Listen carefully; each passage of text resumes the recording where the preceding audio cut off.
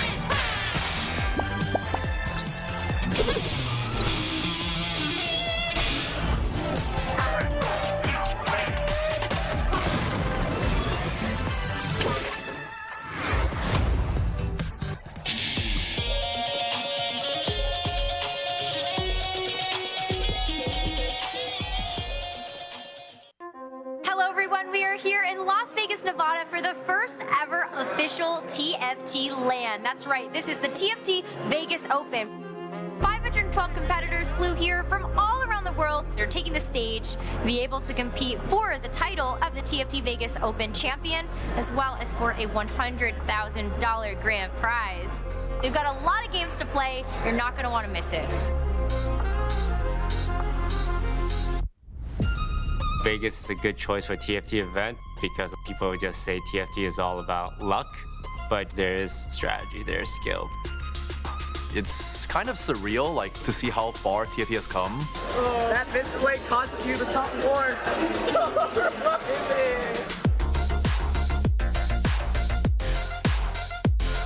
I'm winning the tournament. Keep winning. I'm winning the tournament. He always says that. I've played in tournaments on LAN for God knows how long. I definitely think it gives me an advantage over the other players. I saw them, you know, kind of like buckling under the pressure. Yeah, but here he goes. It's gonna step up. Stays alive. It's so big. They're making their way to the back line, but it's not enough. Wow. Lightsy is going to claim this one. Daya, what's going on?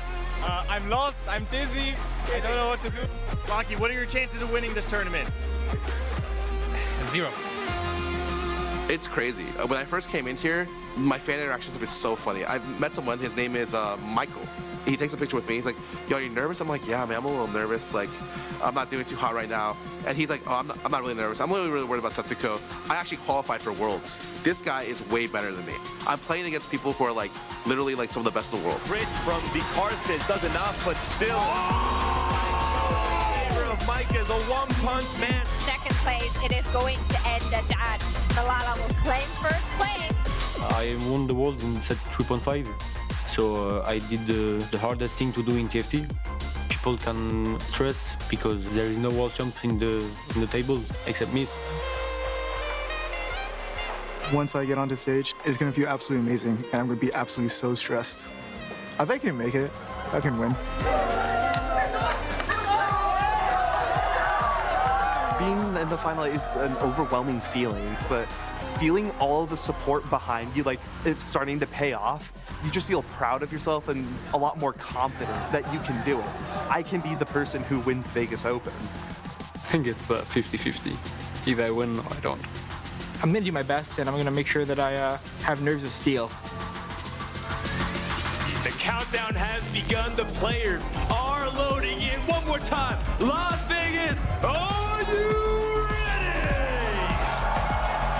Playing checkmate. First, you need to get to 20 points, and after that, you can't win unless you get a first place. Oh, very, very close. Oh my gosh, wait, hold on a second. The final count.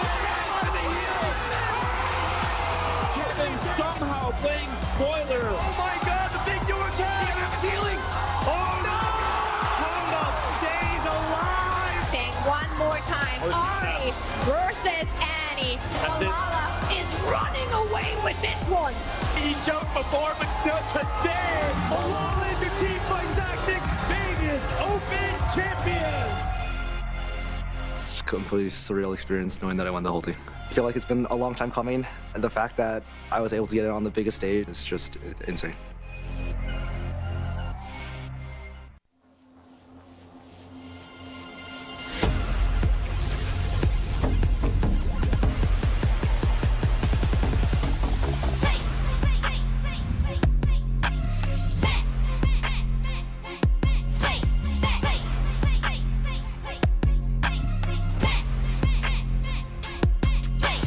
너가 많은 비트 위에 너가 만든 stage. Step, 계속 remix it up.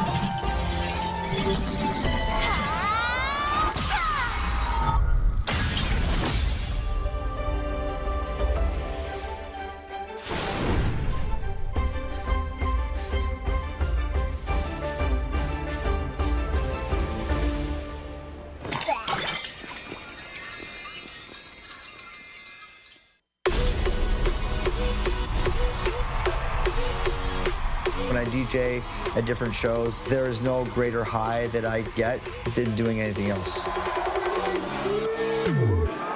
Because when I leave that stage, I am bursting with endorphins. Gaming is also another high. You got your headset on, you're listening, you're talking, it's strategy, and there's a lot of adrenaline.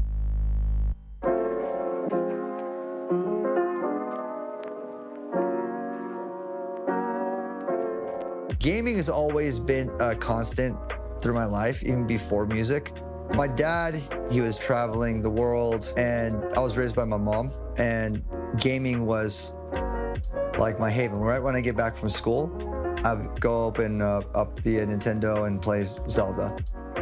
Chess is one of my favorite games. If you give me 10 minutes, I'm gonna be playing a 5-5 game. If there's a certain game that can boost that adrenaline up and keep you on your toes, those are the games that I end up playing. First of all, I love League of Legends, so that's the first kind of introduction of what TFT was, is playing League of Legends. I have a group of friends that were obsessed with TFT.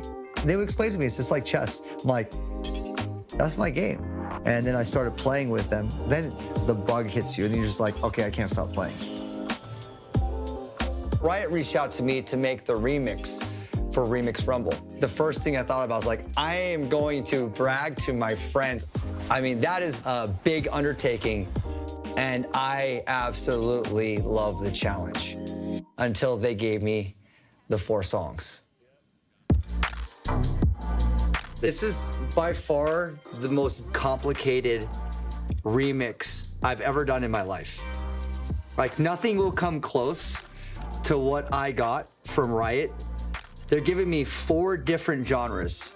They're giving me 2 different BPM tempos, different vibes, classical, hip hop, metal, and jazz. They just got like, it's like a bag of like sounds, and they're like, do whatever you want. And I'm like,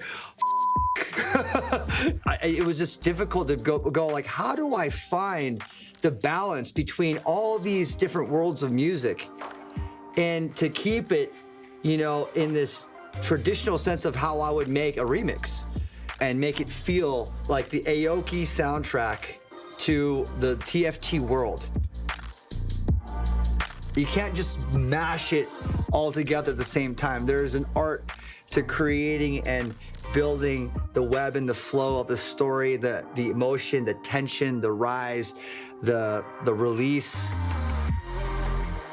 You want to have a strong theme, a strong melody that will carry you, that will become the track, what people remember. Through all the tracks that I got, the one that really stood out to me was the violin. With like electronic music, you start with a kick and you're already pumped. With classical, I feel like I'm starting at a clean slate of 0 and I can grow and build from there. So with that violin, it kind of led me from a very touching, minimal place, and then I was able to build from there.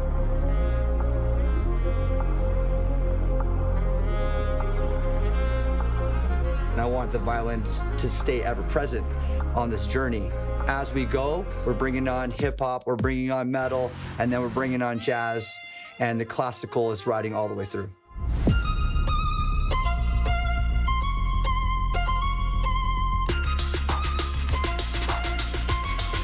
And when we get to the drop, this is when you get more of the EDM element.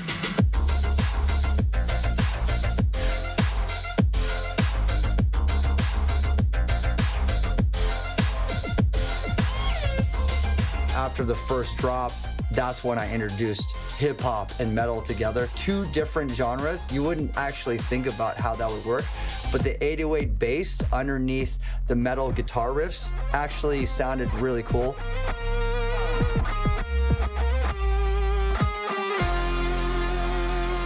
The third breakdown is what I would call the solo bridge. And this is a perfect place for jazz to just be unencumbered and free.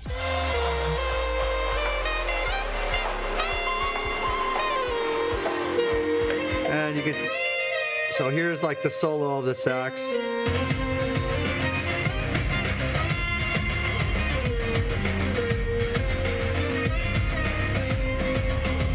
I really saved that last drop for the end to be a big, different sounding drop, going back to more like glitch hop and more the dance cultured sounds.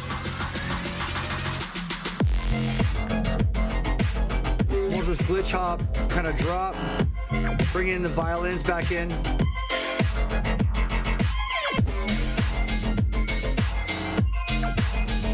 And then coming up into the big counter melody right here.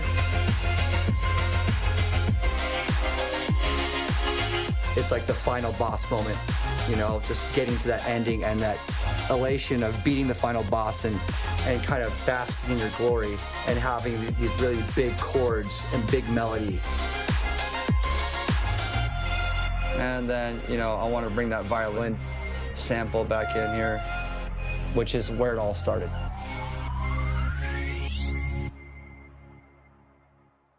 By far the most difficult remix I've ever done. And in the end, it makes me the most proud that I was able to find this balance between all the worlds and include all the genres.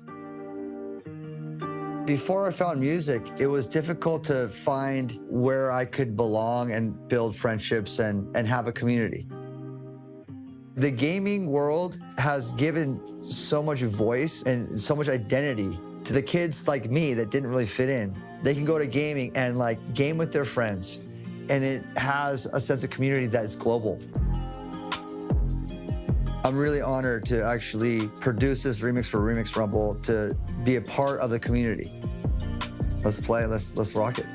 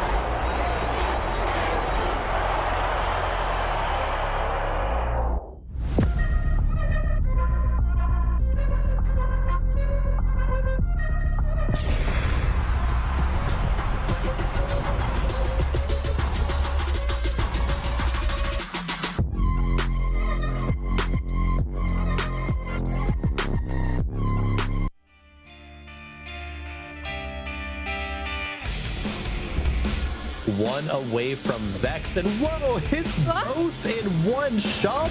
Cute. Sunfire Cape, please!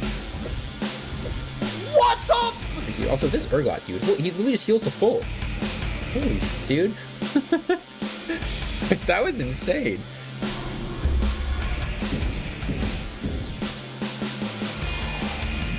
Wait a minute. Wait a minute. What? No, no, no, no, yes, yes, yes, yes. Let's go. Let's go.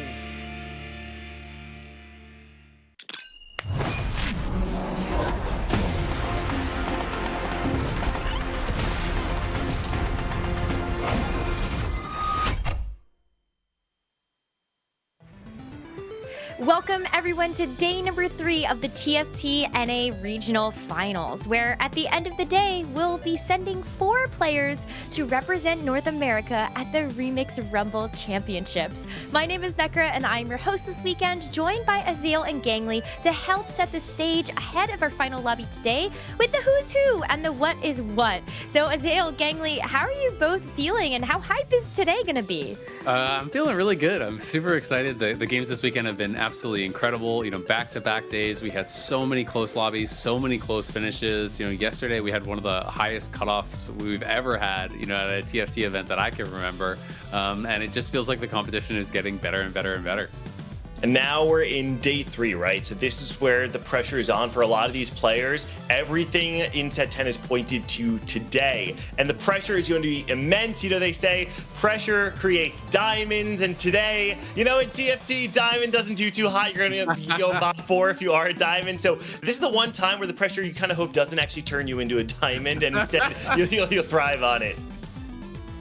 Hope no one turns into an emerald either, because did you know that you can now become an emerald player in TFT? New shiny. Oh, I did hear that. Yeah, I know. I get reminded of it still sometimes in my games. I honestly can't believe that we are already nearing the end of our set 10 tournament journey. Feels like just yesterday that we were hot off the tails of the TFT Vegas Open, starting with the KDA Cup at the very beginning of North America's competitive circuit. And there were only so many chances that these competitors had in order to qualify to compete this weekend, which is why we ended up with 24 of North America's strongest competitors coming into 2 days ago. But now we're in day number 3, and we only have 8 tacticians remaining. And those 8 players will be playing over the course of 6 games today, where at the end of it all, we've got 3 spots up for grabs. And in contrast to what we saw on days 1 and 2,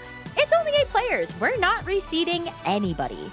Exactly, and I think it's so much fun, to be able to actually watch on the final day every single game that all of these players play will be on stream. You can really follow their story throughout the day. See, are they adjusting their play style? What kind of styles and preferences do these different players have? And who's really on their game on their final day to be able to try to get to that Remix Rumble Championship? And it's not just today that matters, because we still have that player that's going to qualify through the best average placement. So you've got to be keeping in mind the performances that you had on days 1 and days 2 as well. But there's also a $35,000 prize pool. We gave out a small consolation to our players yesterday that ended up in 9th through 12th, but the big pot is still up for grabs alongside those top 3 spots to go to the championship. But yesterday was filled with some very high highs and some very low lows, and that kind of happens when you have just such a stacked couple of players that are left in that top 16. So what are some of your takeaways or your favorite moments that happened yesterday?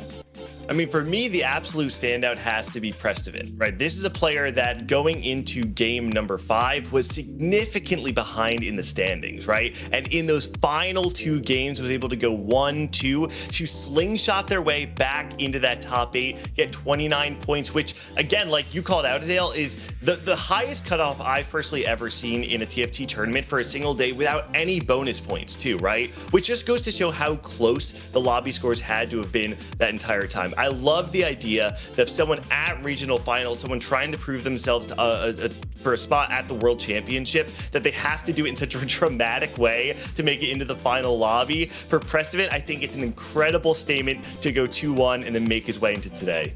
Absolutely. And he wasn't even the only one who did it in that similar fashion. Malala was in a pretty rough spot as well and had to actually do the exact same thing. Malala went first, then second in his final 2 games to be able to actually qualify. Did hit 30 points, so had that 1 point buffer perhaps, but still pretty insane final games. And it was in very dramatic fashion in some of these final lobbies. Malala even getting some pretty good matchmaking, running into a couple of ghost boards and things like that, that did help to make the difference. And this is a guy who's just been on fire in set 10, has absolutely been crushing it. So he is such a threat in this final lobby. He has the opportunity to win yet another tournament for set 10 after winning the TFT Vegas Open and after winning the KDA Cup shortly after that. But all of the players yesterday, I mean, because that bubble was so close, we were seeing just high octane gameplay throughout the entire day. And I really appreciated those players that were going with a couple of these more creative lines. Like, I had personally never seen a hologram Riven game before. You look at that augment and you go, yeah, that's gonna be Lulu. Like, no chance that that's anything else. And we had players that were continuously proving us wrong. What about that 7 Edgelord game as well? Yeah, there's something about the state of the game right now that really does allow you to play your type of TFT. It's extremely flexible. It's very well balanced. I know Mortdog has even publicly talked about the state of the game right now. And because of that, we're not only getting a wide breadth of lines, we're also getting a very large variety of approaches to the game. We have players like Weird who are opting for very high risk, high reward style. Then we have other players who are looking to play more high tempo. We've seen this a lot out of the K3 Soju study group. Players who want to try and play from ahead and then be able to bleed out into that third or fourth. So we have a very large variety of ways that people are playing the game. And to me, the best part of that is that you get to see the personality of the players, especially in the final day. Yeah, that's exactly what you're talking about, Azael, is that we get to put a little bit more of a magnifying glass on these 8 players to see how they are going to react to one another. And here are who they are. At the end of day number 2, Degree was our points lead with those 34 points, and everyone else was so close behind him. It was a photo finish to see who was going to be in that 8th spot. I think a lot of players, when you look at the standings from day 2, you know, we had such a stacked top 16, top 8 from this event, but I don't think that people would have expected players like Degree and Weird to top the table. Degree, player that broke out back in set 7, second place finish at the Dragon Cup, but really has failed to find that same success until set 10. Weird, on the other hand, a player that most people, even watching right now, probably don't know all that much about, but they were able to find what makes them successful and play their game. You know, here they are. Yeah, absolutely. I mean, it's so interesting, right? We do have some of the big favorites, you know, still alive in this event. Guys like Dish Soap, Replay, Malala, who all have that big reputation. But we also lost a lot of the big favorites yesterday. People like Wajan Iverson, Setsuko actually going 16th out of 16 yesterday. You know, him not making it to that final lobby is definitely a big surprise.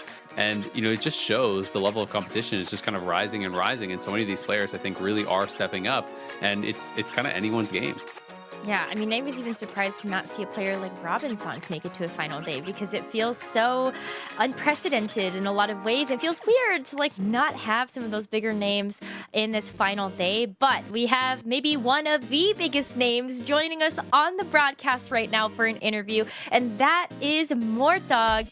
Mort, welcome into the broadcast. We're so happy to have you here. It's actually almost weird that you're not casting, but we'd love to get your 2 cents on how you felt so far about the competition on day 1 and 2.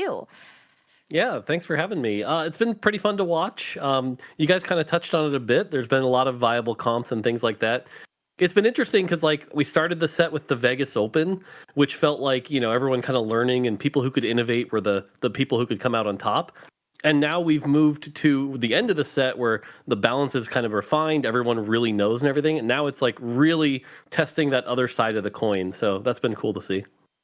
Is there anything that has kind of surprised you coming into this weekend? You know, you say, hey, the set's been out for a long time. Obviously, we're coming to the end of the competitive circuit, you know, moving towards set 11. You're free to leak stuff if you want. But, you know, like, is there anything that surprised you? Because everything does feel so known at this point, you know, with how many games everyone has played on set.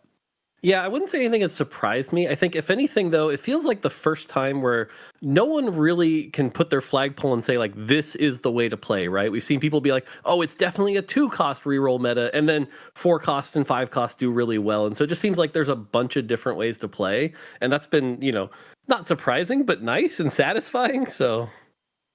All right, Mort, I've got a twofold question for you. Number one, you talked even now, but you've been talking publicly about how proud you are, like the state of the game, right? The state of the balance, how it feels like potentially the most balanced TFT has ever been. And so I'm kind of curious to hear your perception on, you know, obviously when you're balancing the game, it's not just for competitive, but what's it kind of like to see that really strong balance state leak its way into competitive where you're seeing a really balanced field? And part 2, because of that balance, who are you giving an edge to today? Yeah, it's interesting because like when the game is this balanced, what actually starts to happen is the problems that were, you know, like let's say a champion's overpowered, right? It's very clear the problem that needs to be fixed in the game. But let's say now we're in this really balanced state, the other problems start to arise, and it's like things you really start thinking about, can we improve the game this way? You know, everyone saw Soju's roll down yesterday, and you're looking at that going, is that something we need to take care of? Is that something that needs addressing? So for me, it's just always like, it's good, but what can be better? What can be better? And so, I don't know. I think that's kind of the thing that we're looking at, trying to see if we can improve it. As far as who do I give the edge, the person I've been shot calling since day one when people asked was Rain. And she's still here on day 3, so I'm going to keep saying Rain. Yesterday, Dish Soap also played really well. He felt like he was playing against the meta and still, you know, made it work for him pretty comfortably, making it to the next day. So those would be my top 2 picks right now. I'm kind of curious, like, do you think that an actual like perfect balance state even exists, right? Because it feels like all these different lines are sometimes at odds with each other, right? When low cost rerolls are powerful, it's really hard to have like a fast 9 or fast 10 thing actually be viable whatsoever. So do you think it's kind of, you know, that even exists, or is it kind of just like chasing your own tail, so to speak? I'll try to keep this quick, but basically this is like a whole design theory conversation, right? If you look at like paper, rock, scissors, but imagine that with like 18 different utensils in a circle, like that's kind of what we're talking about, right? There are some comps that do really poorly early, but spike late. There are some comps that have high tempo, and it's like, are they all balanced within each other? And the answer is probably as close to as we can get. But that's not how people perceive it, right? Because again, it's like if they're the paper and they're losing to the scissors or whatever, it can feel imbalanced. So, and if like I said, this play scissors and you like paper, this feels like about as close as it gets. It's so awesome to hear that you are so happy with the state of the game, and I'm wondering if there's any thoughts that you could share about from the rest of the TFT design and balance team about how they're feeling for where the set has gone so far. Yeah, I think everyone on the team's really proud of how Remix Rumble turned out. You know, the music in the set, the thematics, like even watching the graphics on the stream, for example, it's really cool to see how that panned out. And for us, it's always about, okay, cool, we did it. That feels great. Pat on the back. What's next, right? And so everyone's kind of looking forward so that we can keep surprising players. And I think right now we all have our mind on, you know, the next set and then the next one, and we're already talking 2025 stuff. So, you know, it never ends. So you get that brief, like, cool, let's keep going. But it definitely feels satisfying. It just can't rest on it. So. Well, as much as we would love for you to spoil some things that are happening in set 11, we won't probe too much more. Thank you so much for your time. And I think you're going to be on the co-stream later. Is that right, for Dan's stream? Not today. Today I'm just going to watch and enjoy and get ready for next week when all the cool stuff happens. So.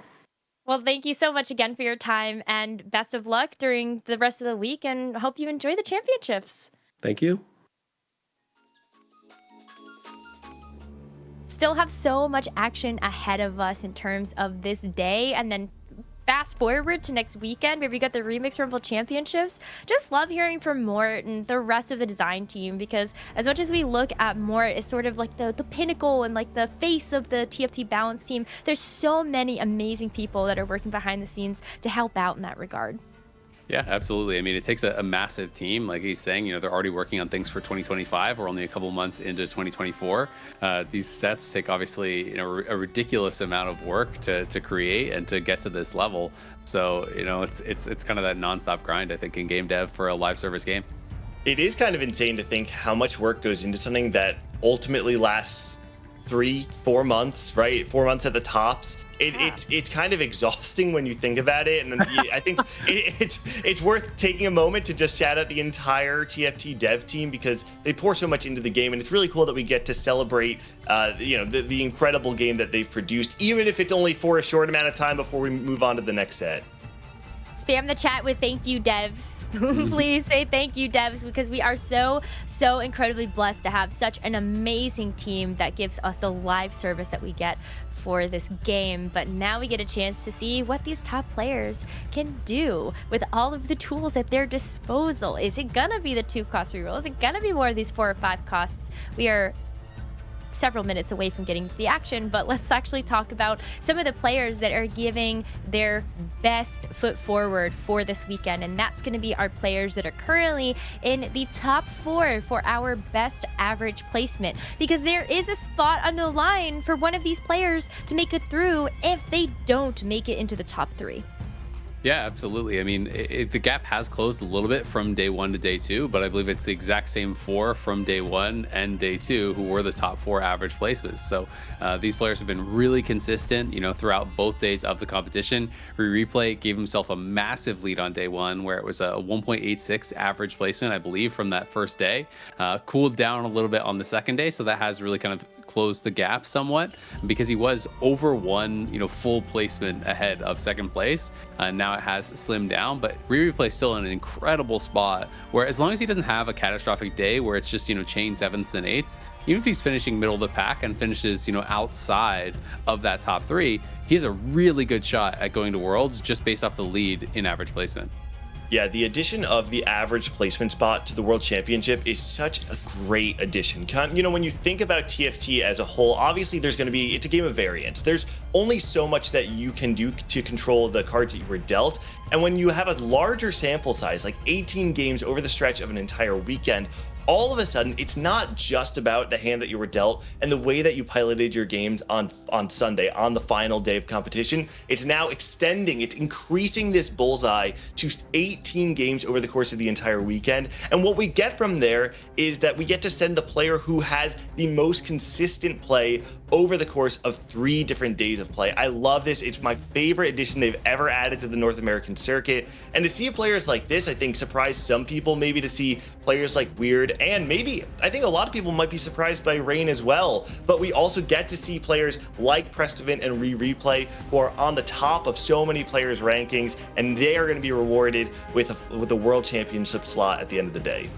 Well, let's focus in on Replay a little bit more, because while he is at the top of the best average placement race now, he's also somebody that's been in contention to join the 3 biggest players in North American TFT. And we are talking about Setsuko, Dish Soap, Weijin, Iverson. And why are they considered the big 3? And why was Replay left out until maybe now? All right.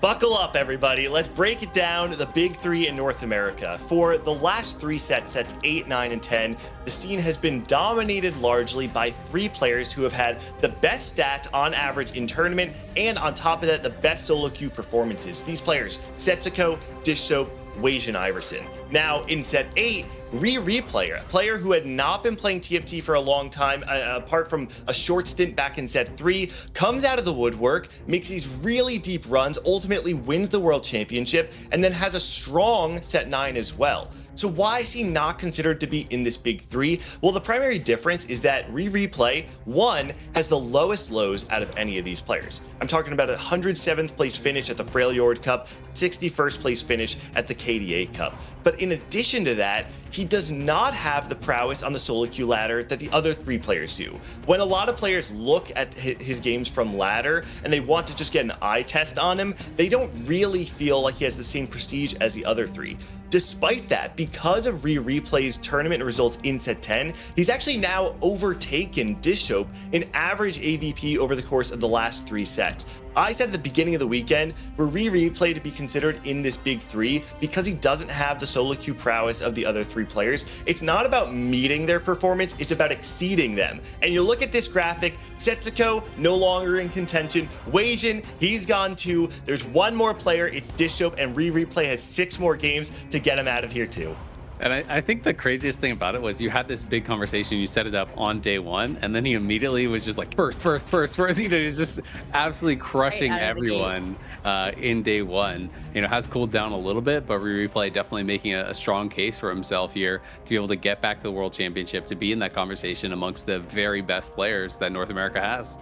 That would also be a historical run for a player to grab not just one world championship title, but a second one. And we've already feel like we've made a bunch of history with these North American players, like a Kerm X winning 2 really big events in one set, Malalo now as the set 10 player of North America, and maybe Replay to follow that up as one of the best in the entire world. So I'm so excited to see what's in store for us today, because today's a little different. If you tuned into the TFT Vegas Open, on our final day of competition in the final lobby, we played what's called checkmate format, which means that players had to hit a certain point threshold and then grab a first place in order to actually win the entire event. Now it's just total points. We're resetting the point totals from what we saw on day 2, and now we've got a fresh playing field. So what kind of compositions do you feel like these players could go for that might just be good enough for the top 3, top 4 that they might need to make it? I mean, I think there's so many different options, but one thing that I definitely have my eye on is, Riven Reroll. This is a comp that I think can be played, from so many different spots. We saw it not only, get some pretty strong average placements as far as, top 4s and things like that, but it's a comp that can actually cap out and get first place. This is a version that Malala was playing, and your eyes are not deceiving you. There were 2 Rivens on the board because it was a hologram Riven board. This was a very high cap board where, he was able to actually even get Jazz in, get that cane for additional edgelords. But we saw boards where it was 6 8-bit get first place. We've seen 7 edgelord versions as well. We've seen Jazz boards like this with the hologram. We've seen so many different variants of Riven. And as long as you're not super heavily contested, I think it's a really strong line to play, especially when you can get early Riven, start getting those 8-bit stacks going, because that is where so much of the power comes in. And one of the things that I think people kind of had been sometimes, over focusing on is the Riven as the sole carry. But when you're getting into these late game situations, one of the biggest powerful things about this comp is that you have things like the Viego, especially if you have 8-bit spat, but also the Caitlyn, who are really pumping out so much damage, because when you get to those 10 8-bit stacks, it's so much additional damage that these carries are doing that even if the Riven dies early, sometimes it doesn't even matter, right? You position your whole board to deal with this Riven, and then all of a sudden the Caitlyn is just wiping your board. Yeah, I think it's important to note too that Riven has matchups where she can struggle, right? If she's playing against something with a lot of single target damage, in my mind, I'm thinking things like Ahri, right? Misfortune 3 as well. If Riven does get focus fired early on in the fight, you really need to have the Caitlyn and the Viego online. And I remember, I forget whose board it was, but we saw the Caitlyn clutch out 2 fights in a row in a fight that we thought the Riven player was going to lose. And for this reason, it makes Riven one of the compositions that can also utilize multiple items really well, right? If you have something like Buried Treasure or Big Grab Bag or any of these augments that give you those additional resources, she can utilize them so well, and it makes it much more resistant to these bad matchups. So I think it's really cool that we got to see Riven on day 1, but I think on the flip side of that, we also got to see compositions that allowed you to play from really high tempo up front. I know the one that stood out to me, we got to see Biri play around the Pentakill Akali board, right? This is something that I think maybe we were not expecting to see dominate the field. Pentakill is something that caps out a lot lower. But Biri had an interesting approach. We saw players like K3 Soju and his study group play around Pentakill from fast tempo, slam anything that can fit into your composition on stage 2 and 3, and then angle around a lower cap board on level 8. Because you have the HP preservation that you established early on in the game, you can bleed out into a 3rd or a 4th, or you can find high roll opportunities like Soju did, where you found the Karthus 3. Biri, on the other hand, took a slightly different approach, where she played it from ahead, but when she was offered last stand, she said to herself, you know what? This is enough value that because I have multiple melee damage threats on my board, with the Viego, with the Akali, eventually the Yorick as well, I'll get so much value out of this augment that I think it might allow me to cap out higher to squeeze out that top 4. I want to say she finished, was it 3rd or 4th? It was in that top 4 range. 4th, yeah. 4th, yeah. So there are ways to play these non-super high cap boards in a way that allows you to get a good enough placement to earn points. Because it's like you talked about, Nekkra, before. Because we're resetting the points, it's not just about getting the win. It honestly is just about getting points on the board, right? Yeah, and I think it's so much about really avoiding 7s and 8s. Like, they are so punishing. We saw so many players who were actually having really good performances in day 2, but they pick up 1 or 2 8s and that's it. Like, you're just out of the running now. You've lost too much value, you know, in those games. So you at all costs have to be able to avoid those. And that's why I think it's such an interesting line, because there are so many different ways to approach it. There are ways where you can, you know, potentially cap out and really go for some of those first place finishes. We've seen people, you know, with pentakill boards be able to get to 9, get things like Yorick 2 in there and be able to kind of get that really, really super strong board where they can actually get a first place. Or Soju's, you know, 3-star Karthus, which obviously hard to replicate, like you said, also wasn't another first place. It will do it. But, you know, it's a board that it's kind of easy to get to the place where you can get there. And a lot of people are basically just, as soon as they see an Olaf headliner, they're like, okay, you know, and they just start slamming all these just different melee components that can go on the Akali, that can go on the Viego, and allowing that to kind of carry them through that early game and mid game really has been a recipe for success for some players. And I think it just showcases that it's important to have a mastery of all the lines, right? Because you can't always get first place in every game. It's just not possible. But you can find ways to scrape up more points. And that's kind of the difference, I think, a lot of times between the players that are advancing and the players that are getting eliminated. Well, talking about a comp that does have a propensity for going first if you can find the right conditions for it, we got to talk about AD Flex, because this is a composition that we've had on the menu for the entire weekend, and I want to focus in on Degree's AD Flex board because this is the board that he ended up getting that first place finish with on that final game and to be able to secure the points lead for the day. And as you can see from the board, he has so many upgraded units, 2-star Kiana, 2-star Lowy, 2-star Lucian, and just ways to be able to continue to improve this board. And we've seen very high capped variants of this board. You think Weijin Iverson had a really great board as well with a Kiana and a Jhin as the primary carries, and that is sort of the recipe for success when it comes to these AD Flex boards. Not only that though, but it's called Flex for a reason. You can itemize so many different carries, and if you can get the right augments to support it, such as Degrees, who did have a Buried Treasures augment for Prismatic, like, you're getting tons and tons of components, like you were saying, Gangly, that can really help to make sure that all of these carries are fulfilling the roles that you want them to. Yeah, and it's important to note too, I mean, you look at this board, how many damage threats are there? What's this, like 6 or 7, depending on how that Kiana is itemized? It makes your board very resistant to fight RNG because, yeah, maybe your melee carry does kind of into the fight right off the bat, but now you've got an Ezreal and a Caitlyn, and a Lucian all on the back line, putting out consistent DPS. Being able to get an AD Flex board online certainly has the highest cap, but what we've seen from a lot of players is, you know, it lives on a razor's edge. If you don't have quite enough gold, you are going to bottom out very early. Yeah, absolutely. And something that, you know, I've kind of really noticed is that one of the difficulties of this especially comes when people are actually contesting each other on that line, because we have multiple Heartsteel players, and in some of the games we even had multiple Heartsteel players raising the stakes where they really cannot afford to get a win. So they end up weakening their boards so much that they're taking all this additional damage along the way, right? And a lot of the times the more successful Heartsteel lines that I've seen are ones that are actually able to more ride that line. Maybe you don't have a perfect loss streak, but you're preserving so much more HP. In the rounds that you are losing, you're actually killing units, and you're keeping your health high enough that, to your point, Gangly, when you actually do have to roll down, you have additional lives. You can level a little bit later, have more gold to roll, give yourself those outs to be able to hit the units that you need to actually stabilize the board.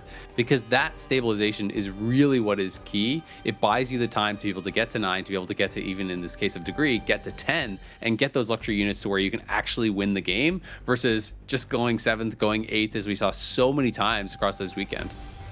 Well, thank you both so much for the pre-show. I feel like we have a really good understanding now of the players that we have competing in this final lobby, as well as maybe what to expect coming onto these meta compositions. But it's going to be also about who can be flexible, who can be creative, and who can really prove their worth today. We're going to get into our very first game of the final day of the TFT NA Regional Finals, and we're going to send things over to Casanova and Boopasaurus. Hello everyone, and welcome to the first lobby of the final day of North America Regionals. As Nekkra in that wonderful desk said, after today we will have 4 representatives for North America. That means half of the players that you're seeing today will end up making it. How will that affect the gameplay, Cass? I think we're going to see it through these first lobbies, but in this first one, let's go over it real quick. Well, I mean, it's crazy, right? This is the most amount of players we've sent to Worlds in a single tournament, right? So this is half the field going in. Usually, it would be like top 2 in an AVP spot. So you would have to play a lot more risky. You'd have to play for those first and seconds, right? You couldn't just play a top 4 style and guarantee your spot. But now, with it being kind of almost this pseudo top 4, right? Top 3 in an AVP slot, playing for top 4 and consistently getting top 4s is a really viable way to lock yourself into Worlds. And we look at a player like Kiyun across the course of this tournament has not gone first a single time, but has 75% of the time been in that top 4. He's been so consistent, and it's brought him all the way here. And he's a player that, with that consistency, I really look at as being in a really nice spot due to the fact that we're sending half of this field. If it was only 1 or 2, maybe I'd be less hype on him, but right now I feel good about this guy. I think anyone that kind of functions amongst that top 4 has those lines that are like, you know what, I know this might not win that lobby. Katarina, I think, automatically comes to mind for me, but I know it's going to get into that top 4. And so when I have the opportunity where I do need to rubber band back 4th, if I do fall onto an 8th, I at least have a little bit of cushion. But Scuttle Puddle is going to be an option on this first go around, and Replay going to rat it up on a 1 guy there. Golden Symphony and 3 Chaos Champions are the other ones, Cass. Set 9 Replay would always stand on the portal. No one else wanted to play. He's like, oh, it gives me the tilt advantage if I go there. Everyone else is unhappy. We see him do it again, but he doesn't get it. There's not going to be Scuttle Puddle this time around, Boop, but we are still. I know Nekkra is a little disappointed. What was it, Golden Symphony? Is that where we ended up? Yeah. So it's going to be pretty standard, right? Golden Symphony is going to give you opportunities to get augments about items, about stats, and with that econ. And so it's going to be really interesting to see in what order a lot of these players do select those augments. Yeah, what's cool about Golden Symphony in particular is that we've kind of been in this reroll meta to a sense, right? There's still, you know, a lot of other ways that you can play. You heard Mort talking earlier, right? Like there's still a lot of good 4 and 5 cost ways to play. But on Golden Symphony, a lot of the augments that are incredibly strong at capping reroll boards are in that gold selection, right? You see Submit to the Pit, you see Blinged Out, right? And there's a few more that you can be looking for that can kind of give you that direction to move towards a reroll line. And so that's something we can look out for, Boop, on 2-1 is, hey, has anyone committed to one of those reroll lines already via an augment selection? I think that's a really good thing to point out. Another thing I think that we should be aware of is the fact that reroll comps consistently placed in the top 4, but didn't win a lot of those lobbies. A lot of those lobbies that we got those winners for were, you know, capped out 4 costs. So I just love the interaction between the reroll and then the 4 cost carries a little bit later on. Yeah, the big outlier they covered on the pre-show, right? That was Riven. Riven actually had a very high first place rate, but out of the rest of the rerolls, like you're saying, most of them just had great top 4 rates and rarely were able to find that first. So that's another thing for us to look out to as well as like, okay, who ends up on that Riven? Because they might end up either bottoming out or going for that first place. But we're going to get our first augment selection. 2 Healthy has been really popular for trying to streak early game, especially because we see a lot of 2 cost later on. But Weird, of course, you know, our high risk, high reward player, of course, going to grab that lucky streak and play around this Gambler's Blade. Yeah, of course, right? We wouldn't have expected anything else. Like we kind of referred to it at the pre-show too with Azael. But if you did not watch that last game yesterday, it was mind-blowing in so many different kinds of ways. You know what I mean? Just by the way they played it, they fully open forwarded in the early game, were able to convert it, and all they needed was to avoid an 8th. But they decided to, you know, give everyone a little bit of anxiety as we played through that lobby, as it didn't actually look that great for a minute. But here we are. Weird is here with us right now. Force and Smurf account is going to be what you're seeing him as well. But we have the Jinx, we've got the Cassante now, so we're really keeping things open here in the early game. Yeah, right. He's got the Heartsteel Cassante, so he'll be looking for the Heartsteel earlier on, trying to find that 3rd copy, and just taking stock of some of the augments that were selected, right? We've got, you know, another lucky streak for replay, so also going to be looking for that economy. But the one that stands out, we were just talking about Riven, and Prestivin's got that Gargantuan Resolve, which is a great thing to pair with a Riven reroll line. It used to mostly go with the Yone line, but Riven's been more in favor recently. There's a couple different ways he can go, but Riven is the one I'm looking for the highest cap for Prestivin here.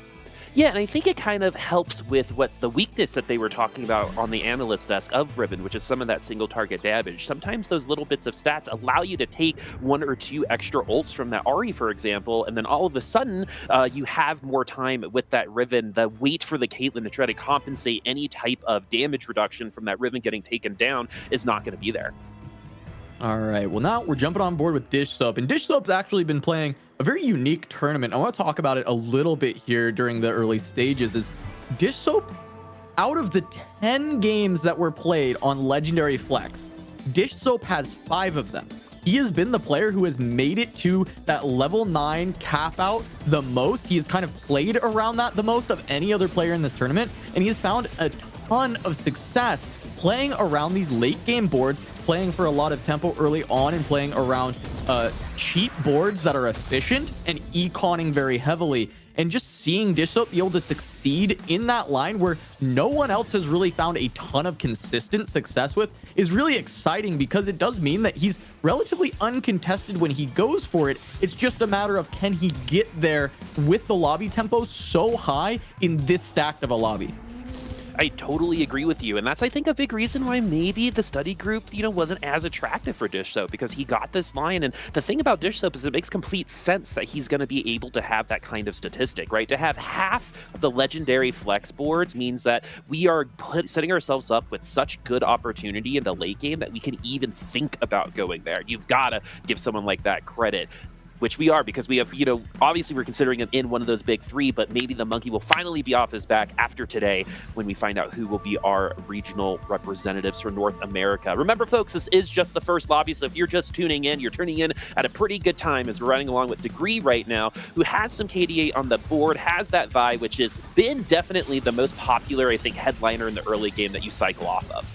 Yeah, for sure. And Degree with just a very easy early 80 flex slam, right? We've got the Titans and we've got the Even Shroud. It's really good early game item with the Even Shroud that does scale into the late game by giving you that shred. And then also just this Titans, which is pretty flexible amongst a lot of the frontline AD. So you actually want to play around Viego, Zed, Poppy. Those are kind of more the looks you're going towards, or a 3-cost reroll like the Riven, right? When we see that slam. So Degree potentially going to be in similar lines to what Prestivan wants to play, and we'll have to watch out if they end up both contesting each other. As we get our first carousel, Dish going to grab a rod, potentially considering Ginsu's into Kale reroll with pumping up. I actually love that line, that decision from Dish Soap. As you can see, he's got 2 Kales on his board. He's got an open bow, and I think that's a really strong way to cap out a Kale board, because pumping up is going to continue to give you that power throughout the game. So early commitment here from Dish Soap, and we can start to see those compositions coming together across these different boards. Yeah, to put it in perspective, that Kale has been fine on its base power. It hasn't even needed, pumping up throughout the regionals, right? So just to have a little bit of extra, I always like to point this out, but with TFT, it's all about finding those windows of opportunity to get like inches from people, right? It's not about making huge decisions that are going to launch you forward, where that does take place, but a lot of TFT takes place amongst those micro decisions just like that. As we're now going over to TiVo champion and KDA Cup champion Malala here, I love the fact that we were talking about the fact that this could potentially be the best set of all time from an individual player, but there's still some work to do.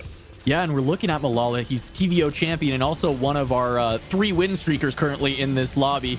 Going up, Prestivan is the other one at the 100 HP. And we see the sleight of hand, this Thieves Gloves augment that gives the HP and attack speed to everyone holding the Thieves Gloves. Such a great way to win streak throughout the early game. And pairing it up with Jinx, who is such a good early carry, this has been such a strong board that Malala is being able to push through everyone else. And the big thing to look at, Prestivan got the win as well.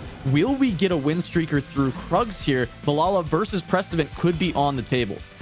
Yeah, actually, the last time we saw that happen, a couple times, both people were able to get into the item round without facing each other, and they both entered stage 3 with 100 HP. As we're moving along with Prestivan and Malala, this Olaf is something that a lot of people like going. If Vi is not going to be that 1-cost headliner that's going to help you win streak or at least take some units down, this Olaf is going to be very much pretty much exactly as helpful. And the perfect item carrier for that Gargantuan Resolve, right? I mean, this is exactly what you want to see early on when you're playing around this. Not going to run into Malala, so potential for both of them to streak. Malala's a guaranteed win, and now Kiyun on the other side here has this Annie who is quite strong, but I think getting through the Olaf is just going to be a tough task, especially since Prestivant picked up a Gnar 2 on stage 2, which is such a strong unit. And we see the Annie is doing a lot of damage, right? Might get through this Olaf, but now there's still the Gnar around, and the cannon stun might have done enough there. We're able to still find that win, right? This is actually, I think, a little closer than we would have expected that fight to even be when you just look at the board strength of Prestivant.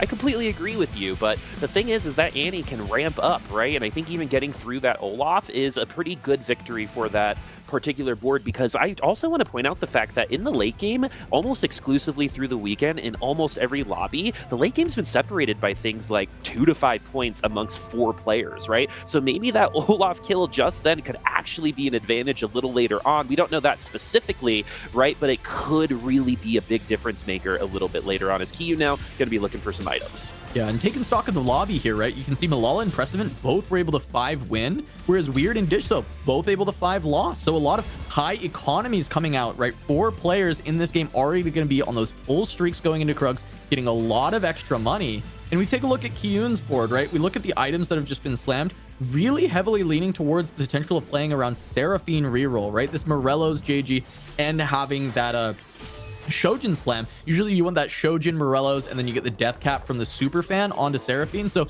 we are seeing a couple players lean towards what they want to commit to, especially right Dish Soap. We do currently have a Senna on board, but I think Kale is where he would ideally like to go, just playing around what he has for now. We have, you know, a Seraphine that we saw that was very likely. We saw the Gargantuan, so likely a Riven coming out there. So a lot of people starting to kind of show us what those compositions are going to be. Yeah, some of the direction is definitely going to be a lot more clear, especially after this next augment and carousel. We should be able to provide a little bit more of that macro picture, because a lot of these comps are still moving in and out of what those possibilities can be, as Dish Soap is going to take the L here. As we see the Vi like absolutely destroy here in the early game. Is that going to, you know, maintain? Absolutely not. But I just want to reinforce the fact that that headliner you choose at the early game, especially if you want to push victories or losses by just a couple units, that's how you do it. Yeah, and with the escort quests as well, I think Degree, you know, definitely having a good time there with this strong buy. Even though he wasn't able to full streak, which would have been insane with having that escort quest, it's still a really solid spot. Now, we've got a couple of these augment selections. Kiyun looking at little buddies, tons of stats, and Cyber's uplink. Emotional connection becomes an option. And he's playing around Emo Annie, but he has kind of committed to not re-rolling Annie at this point, so it does lose a significant amount of value. Little buddies is certainly a consideration, but it ends up just being tons of stats. As Dish Soap grabs.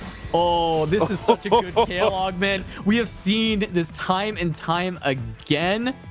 Oh, long distance pals just give so many stats to the Kale and Mordekaiser, where the Mordekaiser benefits from the AP to get bigger shields, and then the Kale gets a little bit bulkier so she doesn't go down to some just, you know, arbitrary damage that's coming out. Yeah, and the moves kind of have to be made. We've lost a lot of HP on Dish Soap's board from this point on, waiting for something like that Kale. That's why we made the decision to at least put Senna in, I think, for like literally 1 round to try to neuter some of that HP loss. But we were able to get the unit that we wanted. Now it's all about building the units around it. We have good itemization. We've got a pretty good front line. And look at this turnaround already, just from an augment choice and a couple upgrades. Look at where we are right now. Yeah, the big thing to note is Dish did roll down heavily here on 3-2 to try and get to the board he wanted, and he actually kind of missed. He didn't fully miss, right? Because he did find 5 kills, and that's very good, right? He's really close once he can actually swap the headliner, but he missed on Mordekaiser, right? He didn't actually find Mordekaisers, and he ends up having to pick up this set as his headliner to try and bridge this mid game. He should be able to win for a little bit, rebuild that econ, and then roll again, but he's not in the perfect scenario just yet. But this is something that Dish has always been able to do.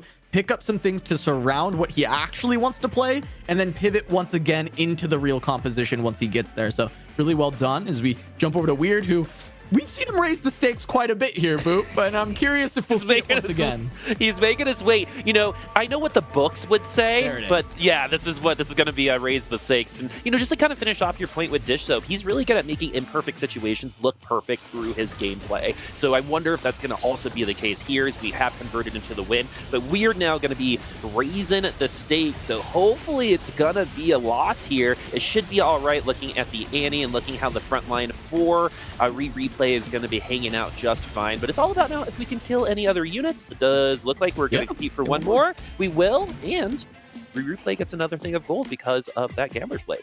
And Malala's streak has finally been snapped. I just want to note he was on a 7 streak. He made a lot of money off of that, but it's been snapped. So we know that that board wasn't too insane, right? It was just a very strong early game board. And now Malala looking to just keep that economy and then start to turn it into something else. So not a huge outlier over there, as we've got a spatula on the carousel. And these have been very impactful in many games, but neither of our first picks are really looking for it initially. And we'll see. I know we might have had some Riven players, and Rain ends up picking it up instead. Rain looking potentially to play around true damage. We see a Senna currently on the board, but those could go in another way. Actually, no, it's guaranteed to be true damage. We got blinged out. There we go. Just looking for an open sword to go with it.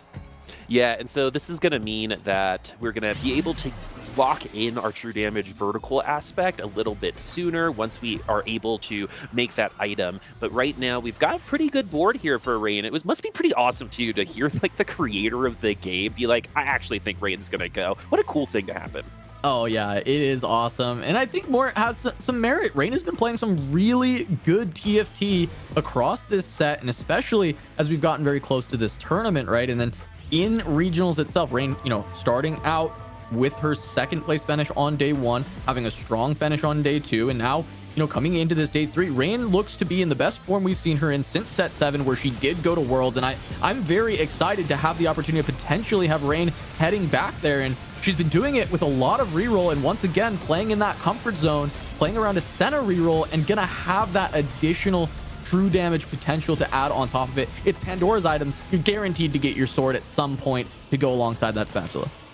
And I also want to point out, Rain said herself that this reroll part is actually a moderately new aspect to being comfortable with her game, right? She's actually really well known before this set to be a very big first or 8th player. I think last set Robin was the only other person who was that first or 8th. So it is really cool to see the development and evolution of Rain's gameplay when it comes to being able to roll with these reroll comps. And so now we're still waiting for that sword. Sometimes Pandora's isn't your friend until a little bit while later. Sometimes the PayPal needs to go through before it happens, but Rain should be sitting pretty here for a good couple rounds. No reason to panic, no reason to really force anything at the moment.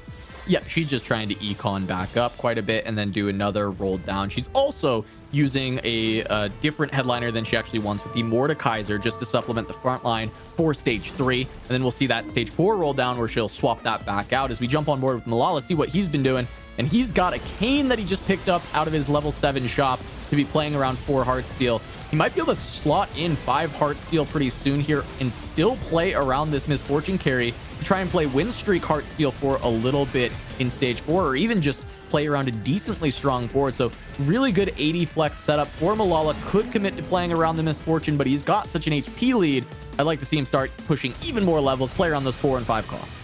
Yeah, we're seeing the benefit of that win streak too, having that much gold at a level 7 in stage 3 to even have access to that cane. That's called pushing an advantage, right? Is Malala going to be able to keep that kind of pace going? It's very hard for a player to lead from beginning to end in TFT, but it could potentially happen as we're looking over at Kiyun and Rain. Taking a quick look at Kiyun because it's been just a second since we saw that board, looking pretty classic with that Seraphine in the backline, but not a lot of items, well, really no items other than tank items right now. So these wolves need to be pretty important for Kiyun. Yeah, he's very close to hitting the Seraphine, right? He's got his headliner open and he's got 5 copies. So really just looking for headliner +1 and he's there already. And I believe, yeah, Kiyun was just hiding his items from you here. Because oh, okay, I see him now. Yeah, that's what it is. Player who did have the Shojin Morello setup, I believe. So this is going to be a pretty good place to be. He's still digging, but he's got a lot of gold to roll. Rain also going to be digging now for that Senna. Just needs to find the headliner, and she's going to be there. And there it is. True damage Senna. Perfectly. Going to hit on 4-1.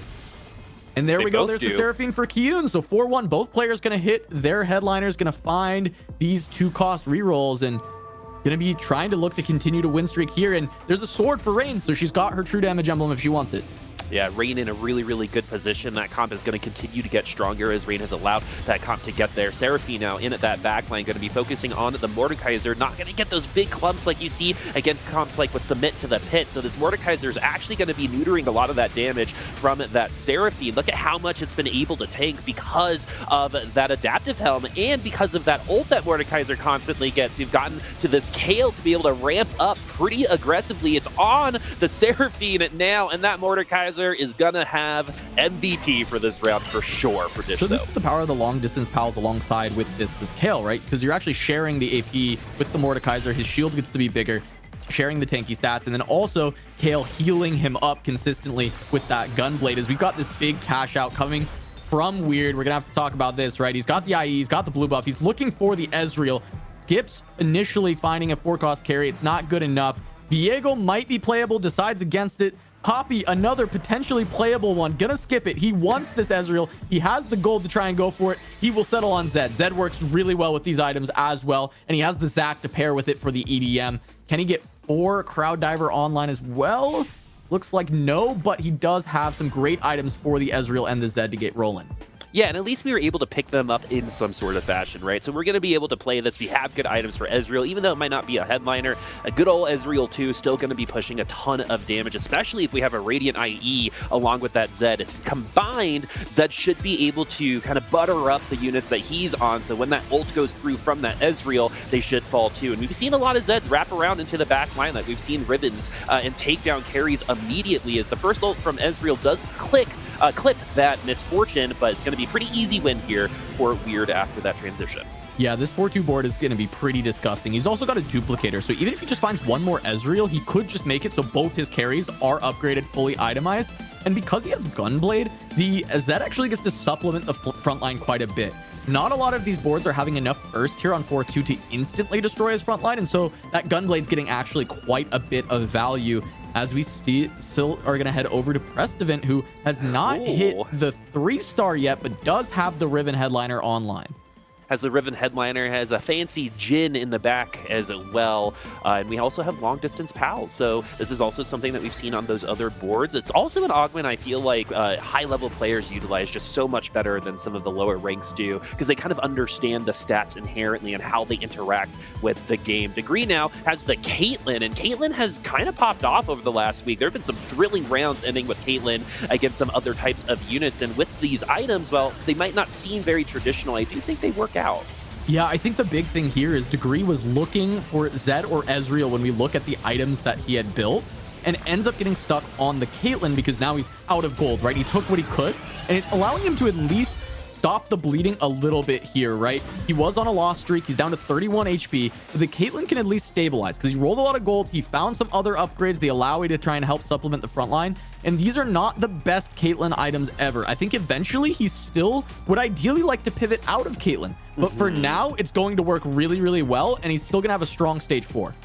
Yeah, so hopefully that can graduate, right? That can be pushed onto something else, because the cap for that is just not going to be where it's going to have to be to compete for a top 4 at the, when that comes through. So Weird in at last place right now, 14 HP. I think we might have an extra round if we do lose, depending on how many units we lose by. But things are getting a little precarious for Weird right now. Forces Smurf account on the side. Malala, we're coming right back, especially since we have Thief's Gloves on a Kane, so we get some itemized 5 costs, and it's probably been going on through the majority of the stage, but we've lost the last 2 stages because we haven't gotten a ton of upgrades outside of just picking up a 5-cost unit 3 rounds ago. Yeah, and he's leaning into Heartsteel with the HP lead, right? So we see he's raised the stakes. He actually has a pair of Canes. And so after this cash out, he's got a potential very quick way to just upgrade this board to be really scary with a Kane 2. And he's got a lot of gold. One of the things we saw with these raise the stakes yesterday that failed is by the time they cashed out the raise the stakes, there was no gold left to roll. And if the raise the stakes gave items, which we saw it do twice, you didn't have enough gold to actually stabilize the board. And that won't happen here for Malala, right? He's got 40 gold level 8. He can continue to just play, but he might win. And in fact, Malala does win and loses out on his raise the stakes value. That's actually not something I expected to happen here. Yeah, I thought I swapped it in my head, so that's the opposite of what I just said. That's the opposite of perfect. So let's see what we're gonna be grabbing here. We still get some pretty all right items, especially for what the meta is right now as we're starting to roll down. So that cash out definitely wasn't what we needed it to be, because we unfortunately came into that round a little too strong. That one unit win. Yeah, so instead it's just gonna be that virtue and not really much else coming out of that. 100 cash instead of what would have been like a 300 cash for Malala. So certainly not what he wanted to see. Losing a lot of HP kind of for nothing in a sense there, right? Because he ended up lose streaking and playing a weak board in order to kind of double cash that Heartsteel and just didn't get there. So now it's down to a 1-star Ezreal that is contested and around that 1-star Kayn. So actually really looking to see if he can pair this Kayn on 8 because it's not going to be easy to go to level 9 anymore. I think that would have been the big thing with the cash out, is trying to push to level 9. Yeah, and because of just one round going the opposite way, right? That's part of the gambling of Raise the Stakes, is you have to make sure that is a possibility for you. And looking at the HP, I actually think we could have made that a little bit more secure going into that round. Unfortunately for Malala, that could ultimately bring him a much lower placement than what was originally expected, as we're one Riven away here for Prestivan. Yeah, Prestivan has been close to this Riven for quite some time now. The last time we checked in on him, he was 6 Rivens, and he still had some gold remaining. Now he's on 8 of them. He just needs to 1 more. He's got great items, but only 1 Caitlyn. The rest of the board hasn't fully come together. He's playing 4 Edgelord, 4 8-bit, and even though his augments are incredibly strong for this board, the fact that he just couldn't hit this Riven for so long is hurting him a ton, and he's rolling down looking for it, but there's just no gold left. He can't quite find it, and the Viego upgrade's great, but he just doesn't even have the items for him either.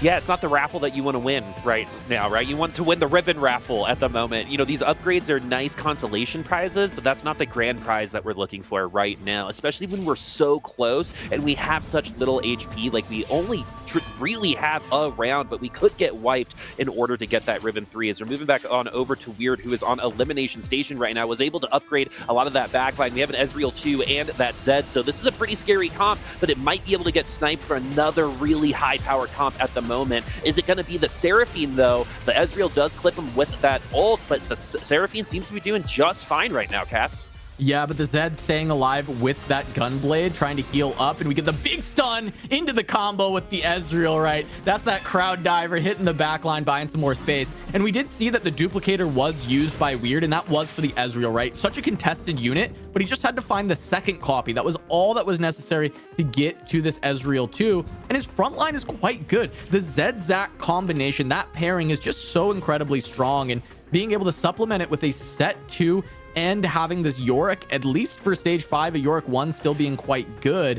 And then you've got that with these Thieves Gloves that are giving all that extra HP. So this board is still very strong. And we saw Prestivan just fell, not being able to find that Riven. We talked about how, hey, Prestivan with that Gargantuan could be playing for first, or it could be a bot 4, depending on where the Riven shows up. And she just never did. Yep, she was invited to the party, but never came to party. And unfortunately, Prestivan's going to have a little bit of time to think about it for that second lobby, because Prestivan's game from here on out is probably incredibly adjusted based on just one result like it is here on this first lobby. But we're going to see that in lobby 2, but we have to finish lobby 1 here at first as we get another victory here for Weird. And when the lowest HP total does start win streaking, that is going to force the rest of the lobby to squeeze together, and that's where we're going to start seeing some, single digit potentially separations between placements. We're already kind of seeing it in the middle of the pack here in 4th and 5th place as we replay on this Yorick, Akali, Karthus line with the Mordekaiser in the front. KDA route is seeming to be, competing for this top 4, won that last round, but is still looking to improve this comp. Yeah, this is actually going to be a struggle. I think Replay's board, based on kind of what we've seen across the lobby, is looking a little bit softer, but he did just hit this RE2 as we jumped away. So that is a big upgrade. As we see him going up against Weird, I think this is a tough matchup, but the RE2 upgrade, being able to try and go into this Zed, I think is massive. While on the other side, Dish Soap with that Kale 3, fighting for his life against Degree on the Caitlyn. Oh, the Kale was almost taken down by that Lucian. Is still eating those bullets, but Kale was able to overcome. Moving on over to Weird. It looks like Weird was able to take that down as well. It looks like we had an elimination as well. Degree now in 7th place, and this is what we all expected. Single digits for the rest of the bot 4 right now, with the top 4 separated by just 22 HP as we get to the stage 5 carousel. Yeah, I mean, just look how strong Weird is. Absolutely blasted replay even after the upgrades that he found. I was concerned for the comp, right? It is that kind of pentakill comp where you hope to get there with a lot of tempo and then slowly bleed out. And yes, it pivoted into Ari instead of the normal like Karthus Viego, but it's still a similar composition in that nature where it's still very good, but if you don't have an HP lead, it's really hard to crack that top 4 with it. So replay definitely going to look to be struggling here and might end up going out in 6th, especially considering that his competition at the bottom is Weird, who may have one of the strongest boards in the lobby currently. Yeah, and I believe outside of Degree, everyone who's competing for AVP is currently ahead of replay, so they would be gaining some ground for that AVP spot as well. Replay potentially getting eliminated. Weird, really, really good comp right now, but you never know. Sometimes you press play and you get a bad fight, but right now it's going to be replay that I'm looking at. Looks like it's going to be Rain on the other side. We have that true damage spat on that Caitlyn. You know, what month is it, folks? That used to be super, super popular a couple patches ago, but it actually has seemed to be climbing a bit in popularity when you have that spat and you have that Caitlyn on that board already. And that doesn't seem super close just yet. The Akali is on the Senna. One more ult and they might have been able to take it away. But that's going to be it for replay. We have a top 5, folks, as Weird / Force's first count is still competing for the lobby, streaking right now on 5 HP. Well, and he made it to level 9, right? He was kind of gritting this out, trying to get there, and he's done it. And so now, if he can find this upgrade on the Yorick, that's going to be a massive increase in board power. And he's still already found the Alawi, which he's been able to put with his bruisers. Yeah, it's 3 bruiser, but that's still fine, right? It's a lot of HP on the front line. I think a lot of people are really shy away from going like +1, like 3 Guardian or 3 bruiser, but still, those tanks are getting the benefit of the stat regardless, right? So it doesn't matter if you still hit that next threshold. As we've got Dish Soap, this will be another big test for Weird's board. Can he deal with the Kale and the Mordekaiser?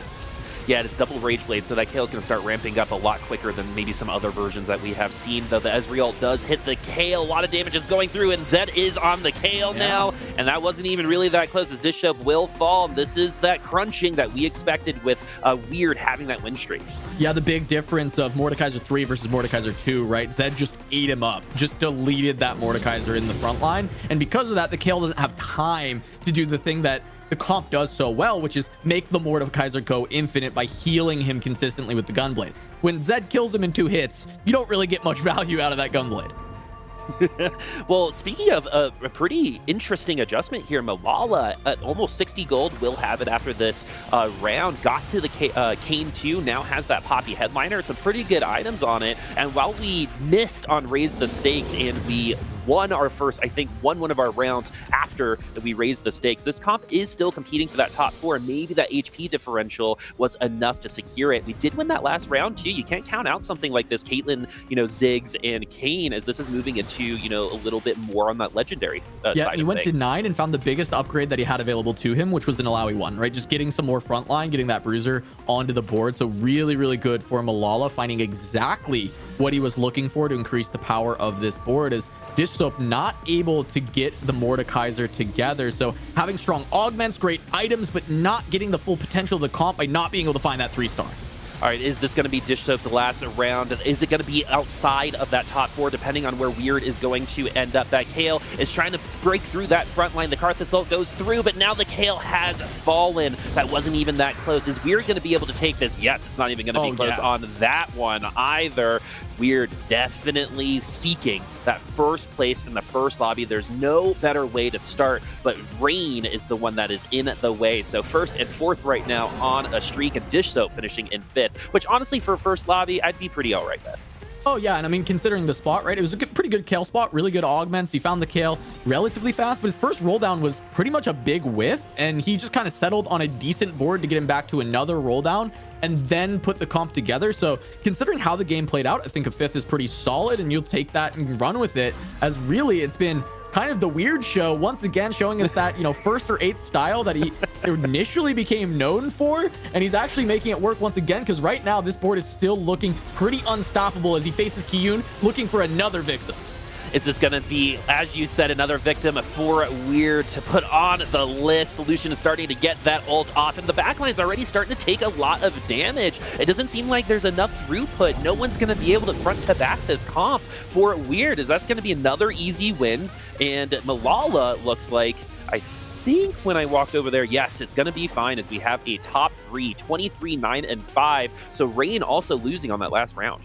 Yeah, the Grim Reaper's got some competition because the Weird Reaper is here running through, trying to take out everybody in this lobby. We've just seen kill after kill, increasing his placement on his own power every single time, right? Taking down Replay, then Dish Soap, then Kiyun. And now, you know, Malala and Rain left over, but Malala on 1 life, and it looks like currently he is potentially in Rain's pool. So we'll see if Weird ends up fighting a Ghost. Yes, he will. So Rain, she's going to try and take out Malala instead. Yes, it's going to be Malala's last round. It has kind of been Rain and Weird and for leading this entire lobby based on these comps getting locked in pretty quickly, and a really good pivot from Weird. But now the Senna is potentially going to get attacked by this Poppy. Is there enough damage onto the Senna to make it 1 more unit? And that 1 unit might have been a difference, as Rain is still alive here. It looks like a little bit of a coronation, but 9, 6, and 5 separating our final 3. Yeah, this has been, you know, kind of the story of Senna for the most part. She's been one of the best, if not the best, 2-cost reroll for getting a top 4, like guaranteeing you a top 4. But she does kind of struggle to find that cap. And even with Rain finding a true damage emblem, getting it onto Caitlyn, probably one of the best targets you can find, it's still not able to compete with this Heartsteel board that Weird was able to put together, right? This is that quintessential Ezreal AD Heartsteel flex, and he's put together the perfect board for it. He found all the units that he needed to.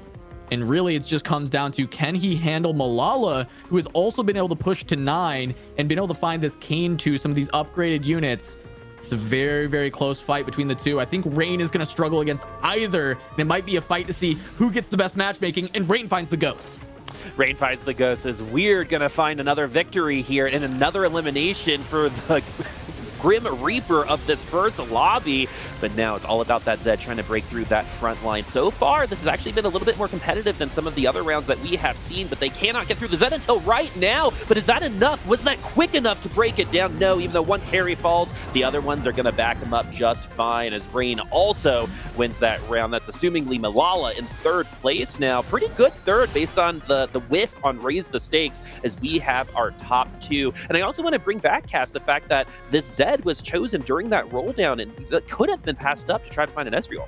Yeah, but those are the big 2 you look for, right? You want Zed, you want Ezreal, you kind of want to put those both together. And so, of course, that's one of the 2 options that is the best to pick up. Weird being able to carry that through. And now Rain, blessed by Mort Dog as his chosen, also getting blessed by the Fire RNG there, finding a Ghost when she needed it most to get 1 extra placement. But I think trying to beat Weird here is going to be a tall task for Rainplosion. All right, is Mort Dog's headliner Rainplosion going to be able to take down Weird, the man, the myth, the legend, who's been able to come in here, play their own game, and win their own way? And it looks like that will be the case, as Rain will finally dissipate and move on over to lobby 2. But a great first lobby, and you also have to be a little scared, because when Rain starts with seconds, it's actually notoriously an amazing thing for her, which has happened all 3 days so far this regionals. I was gonna say the same thing. She's in her comfort zone. 2nd place, missed me with that first. That's exactly where she wants to be, playing the reroll comps, which, you know, we covered the fact that, hey, she used to be known for capping out boards really high, like 3-starring legendary units, right? Going to 9 and getting those big cap boards. So the fact that she's turned a new leaf here in set 10, the next time she's had a big breakout set, and it's a completely different style from the Rain we saw in set 7, still finding the same success. I think it's really cool to see this new reroll Rain coming through, and I'm all here for it. I want to keep seeing her truck on throughout this day. Yeah, reroll Rain, good branding. We love alliteration, but we have so much more to go. This is the final day of North America Regionals, and we just got done with our first lap. We have 5 more to go and an awesome desk to come up as well. So please stick around. We'll see you soon.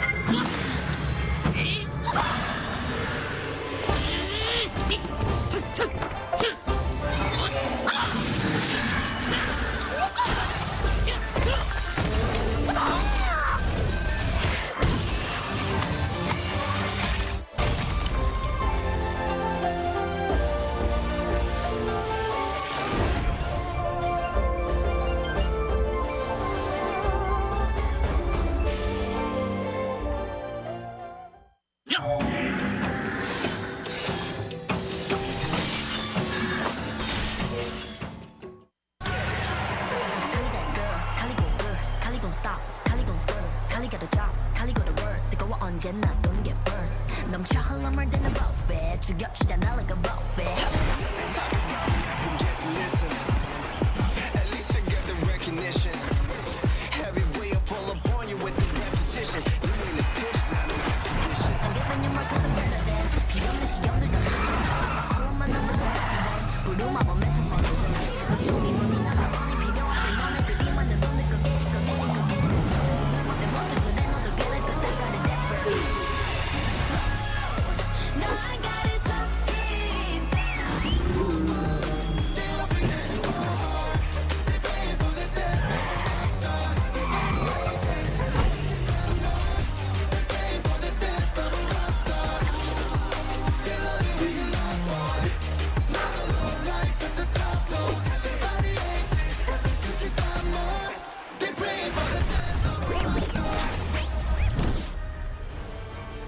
Hello, everybody, and welcome back to day number 3 of the TFT NA Regional Finals. We started our day off with a bang, and these players were truly going for the gold when it came down to just how high capped they were looking to play.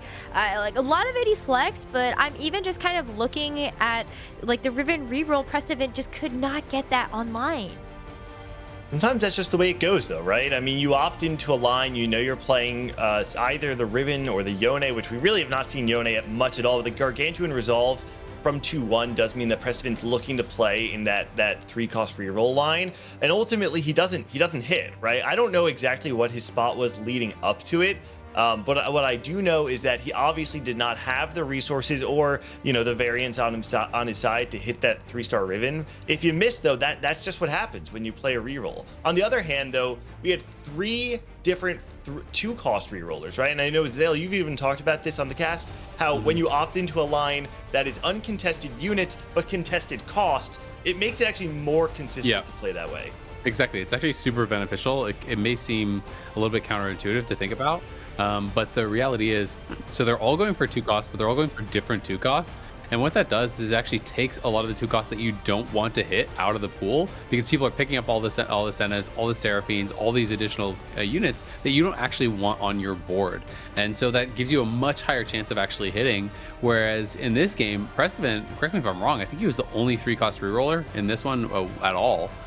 There was just 80 flex players and 2-cost rerollers. So he is kind of, you know, having that tougher spot where it's more likely that you just keep getting served 3 costs that you don't actually need, which can be tough. Obviously, super fans take some of those out of the pool that you don't need. Like there's going to be Nikos and Echoes and things like that that are getting taken out of the pool for you. But it is tough, and especially with 3 costs, it stabilizes a lot later than the 2-cost rerolls. So it's very difficult if you don't hit kind of immediately when you roll down, whereas those 2-cost rerolls, you generally get a stronger board online earlier, your board stabilizes sooner, so you kind of have more of an ability to have a second chance to roll down if you miss, similar to what we saw from Dish Soap, right? Dish Soap's first roll down was actually pretty terrible. He ended up just buying a set headliner because he whiffed pretty hard on the units that he was wanting. I don't think he found a single Mordekaiser on his first roll down, didn't find the Kale headliner, which you would think is kind of a disaster, but he was able to put in this set, stabilize with that, build up his economy again, get some wins with just the Kale 2, and then be able to roll down again later. When you're playing with the Riven, you don't really have that opportunity unless you've kind of just like high roll naturaled into a really strong board already, because you're dependent upon not only hitting the Riven 3, but then getting things like Caitlyn in and getting Viego 2 and all this stuff. So when you miss, you often are so low HP that you're kind of just stuck donkey rolling to 0 every single turn, and you don't really have a chance to recover unless you just hit and start win streaking. I mean, we saw that happen to a couple of other players, though. They were actually playing the Heartsteel line. Poor Malala actually raised the stakes, and that streak got snapped almost immediately. And then we also had, I think, Weird. Who was it that went down to like 12 HP? Yeah, Weird. But you literally went down to 12 HP, and like I was like, no way. Like you do have to just have like the biggest high rolls there. I mean, Weird was playing the way Weird wants to play, which is the most fearless TFT you're going to be seeing all weekend long. This is the player with the highest first or eighth rate in the entirety of North American competitive, especially of the grouping that we have left. This is a player who we saw it yesterday, right? He just needed to not play for eighth, and instead he played open for Riven. He's willing to opt into the risk. When we first saw him way back in set 7, he was an open for Astral player. It was one of those compositions where you basically lose all the way to 3-5. You have to be able to stabilize there. That is where Weird lived.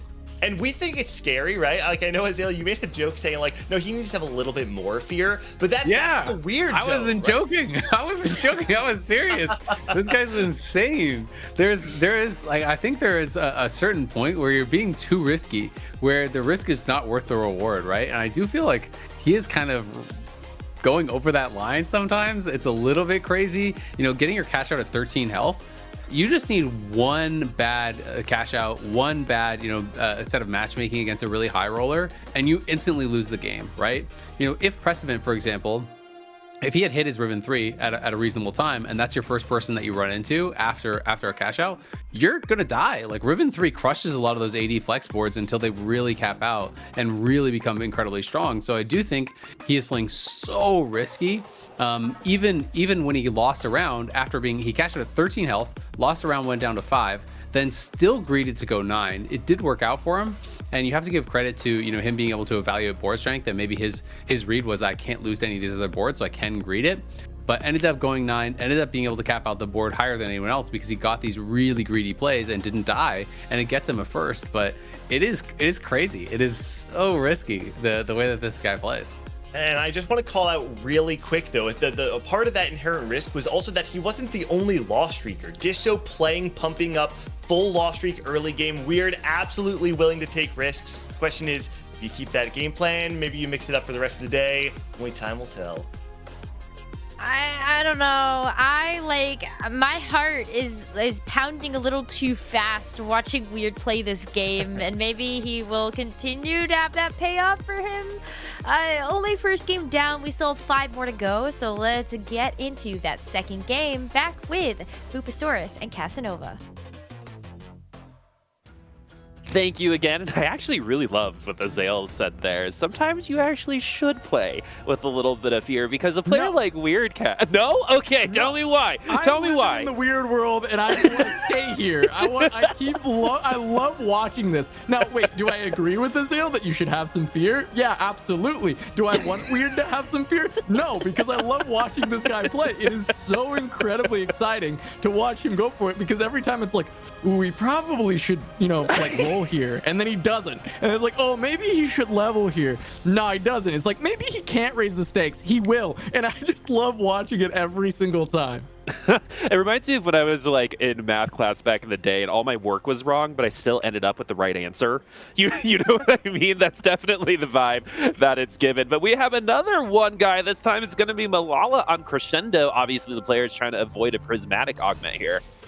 Yeah, except Malala. Malala's down for the prismatics in this one. Everyone else, as you said, just looking for either a little extra econ in the game or completed item. But Malala will get to one guy this lobby, and we are going to go to Crescendo.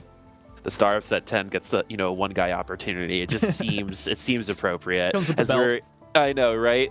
At this point, I would almost expect Weird to almost lose to a creep round and be like, that's what the point is. You know what I mean? That's the type of risk that I have. But let's see if it's going to be the Weird Reaper on this go-around, too. I think he eliminated 3 or 4 players specifically in 1v1s in that last lobby. And it's going to be, we're checking on over to Malala. So this has actually been really, really interesting in some past boards so far, is when we get a 3 cost really, really early on, you can actually get baited into investing quite a bit of money and upgrading those 3 costs without tons of value and increase in power. So really interested to see where this goes, because Misfortune was one of those units that you can, I think, get kind of baited into. Yeah, and usually Misfortune's one that can be more powerful the earlier on you get it because of something like That's Jazz. But because we're on Crescendo, you know that it's going to be a silver. You actually can't get to one That's Jazz. So realistically, I don't see a ton of value in potentially holding on to Misfortune if it were to cost Malala gold. Currently, it's fine, right? You hold it for around whatever you see. Maybe you actually do put together like a Jazz board and you get all of your early super fans, and maybe you want to go in that line. And so I see Malala keeping it open. That makes sense until it actually costs gold, and we'll probably see him throw it away. But I'm seeing something a little weird on this board, and it's not Weird himself. It's the 3 heart steal on 1-4 already. So we might get a little bit more excitement out of Weird this time around.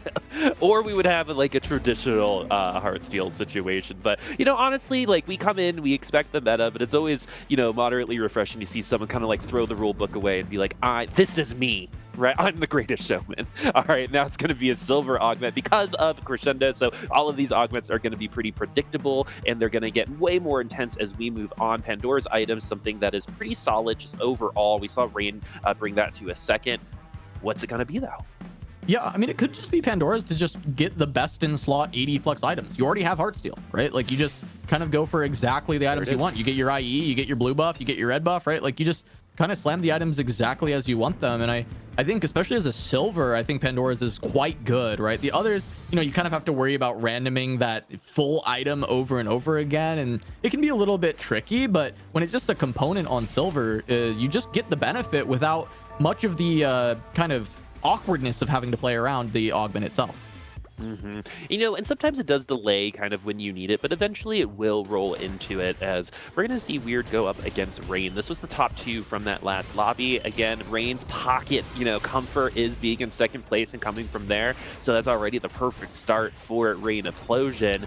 And now Weird starting off strong too. How is this Corki going to be able to take down another unit with the No, probably Doesn't not. look like it, but it's going to be a loss for Rain to start. And Weird's going to start out with that dub. Yeah, and she did slam Nashor's once again. So curious if she just kind of wants to run it back with that Senna. I mean, Nashor's Tooth, generally you see it slammed onto things like Annie, things like Senna.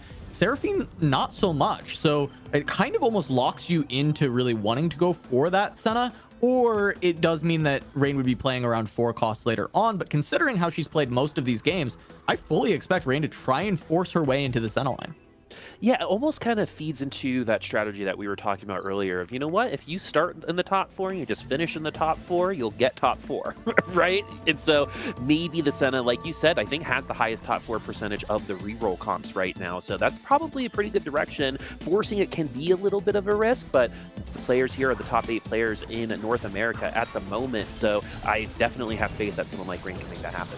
So Senna reroll across the entirety of the tournament has 23 plays and a 78% top 4 rate. That's so insane. It is by far the best comp for top 4ing across the entirety of any composition that you could pick, whether it is reroll or otherwise. And I think Rain may have identified this yesterday and come in with a game plan to try and go towards Senna as much as possible. Right, I know it's not a guaranteed force, but Rain certainly with this Nashor's 2 slam is kind of looking in that direction. As we jump on with Degree, playing around the Yasuo, we saw quite a bit of this yesterday.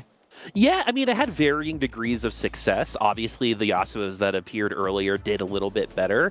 We had one appear, I think, in 2.6 or 2.7. So this actually could compete with that. I mean, we could roll into it. It seems like we've already passively got that upgrade. We only need 2. So this could really finish off on that Yasuo comp. Because we lock it in, this is something that could make it into that late game.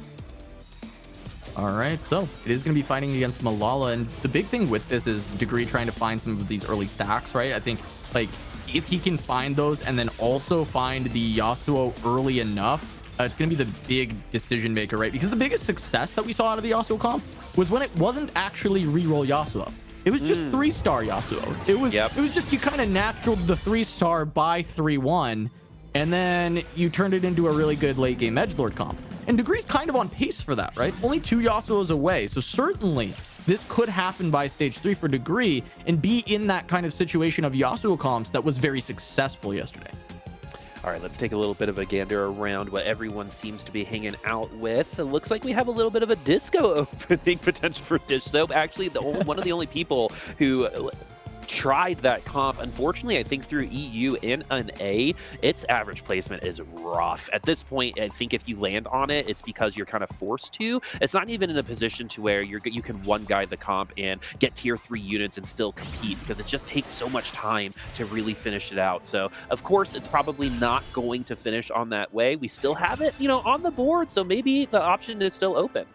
Yeah, I think Dish just liking it as an early game comp, right? Disco historically has been so good in the early stages of the game because of this % health healing over time, right? The early game fights tend to just go really long. It's not a lot of burst damage. It's a lot of really slow damage. So the ticks from the Disco heal end up just being incredibly powerful. And as you can see, Dish was playing switching gears. He benched this Nami on the previous round to guarantee a loss, and now he puts it back in to create this strong early game Disco board so that he can find a win and get this bonus gold from switching gears. So really, really impressive switching gears play from Dish Soap, going for that win-loss, win-loss. And if you look at the top here, Boop, it is loss, win, loss, and this looks like a win to me. Yeah, it seems like it's going to be perfect. And of course, someone like Bishop's going to be able to do the math, crunch the numbers, and make this a possibility, because this is honestly a pretty hard augment to truly utilize. We've seen a couple people use it, and I don't think any of them, even through just these kind of rounds, were able to actually get switching gears. Prestivan, I think, won 3 rounds in a row after getting switching gears, for example, yesterday. Yeah, now we're taking a look at the 2 loss streakers in the lobby, right? This is Rainplosion down on the 4 loss, playing around Annie for now, but holding on to Senna, notably. We are going to pay attention to that. I do think that's where she wants to go. And then Malala on the other side, looking to angle towards Seraphine. We see the slam of the Morello, a tier on there as well. And on the loss streak, playing around this stationary support, but there's the Cell. Cell's away, trying to catch Rain slip in, but does not end up running into Rainplosion here. Yeah, so if you're curious as to why you would purposely make your board worse than that, if you're just watching for like maybe the first time, it is because in TFT, winning sometimes is the worst thing that can happen to you, right? I know it's super, super interesting and weird to hear, but that is just the case. So Malala guaranteeing that if they did go up against the other loss streaker, that he would end up being the one that takes the loss versus Rain, but they didn't come up together, so strategy still works anyway. We still lost those 2 rounds, and of course we're tied with the same amount of HP too in 7th and 8th place. But of course, that's all temporary. HP is just a resource for a lot of these players right now. Yep, so both of them keep their loss streak. Kiyun gonna keep that 100 streak at the very top of the tables here, as Dish once again switches gears as he benches his Nami, ends up finding that loss. A very good loss, might I add. So Dish Sub really, really taking it to the limit with that switching gears. Yeah, especially since you're trained in TFT to streak, right? So in order to effectively utilize switching gears, you kind of have to go against your training, right? You have to be able to identify each individual round within its own thing and know exactly what's going to be coming. So Dish Up doing such great scouting in order for that to happen, and just in general, you can tell the facility he has in the game, because not everyone can do that, even through a stage. It's very, very hard, even at the top level. And now we're on degree on this 2-7, right? This is kind of the crunch time for Yasuo, right? You want to hit this Yasuo on 3-1. Now, we've seen so many people high roll this, playing around the Yasuo, end up just hitting without even having to roll a single shot. We'll see if degree is part of that, or how much gold he actually has to spend to find himself on this 3-star Yasuo, because you really don't want to spend that much.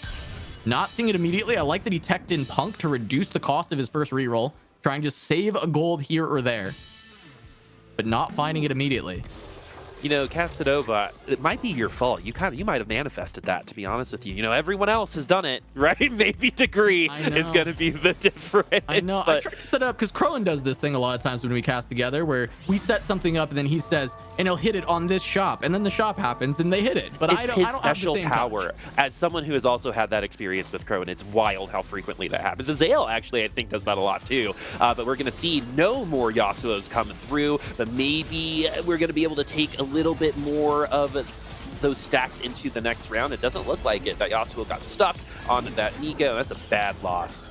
Yeah, and Kiyun playing around Katarina on the other side has found the headliner alongside the Superfan. Really strong stage 3 board to have just that Katarina 2 even. I'm curious if he'll actually commit to the Katarina reroll. It doesn't really need to. It's just a strong headliner to play around right now. The items were kind of screaming Seraphine for that board as well. As we look at these augment selections, Rain considering a golden ticket as just a way to try and get into the reroll line a lot easier, and she is going to select that, as we do have Death Cap plus the Nashers. That's definitely wanting to be a Senna this time around.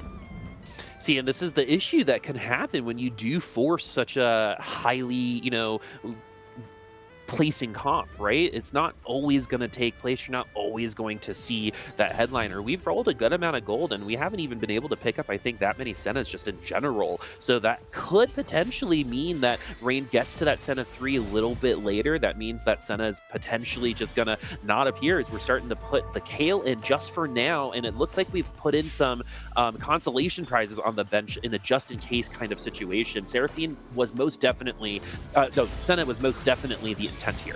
Yeah, but I think this is cool as well, right? The items actually work for Kale. They're not the ideal ones. You do want to go double Rage Blade and then have the healing from the Gunblade, but they are AP items that work right now for Kale to go alongside the Mordekaiser that was found. And Rain can consider pivoting back to Senna if necessary, or if she's noticed that this comp is uncontested, she could commit to playing Kale, having these this initial Kale headliner.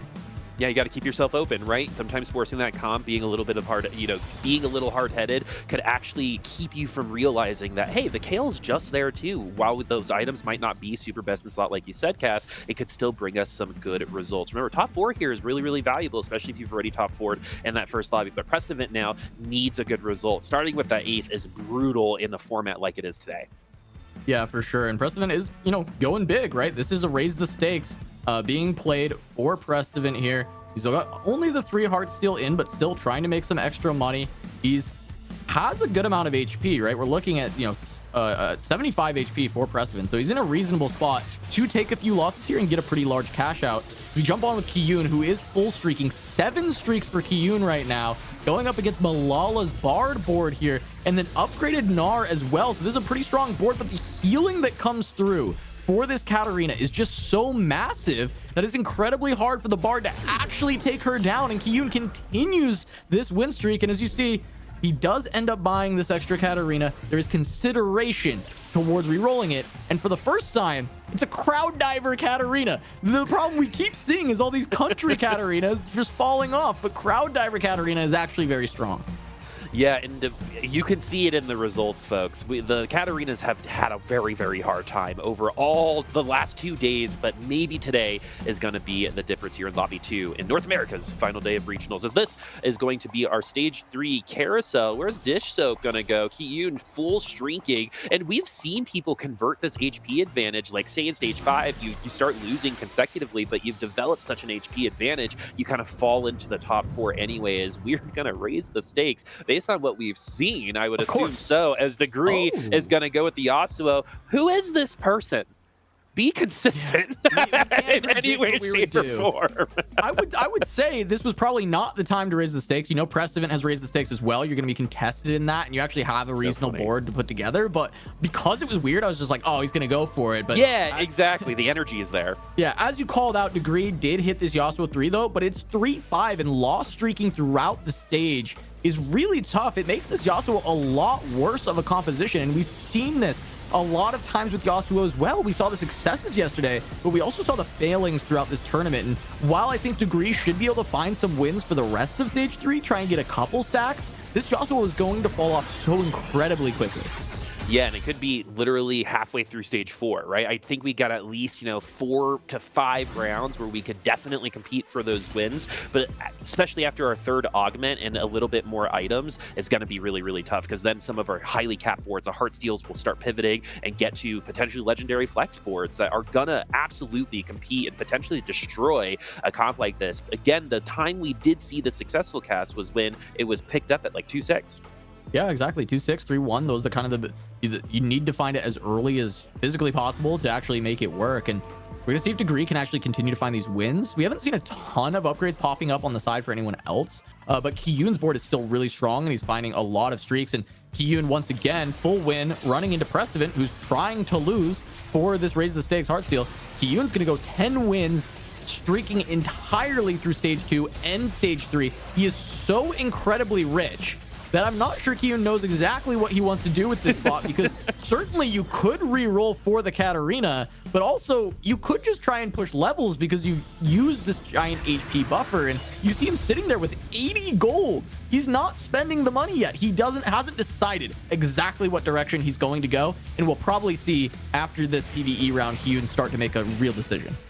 Yeah, interestingly enough, too, Rain on a 3-win streak right now as we're moving on over to Precedent, who's on a 5-loss streak, starting to look at that Ari. And, this lobby actually looks a little bit different than the previous lobbies we've had. I feel like everyone hit their Tier 3 units super fast all through every single lobby through the weekend. This one, though, is going a little bit slower, and I think that's going to giving Kiyun a little bit more of an opportunity to develop this HP lead, because he's not being punished just for running that Katarina right now. Maybe it's the crowd diver difference, but that's not what we've seen in previous lobbies so far. I did just see Kiyun pick up a Seraphine too, and I know that those items I had mentioned are really good Seraphine items, even though they're kind of okay Katarina ones. And I'm curious if Kiyun is actually deciding to re-roll for that instead. We jump on board with Malala, and he's got the setup to play around the Ginsu's, play around the Kale, as Rain has pivoted off of the Kale to go into that Senna that we expected her to go towards from the very beginning. So actually very good recognition from both players. Actually, Malala recognizing that, okay, Rain does not want to be in this Kale line and heading towards it, where Rain recognizing the flip side of it, and she gets her Senna 2 here on 4-1. Oh, finally. It took a little bit of a long time, right? But we finally got there. But now we're going to look at this Kale with that Superfan Rage Blade. We've actually seen Tier 2 Kale do just fine through Stage 4, but we definitely need to be seeking, if that's going to be our final carry, that Tier 3. But we're also going up against a Jhin that's not going to have more turrets than it does right now. So it's definitely going to be pushing through a lot of this front line. The Mordekaiser is already doing quite good, and it's going to be that Kale finishing it off as Prestovit still lose streaking through to this last augment, which everyone knows is prismatic. So Prestovit has to make a move at this point, but we're looking at Kiyun right now. Overwhelming Force going to get flopped, Pandora's items, and a stationary support. Yeah, I mean, Kiyun kind of just going for this this Mr. 100 here. Still has not lost yet at all. Rerolling everything, ends up going for those lucky gloves, it looks like. Yep, it's going to be lucky gloves. Has found the Seraphine 3 and now can just kind of look for more gloves as much as possible. Lucky glove up as many of these extra units, and that gives you a really strong Akali to go alongside with the Seraphine. You get AP items for your Ahri, and then you're able to lucky glove a bunch of your frontliners whenever you get a chance to, and just make for a very tanky board. And so really no signs of slowing down. Kiyun spent his gold and made the board very strong. Yeah, I mean, the Seraphine 3 has locked in a bunch of top 2s. It's pushed for victories before, but maybe with this Lucky Gloves, we're going to be able to accommodate a little bit more power on things like that Akali, like you said, Cass, in order to push even further access to stats and access to good items every single time we have that fight. So this Akali is going to be jumping around, but so far it's been a lot of damage on the backline for the Seraphine. Barely leaves the Ahri alive, but with another ult, it should be good to go, even though that's even an Ahri 2. Seraphine should be fine. Yeah, very close fight. And looking at Dish Soap, he's level 8, right? A lot of people are on 7 rolling and switching gears for Dish Soap. He's used this economy to go to level 8, and the board he's playing feels temporary to me. It feels like this is how Dish Soap has kind of made those level 9 boards and then gone into those legendary flex situations. He's got no gold right now. He's on a 4 loss, so he's tried to stabilize around this Ahri, and we'll see if he can actually start to find some wins. It was a very close fight against Kiyun as we jump on board with Weird, who has put together yet another kind of AD board around this Heartsteel and currently playing around that Edgelord Viego. Same concept as last time. We're actually experiencing a little bit of deja vu, but instead of Viego, it was Zed the last time around. Had good items for the Ezreal, couldn't pick up the headliner, but we got a good secondary option there. And we can still upgrade that Ezreal. Still going to be doing a lot of damage, but now it's going to be that Viego trying to, truck through a lot of this damage. The Akali making it pretty difficult right now. The Ahri doing some pretty good work too. Where's this round going to go? The set should be just fine, as now it's all about getting rid of that Akali. Yeah, big carry from the set in this fight, being able to just get in the face of the Ahri, tank it up, and actually do plenty of damage. So now it's just the Akali left, and the set still going to finish her off as well. So Replay going to take the loss there, and Weird is out of gold, and this time the board is not in such a stable place that I feel too confident for him. He did make it a level 8, so as you can see, only Prestovit, Dish Soap, Weird, and Replay are at level 8, so half the lobby. And the other half have found their kind of big reroll upgrade, so it's just a matter of, are these level 8 boards going to be stable enough while everyone else has kind of hit their stage 4 spikes? Yeah, looking at Replay too, picking up Binary for that last augment. That's been very, very well performing so far in this week, and I believe everyone who takes it has really been pretty locked in for that top 4. We've seen people get up to 7 items from that augment spread around, and with the meta that we have right now, where tertiary and secondary carries are that important, that can be really good. So we're finally getting to level 8. It's taken a while here for this Yasuo comp, but we're trying our best to try to compete and catch up. While this comp can lead tempo, it definitely is catching up to it right now. Yeah, and the fact that it's Edgelord Yasuo instead of true damage, if it was true damage, this could just be 6 true damage, 3 Edgelord, but instead you're kind of stuck on 4 and 4, trying to potentially push it to 5 Edgelord if you can find something like Kayn, but instead just going to be able to play this Lucian. Is Lucian 1 probably not going to get a ton done here, and just trying to get some items onto the board, but really the only strong part of this board is still the Yasuo, and we're reaching the stage of the game where that's going to start to struggle as he's going up against a Zac and an Akali that I think this is going to be a very close fight. Yeah, it's looking like it. At least the Yasuo is already on the Akali, gets the execute, so it's all about these Zac CC bounces, right? Is he going to be tanky enough to deal with all that damage, at least to try to get that Lucian off? I do think that kill is going to be coming through here in just a second. There it is, and that's going to be a 1-unit win for the Yasuo. But again, we're already seeing how much closer those fights are. Yeah, and Weird actually took a loss there, right? Down to 1 life. The board didn't look incredibly stable. It looked okay, like it could find wins, but definitely not a consistent board. And Weird with no gold. You know, we talked about that first raid style. We got our first. We might be seeing that 8th here for Weird in this game as continually Kiyun, I mean, we're just going to keep watch on it. He's 1 round away from going continually win streaking throughout all of these win streaking into Raptors as well. Really making a case for this 100 HP win. Yeah, I mean, at this point, even if Kiyun loses a significant amount of rounds from this point on, we probably still end up in the top 4. But really, Weird is on Elimination Station, and it's going to be the opponent that we see on the other side here. So we're going to see Prestivent's team try to do its best. It's going to be that true damage Akali, so it's going to have to go front to back on it, but at least we have that Hodge to try to get a little bit more HP back to us, but we get taken down because of that health regeneration not being quite there. Is that it for Weird? It looks like it is. The Weird Reaper gonna have to do it on himself.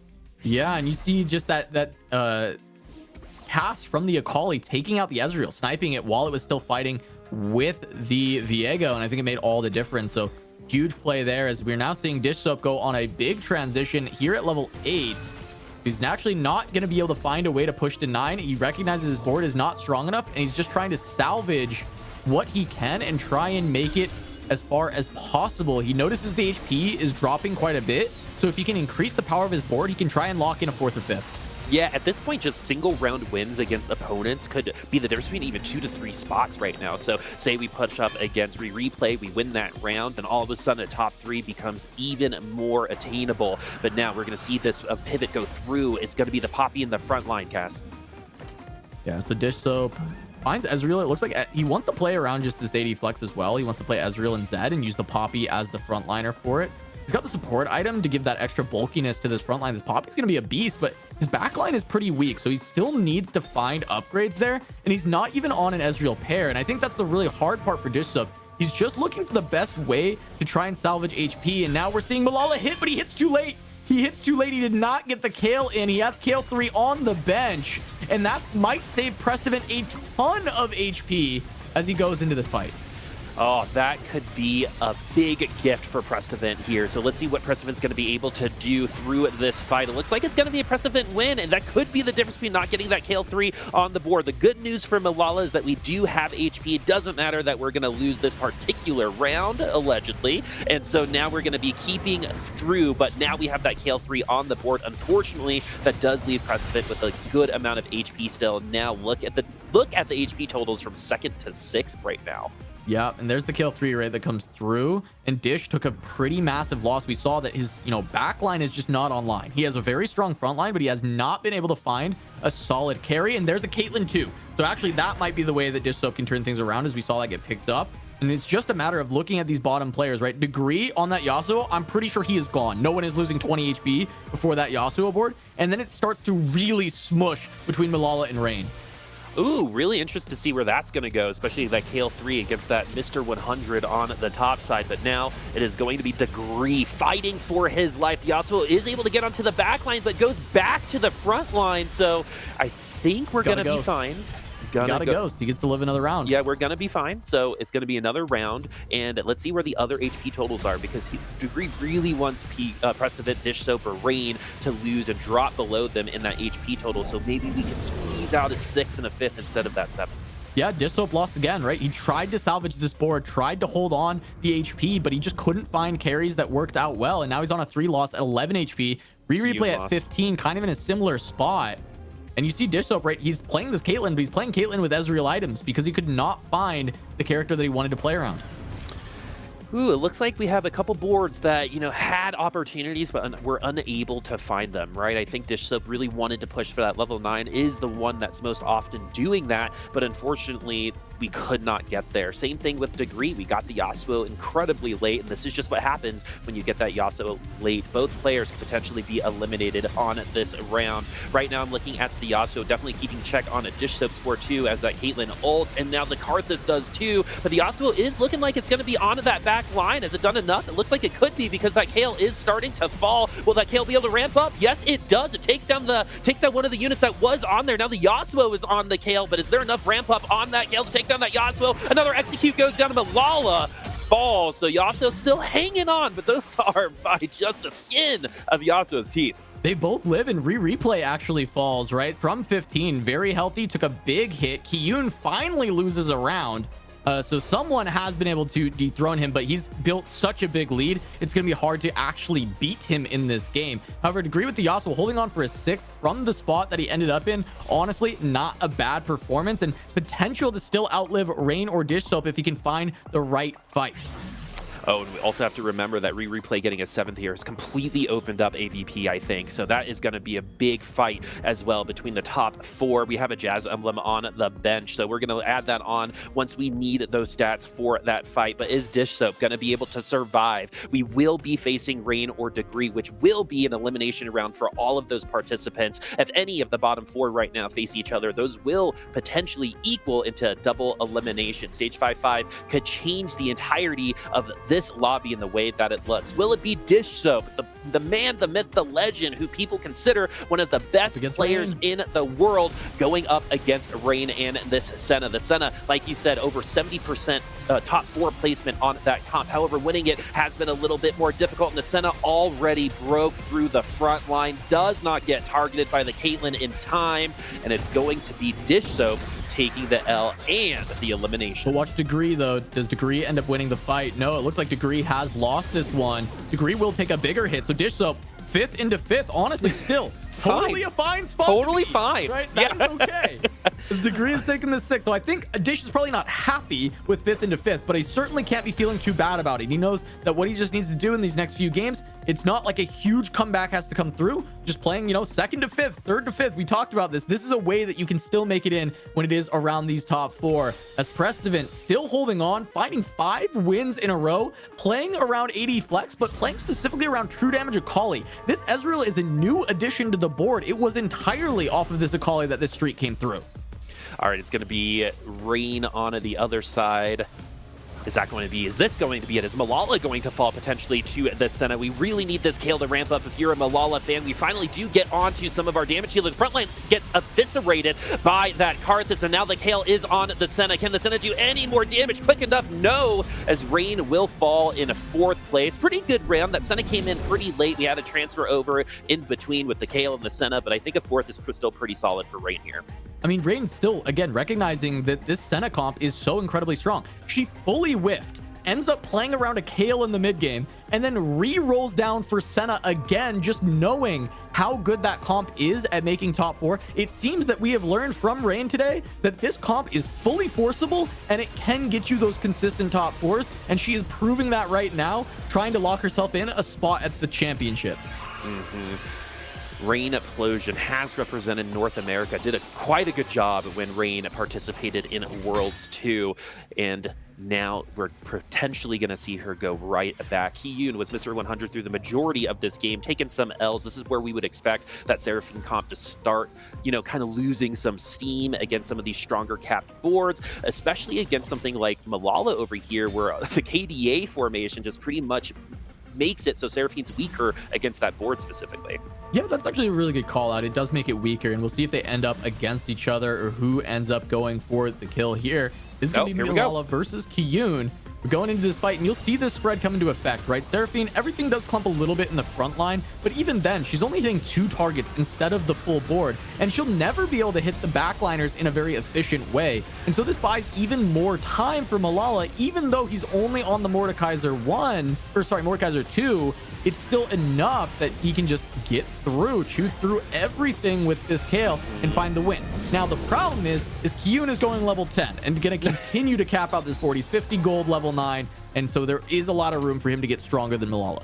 Yeah, and Kiyun's first loss, I believe, was in stage 5. So we still have a ton of resources. We've been able to kind of casually bring us there, which is not something that really any player has gotten to do in any other lobby in a regional. So I'm sure Kiyun feeling super confident after this, as this potentially is going to be a battle for second place with Malala and Prestevit. And Prestevit absolutely needed this top 4, really wants an even better result based on that 8th place in that first lobby. Are we going to get a full flip? Because Weird won that last lobby, got 8th in this one. Where is Prestevit going to go, especially on a 7 win streak? We're up against Malala, so it's going to be that Kale that comes through once again, but it looks like it might be trapped on this Zach eventually when we do get there, and that might be a pretty bad scenario, is when the Kale gets trapped on a particular unit, sometimes it doesn't spread that damage, but that's not going to happen, as the Kale actually avoided that Zach for the majority of the round, leaves it remaining for last, and will win the round out. It's like an actual league matchup there, where you leave the tank up a little bit later on to kill.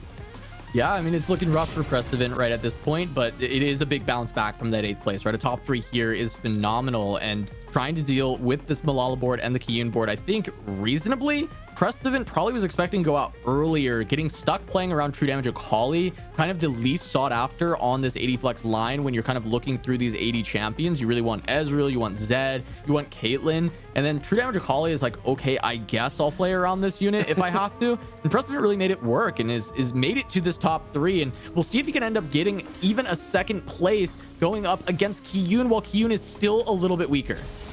All right, is Prestevit going to be able to take another round here? The Akali actually gets distracted, walks around, is not going to be doing as much damage as it can, but is that going to matter? The Akali is still alive, but is getting targeted by that Ahri, and the Ahri looks like it should be able to finish things out. I wonder if that Akali getting distracted might have been the reason why Prestevit gets eliminated in this round, as Malala beats out his opponent there, obviously, because it was the Ghost. But Prestevit, unfortunately, with that Akali, huh? Yeah, and it still bought some time for Kiyun as well, right? Prestevit, ends up losing there with the Akali. I think taking her as far as he kind of can in a lobby like this, where everyone is so incredibly strong. The 3rd place is pretty solid, and it definitely bounces him back from that earlier 8th. And now it's, Kiyun gets a win. So now we're looking at this only 60 gold away from going to that level 10. He just needs a round or 2 that he can sack against Malala here, and then he gets to go off, make the board as strong as he possibly can. Malala really wants these next few wins to be just crushing. I mean, the good news is when we saw this comp go up against each other last time, Malala had a pretty distinct advantage because of where the KDA spots are and how Seraphine works. So it's really going to be all up to Kiyun Seraphine to be the MVP, to be able to snipe out those units to the best of their ability, because the front line will clump up, like you said in that last fight, Cass, but that's going to be pretty much it. That's going to have to be individual marks on the back line for that Seraphine to take down. So hopefully it goes after the Kale before it goes after the Karthus. Last time this Karthus ulted, it ripped up that front line. Actually didn't do as much as that Sona ult also comes through. So Kiyun having a much easier time on this round, and it's going to be a pretty big win. Domination from Kiyun from beginning to end. I don't remember, Cass, the last time that I saw someone pace the lobby from beginning to end and then finish it out with the victory too. Kiyun's got to be proud of that. Yeah, it's been a minute, because a lot of people play a lot higher tempo than they used to. And we saw that final fight. The big difference this time was right before that fight started, Kiyun actually spent all 60 of his gold, pushed to level 10, put in a Sona, I think, to get the 5 Spellweaver alongside the 7 KDA. It actually increased the power of that board significantly, and you can see the big difference there, as it's got a 2-level lead over Malala at that point. So really, really well done from Kiyun, getting his first place of the regional final. However, he does have the highest percentage of first places across set 10. He actually had the best first place rate of anybody playing in tournaments in set 10. And so it's not an unexpected thing from Kiyun, but he had shifted his style more to top 4 oriented, but he's just showed us now he still knows how to win. Man, what a very good lobby for Kiyun. If you're a Kiyun fan, that's exactly what you want to see. I'm also really interested to see what the analyst is going to say about that, because tempo-wise, that was arguably the most unique lobby that we saw all weekend so far. So looking forward to that, and I know you are too. So we're going to take a quick break, and we'll see you soon.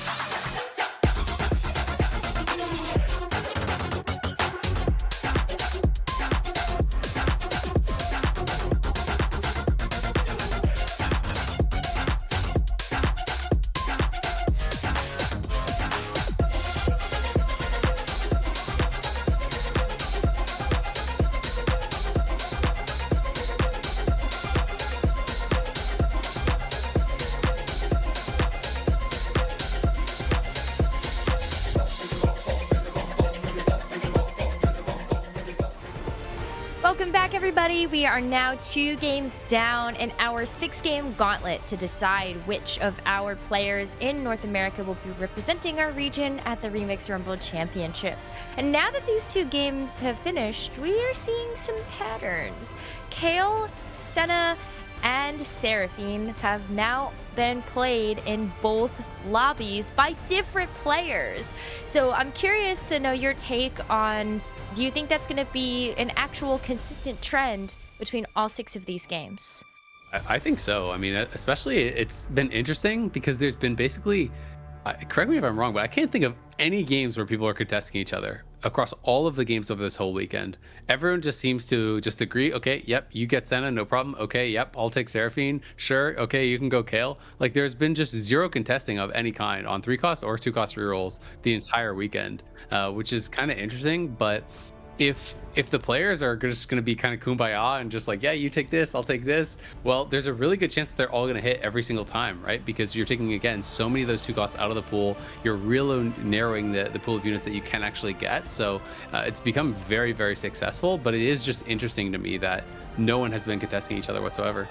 Well, that's what makes the way Kiyun played that last game so fascinating too, right? He was 100 streaking through all of stage 2 and 3, was playing around the crowd diver Katarina, and had these items that, Azael, I know even when we were talking about it off stream, you had said like, hey, this feels like he's not going to be playing Katarina. You go into the PvE round of stage 3, he scouts around, says, okay, well, Senna is taken, Kale is taken, hey, no one's playing Seraphine, I'm going to roll 90 gold that I have, go level 7, roll for Seraphine 3, he hits it, and is now able to play this uncontested line from ahead, from tempo, because he just wanted to play the headliner that he hit on stage 3. I thought that was a beautifully piloted game by Kiyun. Obviously, there's an element of high roll for you to be able to streak through stage 2 and 3, but being able to pilot that, right, taking advantage of the high roll in front of you is something that we expect of the players who make it to day 3. It's a great example of Kiyun taking the opportunities that are in front of him and converting the high roll into first place. And actually, and I want to say this because this is what makes Kiyun, what gives Kiyun an edge. He is a player that historically is very good at going first place when the opportunity arises, and I love that on finals day he's once again able to show it.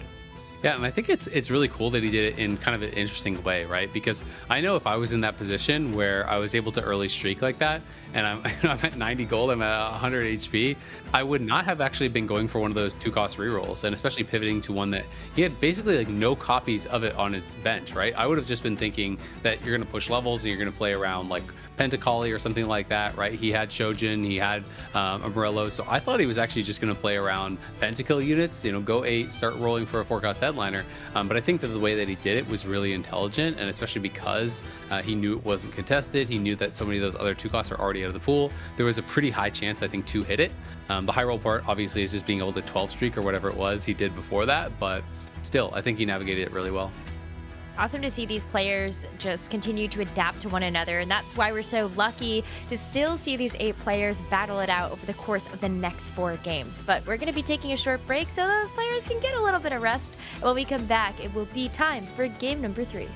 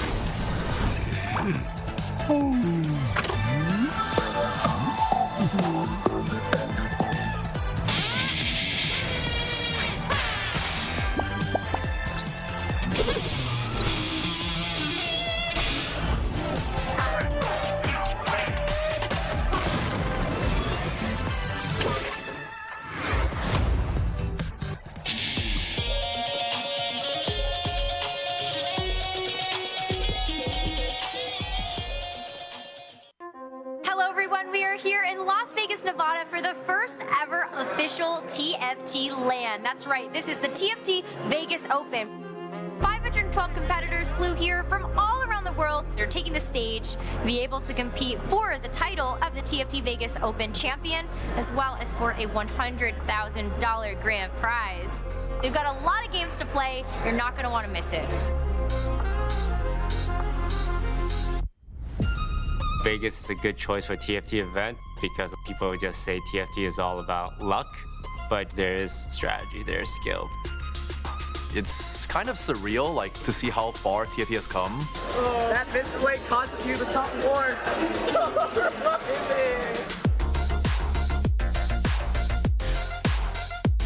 I'm winning the tournament. He's winning. I'm winning the tournament. Always says that.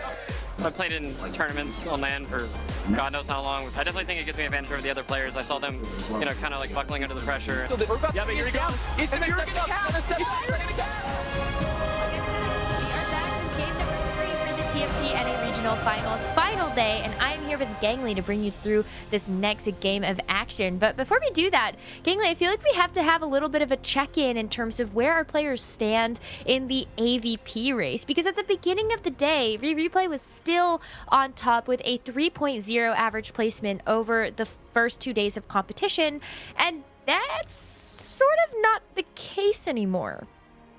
No, I mean, definitely. Replay has had 2 bot 4s in a row, right? And because of that, the standings are starting to flip on their head a little bit, right? You've had players like Kiyun and Malala have 2 really strong performances, and Rain, who I know was second in that AVP race going into the day, has now also had 2 top 4 placements. Yeah, she's actually tied now with Replay for the average placement with a 3.50. And then Weird is in third with 3.71, and Kiyun has a 3.79 average placement. So we're just going to have to keep tabs of that, because our points leads at the moment are, as you said, it's going to be Kiyun, Malala, and Rain at the top. So where does Weird and Replay fit into that in terms of the AVP? We're getting into our 3rd game now, and we've got Portal Choice. Right, it's going to be the Artifact Anvil right off the bat. And this is an interesting portal, because one of the things that it does allow you to do is get generally strong direction early on in the game. When it's not uncommon to see people pop their Artifact Anvil on stage 1. If you can find something, depending on what your orb drop you, right? Maybe you find the Samira and you want to pop the Anvil and say like, hey, is there actually a world where I just get Collector? Because maybe Samira is not the strongest reroll composition in the meta, but if you have the proper conditions, and oh my, talk about conditions for winning. Okay. Malala getting the set drop into the Heartsteel, the Cassante right off the bat too. But man, here's the thing. We have seen players, even with the Heartsteel opener in stage 1, stage 2, not immediately convert that into a top 4, right? I think we've seen many boards, and it's what we've been talking about all day, that these AD flex boards tend to live on a razor's edge. And if you are just 10 gold short, 1 life short, your potential 1st or 2nd place suddenly turns into a 7th or an 8th. And we totally saw that almost happen to Weird with the 13 HP at the very beginning of our day, where we're just like, no shot. Like, if he's able to hit, he's fine, but if he's not and he's broke, that is an 8th place for sure. But Dish Soap is one of those players that needs to turn things around a little bit, and took the Heartsteel Cassante as well. Does not have that trait online though yet. Still looking for that 3rd champion to fill it out, or the 2nd champion, I guess, with the Heartsteel. He does pre-level though, puts an extra push of XP into his board, meaning that he has a higher chance of getting the 2 cost, and now opens up his shop to early 3 cost as well. It is going to be a silver augment, which means that we're not going to see a significant power change coming right off the bat from the augments themselves, but this is the point in time where we'll probably see players pop these Artifact Anvils, figure out where they want to go from here. Well, it's going to be Mogul's Mail, so you get a little bit of an econ trade, I guess, a little, and you do have the Gargoyle too, as you called out. So really nice defensive items on this Cassante to try to maximize some of the value you might get out of going Heartsteel later on. Yeah, one of the things about Mogul's Mail is that it can be relatively inconsistent because you have to get that stacks. I'm struggling to remember exactly what the number is. I think it's like 40 stacks. Yeah, 40 stacks to actually get the gold proc, right? So if you don't have a strong enough front line, you're not going to be able to get value out of it. Because this show has the Gargoyle Stone Plate, though, it means that this Cassante is not going to die. We're seeing the mirror match, though, right? The two Heartsteel Cassantes going up against each other, Diamond Hands on the other hand, or on the other side of the board, and the Mogul's Mail on Dish Soaps. I think that's so interesting because both of these players want to start a loss streak here, and it's going to be coming down to the wire. Both Cassantes go down at the same time, and now you're looking at just this super tanky set in the front, and it's going to be whether or not this Punk board here from Dish Soap can actually break through that. So it will be Malala that goes down with the loss to start, and will hopefully be able to keep on that trajectory. Yeah, Dish Soap did not actually have the Heartsteel in yet, right? So there's nothing wrong with losing. And in fact, you know, losing on stage 2 versus winning with Heartsteel is not as big of a deal. However, look, we actually talked about this. You get a Samira dropped from your orb, you pop your tome if you find the collector. I don't know for certain that we're actually going to see replay play Samira from here. If he was looking to play Samira, most likely he probably would have slammed something like the Last Whisper instead, and then tried to keep his cloaks for maybe something like a frontline item on his eventual Mumu. This looks more to me like he's just trying to play some sort of tempo AD board, maybe trying to play around the AD flex that we've seen for so long throughout the entire weekend without Heartsteel. We'll say we replay 2 bot 4s. This doesn't necessarily feel like the most high roll opener in terms of like setting yourself up for additional resources in the future, right? Doesn't have the Heartsteel, but he does have the Olaf and 4 Bruisers in his front line, so he's definitely going to be strong on stage 2. It's just a question of whether or not that can convert into the later stages of the game. Yeah, the Bruiser is super nice for the HP buff, right? And maybe it buys enough time for the Samira to be able to get that damage down, but I'm kind of curious about where he does take that, because a Gold Collector, as you were calling out, is really for some of these sort of AD boards. Ezreal, Caitlyn, Lucian are all really good holders of that Gold Collector later on, but Samira with the country has also been relatively uncontested. We haven't seen too many players actually go down that route. Yeah, I feel like uncontested is a bit of an understatement. I do remember Spencer played it yesterday, but it was a bot 4, right? Country is not a line that we've seen all too much this weekend at all. It doesn't mean, though, that there's not a condition in which it's viable, right? That's the beauty of a balanced state. Exactly. You find the spat, you get the Gold Collector, you high roll Samiras. Maybe we will see someone lean into it. I definitely don't think replay is locked into anything like that right now, though, right? No, I don't think so. I think you're right about that one, but I'm interested to see where Degree goes with this, because he doesn't have a headliner in at the moment. He's really rocking with Pentakill and the Sentinel, and we've seen Pentakill be a very versatile trade to have in the early game, because there's so many different branches that you can take from that, and even just having the Lilia in means that you could pivot to something like the Superfan a little bit later on. He was holding the Kale with Gambler's Blade and the Gunblade, so I think he actually might be trying to make his mark relatively early in the lobby and saying like, hey, all you re-rollers, look at my board. I've already got the Kale. Kale. I've got the Gambler's Blade. Yeah, this is an item that Kale can definitely utilize. Would not surprise me to see him go down that line. I think also it's important to keep in mind he's playing the Stationary Support 1 augment, which means that after, I believe, 8 combats, player combats, he'll get that support item. That also might give him more direction than what he has right now, right? That's one of the tenets of TFT, is that you have to kind of balance power right now versus direction, because it's very easy in this kind of game to get dizzy. And if you don't have clear direction and you aren't able to maintain a very flexible board state, especially on these big roll downs, oftentimes it can turn even really high roll positions into something like a bot 4. So players do typically really like to have some sort of direction early in the game. we'll talk about direction. I'm looking at Rain's board right now with the Disco Tarek, and when I see that Steadfast Heart as well as those Diamond Hands, I am immediately thinking of Blitzcrank. So this might really be just a disco board. I see the Static Shift Slam as well, and I'm like, oh, well, Ziggs is a great holder of that item. So is the Lulu. So, I don't know. It's possible. I'm not buying into anyone committing to disco right now. No, I'm definitely not. It's possible. Certainly, I'm personally not subscribing to it quite yet. I have to see it before I believe. Malala, though, takes the early cash out, has the set 2 on his board. So this feels like a really interesting spot where you have the Heartsteel off stage 1, and instead of looking to play around the loss streak, even after the first cash out, the fact that he hits this set means that he actually has the potential to now try and play a stronger board. The biggest issue, though, is even with this strong front line, his back line is just, pretty pathetic, if I'm being honest. Yeah, Quirky that is an One's not doing all too understatement. much. No, but he's able to slam the items that we would typically see on something like an Ezreal carry. You have the red buff as well as the tier to be able to find just the last component to make the blue buff. So he is in a very, very good spot. And as you were saying before, like, you can definitely play the Heartsteel from a winning place and still come up with some of those components later on. We're going to be checking in on Degree, though, still with no headliner, with the Pentakill and the Sentinel as the 2 main traits on his board.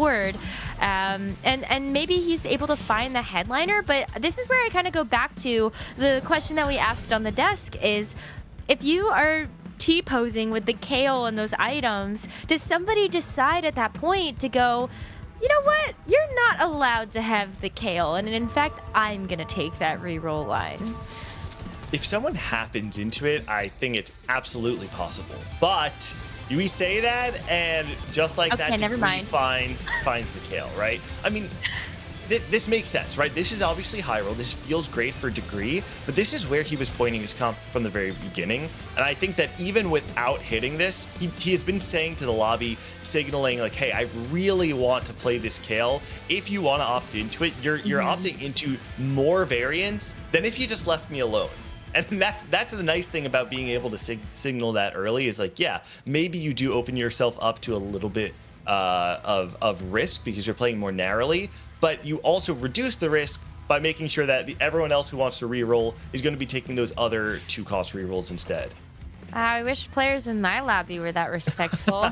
That would be great. I had a game recently where I was trying to go Riven reroll, and someone was holding a two-star Riven with a punk emblem. I'm like, are you joking right now? But sometimes that's what you gotta do, is take those contests. We've seen players do that before by holding units on their bench so that it is way harder for another player in the lobby to actually hit their 3-cost reroll. All right, I want to pay attention to Dishsoap's decision here because he's doing this really interesting thing where he has the additional gold from his artifact, right? And he has the opportunity right now to either hold expensive units on his board, leveraging that econ, and only sacrificing a single econ threshold, right? He gets to hold an Urgot pair and a Zac, units that are very, very high value later on in the game. And because of the fact that he has the Mogul's Mail that he's proccing every single round because he prioritized defensive items, he says, hey, I'll give away 1 gold this turn if it means that when I decide to rubber band, when I decide to start winning, I'm going to start beating everybody. Really great decision by Dishsoap. Love to see that. Malala has a Blitzcrank 2, by the way, on 3-2. That's a recombobulator. I didn't even realize. I was like, wait, where did that come from? I was like, wow. That's insane. So huge recombobulator board, and this is one of those spots that you could play it. Recombobulator is definitely one of those high risk, high reward augments where you could recombobulate your board and then get a bunch of things that just don't synergize together. But Malala's able to make that work. Wow, Diamond Hands and the Even Shroud are both going to be going on to... Wait, did he just removered the items, used both his removers and then put the items exactly where they were, right? Wasn't it Thieves Gloves on the Blitzcrank and then the Diamond Hands Even Shroud on the... I don't know. Maybe just using the consumable?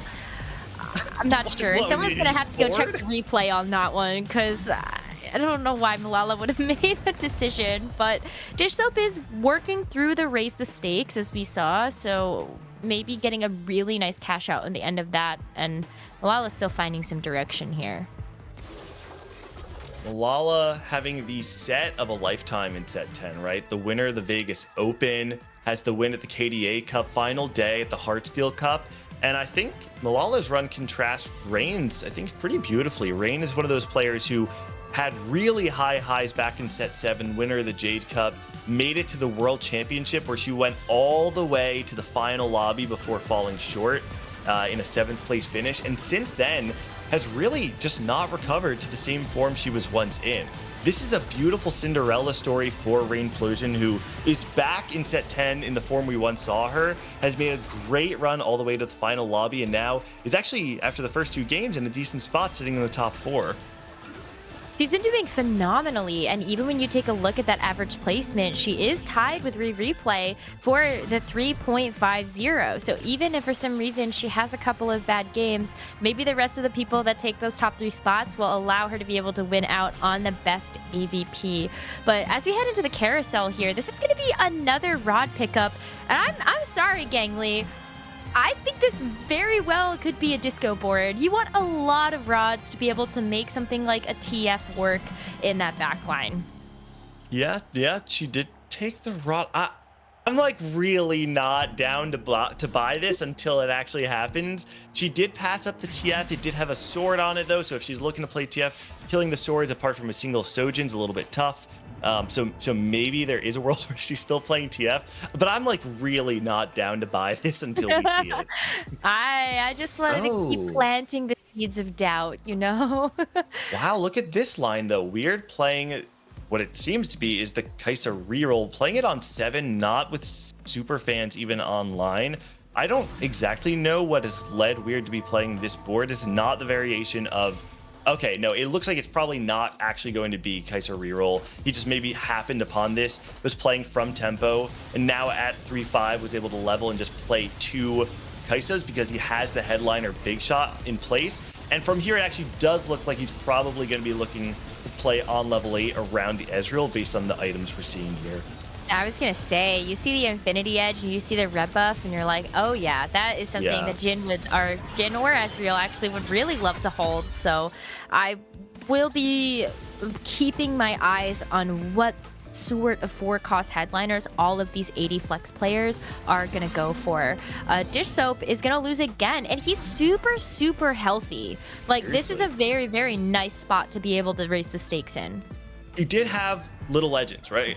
Little Legends, is that what it's called? Yeah, Little Legends right off the start, right? So he started the game with 130 HP, and this is where you get to see that really come to fruition and come to life. Even on the other side, Kiyun here is sitting, playing the Heartsteel board, 57 HP, certainly not the lowest HP we've seen for Heartsteel players, but even just look at the stacks. He's not about to cash out. He does not have that really large influx of resources coming his way like we would expect from Dish Soap, but they're going head to head right now, both of them backlining the Casantes. It's just a question of whose board is actually weaker. I will say on the side of Kiyun, he has the Sunfire Cape and the Triforce, so there's more damage, but I mean, we're seeing this 3-item Cassante on the side of Dish Soap start to get through that front line. I mean, which is, I guess, actually the back line. And it's going to come down to the heads up, the 1v1 between the 2 Cassantes. I have no idea who's actually stronger in this position, though. Well, I mean, the Mogul's Meal is also getting stacks. So I'm just kind of curious if the Gargoyle Stoneplate is also going to be enough. The Steadfast Heart also gives you crit. So it's 2v1. And these Cassantes are just absolutely pummeling each other. But no way. It looks like it is going to be Kiyun winning that one. But could you imagine Dish Soap getting to like the very end where he gets his cash out and then he loses? 2 5 costs and gold. Oh. The Kane and the Jin. Yeah, so he gets the cash out that we've been talking about all weekend that is in some ways easier to play, in some ways harder to play, right? Because he has a lot of money. He's going to be able to go 8 and roll very hard, but he has no items. And the 5 costs he hit, Kane and Jin, are good, in some ways, but bad in others. Jhin is a unit that really does require proper setup. Strong frontline, mana generation like blue buff or Sojin. Kayn, on the other hand, not the kind of unit that you're going to be looking to play on any board. He's doing his big roll down right now, though, does have the Jhin pair.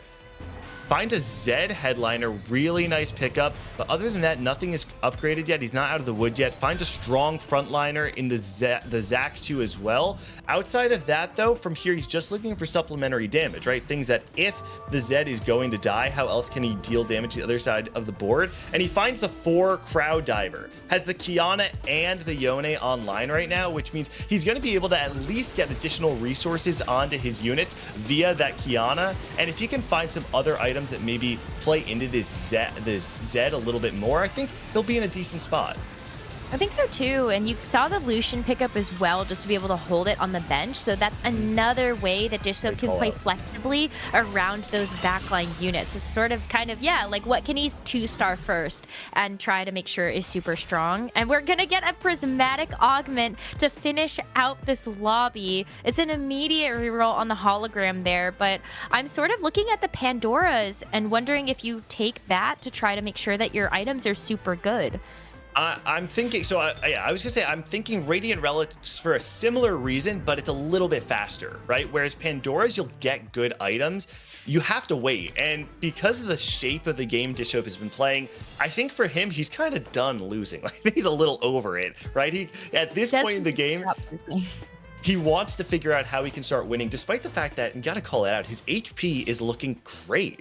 69 HP after a raise the stakes cash out means that Dishsoap's going to have multiple lives that allow him to try and ladder now all the way to level 9. If he can get a stronger board online at that point, he can cap out extremely high. Well, as you were saying before, right, he took the tiniest Titan, so he did have that HP buffer, but the other thing that's really important here is that all of his losses were very calculated. He wasn't losing by more than 1 or 2 units for most of those, and now look how strong he is. That was an absolute obliteration of Replay's board, and that is a testament to just how much value Dishsoap has been able to get out of this board specifically. Rain, though, is on a loss streak, and without something like the Heartsteel in, you know, I gotta call it out. She's on a loss streak, and I can tell you exactly why. Yeah, she is opting to play this disco line. Do you believe me now? Listen, you were right, and that is, in my opinion, the worst case scenario, because now Rain is playing this disco line that we have not seen succeed, especially from behind. I don't think Disco is a composition that cannot succeed. I think that the way you play around Disco is that you need to get these legendary units online. Right now, though, she doesn't have things like the Alawi or the Ziggs or even like a Zac 2 to supplement your front line. With so many damage threats from the AD flex players, the fights are so fast, and Disco wants to play an extended fight. When the fights are too fast, TF doesn't have the time to ramp up, Ziggs doesn't have the time to ramp up, the front line falls, and because TF won't have enough single target damage, he really struggles to fight against these multi-threat compositions that we typically see in the AD flex boards. Yeah, I'm even looking at some of the items, right? And I just don't really feel like that you have enough offense either, so maybe Ring can find something else, like heading into this next carousel, even looking at Raptors in just a couple of fights. She's still relatively healthy, like she still has 46 HP. She's not the lowest in the lobby, and in fact, the HP between everybody is quite close outside of Kiuna Replay that are sitting in the 30s. No, and that's a great call out. You know, before when I was saying the fact that she's playing it from behind, I had essentially seen that she was the 3rd or 2nd lowest in the health. What I hadn't actually noticed was how close that middle portion is. And if she's actually able to win a handful of rounds, she does have the new recruit, which is very strong on Disco. It allows you to both play the cheap 1-cost units to give you a higher vertical, but it also opens up your board to have that many more legendary units if you can find them on 8. I do think it means that, wow, and great hit there from Degree, maybe a little bit later than he would have wanted, but looking at his health total, completely okay with that. But just to round out the Rain point, I think she's probably going to be stuck on level 8, at least for a little bit, which is not where TF wants to live. If Rain wants to top 4 this, we're going to have to find a way for her to actually get to level 9 and get some of these stronger, more expensive units on board. I'm in total agreement with you there, because you really want to have like that Ziggs and Alawies you were mentioning before. But Degree, super sitting pretty. You look at sort of the Mordekaiser that you'd love to be able to 3-star to tank most of the damage for this Kayle. He's not too far off. He does need 4 more copies, but when you look at how many other players are playing Mordekaiser, it's not very many. So it could be relatively uncontested for Degree to be able to 3-star that. That is another hit that Replay is taking, though. And that is starting to look a little scary. He's taken a lot of hits, and that's a very important thing to note. I mean, this was the point leader after day 1. This is the person leading AVP after game 2. Replay going into the weekend. There's this entire conversation about where he fits in the big picture of TFT. Fighting for his spot in this big 3, big 4, saying, yeah, you know what, Setsuko, Weijin, Dish Soap, these are great mainstays, but I belong to be there. And right now, it's not the start to the tournament that he really is looking for. No, it's so tough though, because there's so many players that are playing that AD flex line, and if you're trying to build those items for a specific carry like Ezreal, maybe you have to play this Caitlyn instead. Doesn't really feel fantastic, and I'm even looking at these Zed items, and I'm not perfectly happy with what I've got on that headliner. So I actually feel pretty good about the Zed items typically. Because think of it this way: like the shape of this Zed is that you have the Rune Ants, because you have a lot of just base AD. The Rune Ants feels pretty good. You have the Gunblade. Right, yeah. The Gunblade does help keep the Zed alive, and the Sterix gives you the additional AD when it procs, more sustainability, and so I actually think it synergizes really well together, even if it's not the best in slot Zed items that you would normally see. The build is actually relatively creative. The thing is, having the Caitlyn 2 on board right now is definitely an upgrade versus what we saw a few rounds ago, where it was just like an Ezreal 1, but you are playing this Caitlyn with the red buff and the IE, which are certainly not bad, but clearly items that you were looking to play on Ezreal. If these Caitlyn items were something like, I don't know, Giant Slayer, Runans, straight damage, even Sojin, I think I would feel a little bit better, but this is clearly an Ezreal item, like a series of Ezreal items that just landed on a Caitlyn. Yeah, that's what I was thinking as well, is like you would rather have the Ezreal here, but I think you gotta make the most of what you got just based on how many players are playing that AD flex. Like here's Dish Soap, for example, that has also had the great cash out so far, especially with the raise the stakes that we saw earlier on in the game. But when you go and look at some of these other AD flex boards, like Kyun is still on a loss streak here, trying to get this cash out and stabilize, and he's not looking too hot. He's got 11 HP here.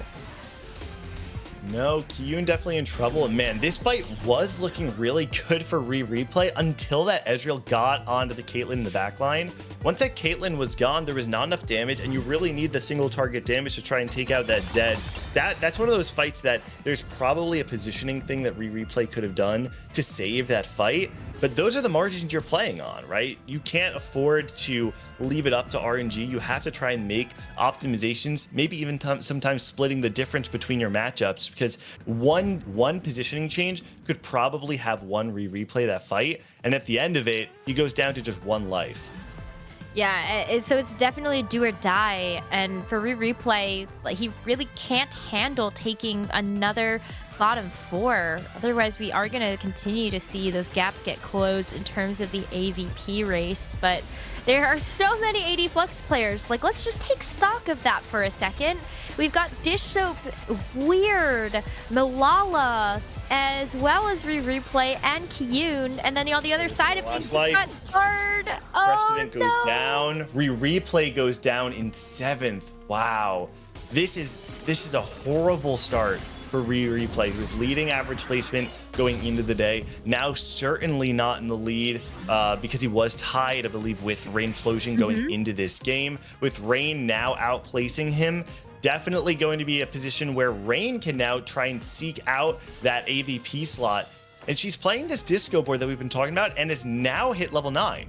And this is the condition in which this comp is actually kind of playable, right? You have 4 Dazzler, a very strong synergy. You're able to also play this Jazz, the Jazz variation where you're playing on 9 with the Lucian. I will say the front line, despite the fact that there are a lot of units. The front line's not actually that inspiring. The Blitzcrank will survive, but if you have things that have backline access, for instance, the Ezreal ultimates, or if a Zed is able to ladder on the opposite side of the Blitzcrank, there's still a lot of ways where this disco board can fall. But we're hopping on with Kiyun right now, who is on his last legs as well, up against, I believe, his Dishop's board, and he's going to fall. And just like that, Kiyun and Rain both are eliminated at 5-3. We've got our top 4. We do have our top 4, so yeah, the disco board is not able to break through what we have seen in terms of just that. It can't breach the surface, I guess is what I would say, because we haven't really seen it ever go top 4 in any of these lobbies this weekend, unless you're looking at the EMEA regional finals. But now that we look at our top 4, Degree is still win streaking. Like, this is a very, very strong board now. You do have the Kale that came online a little bit late and still looking for the Mordekaiser 3 in the front, but you're really on a good pace here. And I just saw the Viego 2 upgrade as well, so that's going to be really big. Yeah, Degree definitely needs it too, right? 2 poor performances in games 1 and 2 with a 7th and a 6th. Currently at the bottom of the standings. Going to need to find some sort of top 2 performance to slingshot himself back into the standings, but at this point in time, we've got some really strong boards left. It's essentially the players who are playing AD Flex and hitting, and then the re-rollers who also hit. At this point though, right, even the player in 4th Weird right now, who's probably the weakest in the lobby, is a board that clearly was able to take out the disco board of Rain. I think it's one of those things though where you're starting to reach critical mass for these boards from Dishop and Malala, who are playing Heartsteel for so long, and while they may be losing to Degree right now, I don't know for sure that Degree will be able to cap out higher, especially if he's not able to hit that Mordekaiser 3 soon and deal a lot of damage to these boards while they're still in the earlier stages of the end game. Well, you could see in Weird Shop that the Mordekaiser is still in the pool. It just is whether or not we will see Degree actually find those. Weird does find a Caitlyn too, feeling way better about the items. Yeah, the Yorick too as well. That's a huge, huge hit. This is the point where, you know, you can upgrade your boards, but tempo does matter. And the HP they're able to preserve up until this point is going to play a huge role in defining where you end up. Yeah, here it is, Malala. You could just see, look at all the items on Malala's board with the Heartsteel cash out still prepped and ready coming into the next fight. So Malala, extremely powerful, but he's not even done. However, this Poppy on the side of Weird's made its way into the back line. There's not enough damage, and the Poppy will be enough. Malala actually going down to 10 HP. 10 HP, but now with the cash out and the dragon. So you're getting so many items here, maybe a lot of gold. That's actually going to be Degree with 95. Awesome. He's definitely feeling good about that. You can just go to level 9 and start to roll for some really, really big things here. But do you do that when you're still looking for your Mordekaiser? I mean, you can definitely cap out at 9, right? You have the opportunity to just play legendaries, but Degree's got his eye set on 9, and it looks like Dishop's got his eye set on level 10. He's currently level 9, 70 gold, 80 gold.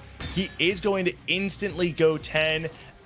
What does he add? He adds the oh, he wasn't actually playing Ezreal on his board, so now he's able to get the additional synergies for this 3 Jazz board. Has the big shot in, has the Heartsteel in as well. He's going to be doing some sort of transition. 3 items on his Zed. That Zed with the Radiant Giant Slayers. Oh, and this is so much power from the Zed, right? You're going to be going up against boards with very strong frontline in the end game. Having sustain on the Zed alongside the Radiant Giant Slayer means that Zed will cut through the enemy lines, but Malala does have a diamond hands on this Thresh. Let's see if that makes a difference. Well, it's not. I think is the answer to that question. After the Zed is able to get through that front line, the Diamond Hands goes down, and this Zed, as you called out, it's going to be so much on-ramp and so much healing for this board. So Malala is going to go down in 4th place here. Now looking at how far can we actually go, because Degree did just level to 9 and starting to do a little bit of a roll down here to find some upgrades. Able to get 7 pentakill in now with the Yorick. With Malala dead too, it doesn't mean that those 3 Yoriks are put back into the pool. It's really a question now, how does Degree want to cap out his board, right? Dish Soap has an insanely high cap in this lobby. If you're Degree, I actually wonder if there's an argument to just wait a little bit, because the only way you are going to be able to beat Dish Soap is by having everything. 3-star Mordekaiser, the 2-star Yorick, maybe even trying to 3-star one of your 4 costs alongside that. I saw the Viego pair on the bench. Yeah, there's a world where maybe he looks to cap out that way, because otherwise it feels like Dish Soap's going to run away with it. I'm in agreement there. So like I think that's why you like hold the Viegos and see if you are able to roll a little bit more gold, because you know that you also have a ton of health as well. Like Degree is the healthiest player in this lobby by a pretty far margin, so you've got an extra life on somebody like Dish Soap, and especially Weird, who is sitting at that 6 HP. Yeah, and it's one of those things where if Dish Soap is sitting at 1 life, I think if you're Degree, you just send it right now, because you want to kill him before he caps any higher. And what Dish Soap actually needs right now is time. He needs gold, because he spent all of his gold getting to level 10, and he has many different ways to upgrade this board right now, right? Look at all the 1-star units, look at all the item slots available. So the thing that makes this so difficult, though, is that Dish Soap has multiple lives. So if you are Degree and you send it and miss, you just lose automatically. But you can see right now, even on the backside of Dish Soap's fight, Degree has a full bench and is trying to actually cap out much higher. But actually, even the board, how it is right now, breaks through Dish Soap's. Dish Soap actually goes down to 1 HP with that loss there. And on the left side, Weird gets a win against the Ghost. So in a board that I thought was strong enough to beat Degree, Dish Soap loses that fight. And though he does have different ways to cap out his board, may not have time to get there. I would love to take stock of where that Karthus is, because I saw that Degree did get a Karthus 2. And so maybe that is another way that you get some backline access, so that those 1-star units just get chunked by something like that. And we are going to take a look at it. There's no items on this Karthus, so you're not totally ramping up in the way that like you might want the Karthus to be able to get those crits, but look at how strong this front line is, still having the steadfast heart as well as the redemption on that Mordekaiser. Missing out on the Mordekaiser 3 though still hurts, but we're seeing Degree just go for the full roll down here, knowing that you are going to have to get some big just go for the gold here. It's just Dish Soap. Able to get Edgelord online too for Degree. He did not have Edgelord because he needed the 7 pentakill, but because he's able to get the spatula, all of a sudden his board gets a lot stronger for both the Kale and the 3-item Viego. I have to imagine this will make a difference, but we've seen Weird's board do quite well with that 3-item Poppy. It's very hard for units to take it out. Even you're looking at it right now, the Kale struggling to get through it, and this Caitlyn in the back line is free firing. Weird takes that fight, Degree takes a loss, and Dish Soap stays alive. Oh my gosh, could you imagine if he erased his stakes there? I would have maybe lost it. That's a headliner Jin. Wow, that is definitely one way to higher cap this board, and we were worried about that, Gangly. Where can Dish Soap actually take this? And now Degree, does he have enough time to actually make things even better? You see the Yorick too. He could sell something to get that in, so that is a huge upgrade for him to hit. But look at all the Karthus that are sitting on his board, the Viego as well. Still no more 3. No more 3. It looks like Dish Soap is playing the real board. I believe Degree is playing the Ghost. So on the left-hand side, we see Dish Soap right now. This Jin without any sort of mana generation that typically is the bane of Jin, even when upgraded, because it does take some time to ramp up. But the Poppy's gonna fall between the Jin and the Lucian. They're on the back line now. Dish Soap stays alive, and Weird is gonna fall in 3rd place. That is a huge knockout here, and now going into yet another Elder Dragon. Dish Soap and Degree still have room, and that's an Alawi too. Wow, you even get the Israel 2 as well as the Yorick 2. You just want some gold to come out of this dragon. Dish Soap has been known for so long as one of the best players. There's the joke of Dish Soap is the PP, the perfect player, right? But he's still chasing that tournament win. He is the only player in the Big 3, in the Big 4, to have never won a North American tournament, and he's never qualified for the World Championship. With 2 5th places, he's in the middle of the pack right now, and it's so beautiful to watch him pilot this 80 flex board into the highest cap. Cass talked about it at the top of the show too. This is where Dishsoap wants to live. He can cap boards better than anybody else, and we're watching it happen for our eyes. I mean, this happened in day number 2 as well, right? Where we can see a lot of prime examples where Dishsoap is so good, but the Mordekaiser 3 is finally hit on Degree's side, and that might just be the front line that he needs in order to withstand the onslaught of all of these backline carries from Dishsoap. So much power. Both of these boards are looking to try and play front to back. Whose front line is going to break first? It actually looks like Dishsoap's front line will break, but now another ult from the Lucian will be enough to kill the Kayle. The Kayle kills both the Lucian and the Jhin at once, and Dishsoap takes a second place. Degree playing Kayle reroll all the way to a first. But that's how you do it, right? When you look at some of these reroll compositions and where we've actually seen players like Rain find success with this comp is when you get that Mordekaiser 3 online. You need some sort of 3-star to be able to tank all of that aggro and buy time for that Kayle to ramp up with those Rage Blade stacks, and that's exactly what happened. You love to see it. I think a part of it, you have to call out the fact that this Jhin did not have the mana generation. We talked about how important that is. You need to get that Jhin up and running as fast as possible. Because of that, Dishsoap's board, despite it being extremely strong, was too slow. The Kayle ramped up faster than the Jhin did, and because of that, Kayle was able to take it, and Degree, after 2 bad games starting off the day, takes a first to put himself back in the standings. No wonder why he was our points lead yesterday. Love to see that turnaround, but we still have 3 more games for these players to make a comeback. So we're going to take a short break. When we come back, we've got some analysis and then our 4th game.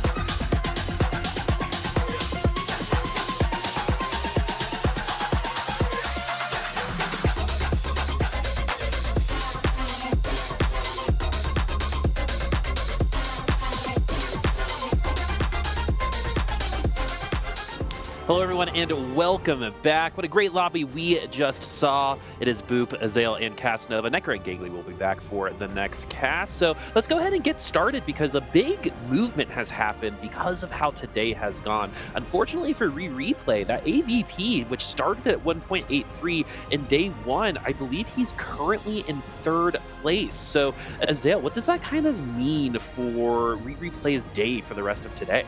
I mean, you're starting to sweat a little bit. You got to be getting a little bit nervous. You know, he came in day one with a massive lead. Day two had a slimmer lead at the end of that. And you're right, he is now in third. It's Rain with the highest average AVP right now. Then Weird in second. He is down in third.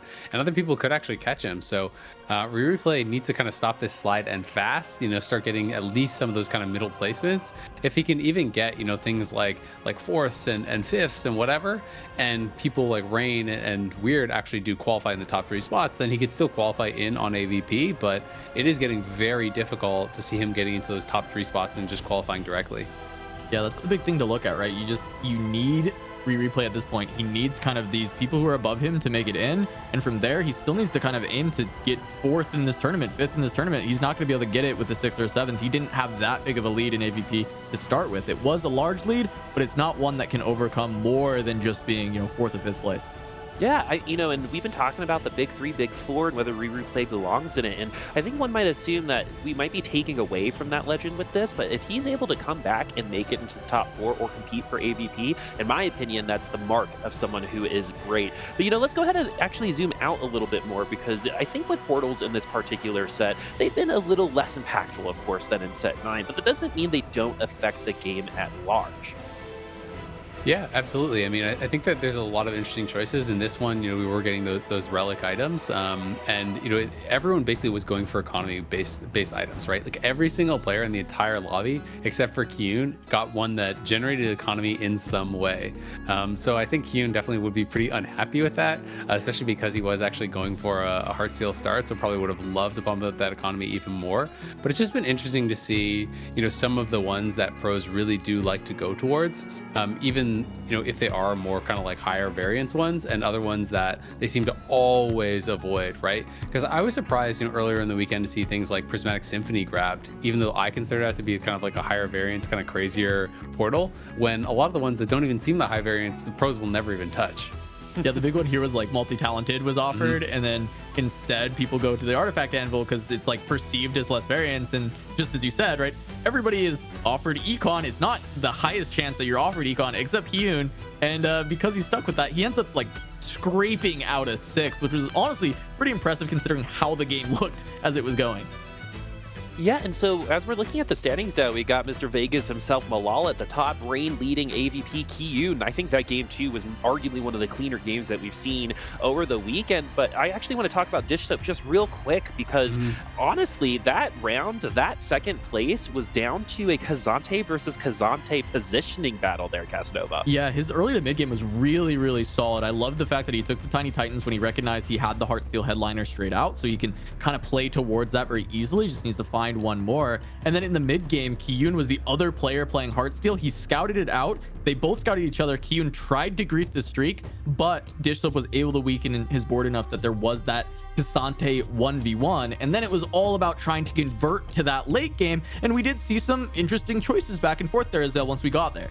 Yeah, absolutely. I mean, Dish Soap obviously going to be happy overall with the game, finishes in second, but I do wonder, if he would like some of those late game decisions back. When he went 10 with 3 gold instead of just rolling heavier on 9. Then even after having made that decision, there was a Kale headliner offered to him that we were thinking, hey, he could actually grab this instead of the Zed headliner that he was playing at that time. The items for it were also really, really good. Hodge Gunblade as well as the Radiant GS. So I felt like that could have been a really strong pivot for him. Instead, he ended up going towards the Jhin, but I didn't feel like he had enough frontline in his comp, and he had no mana generation item on the Jhin to really get the most out of that. So it is interesting, and it's obviously so difficult, knowing what is going to be the strongest possible board in these situations where you just don't get to play them very often. All right, let's see what those decisions are going to be. A lot of our players are in make or break situations based on their previous results in this lobby. So what's it gonna be? We're gonna have the casters tell us. Here's Nekkra and Gately. Thank you so much, Boop, Casanova, and Azael. Gangly, I gotta continue the conversation, though. Who is at the top of the leaderboard right now? It's Malala. And could you imagine him winning not 1, not 2, but 3 set 10 tournaments?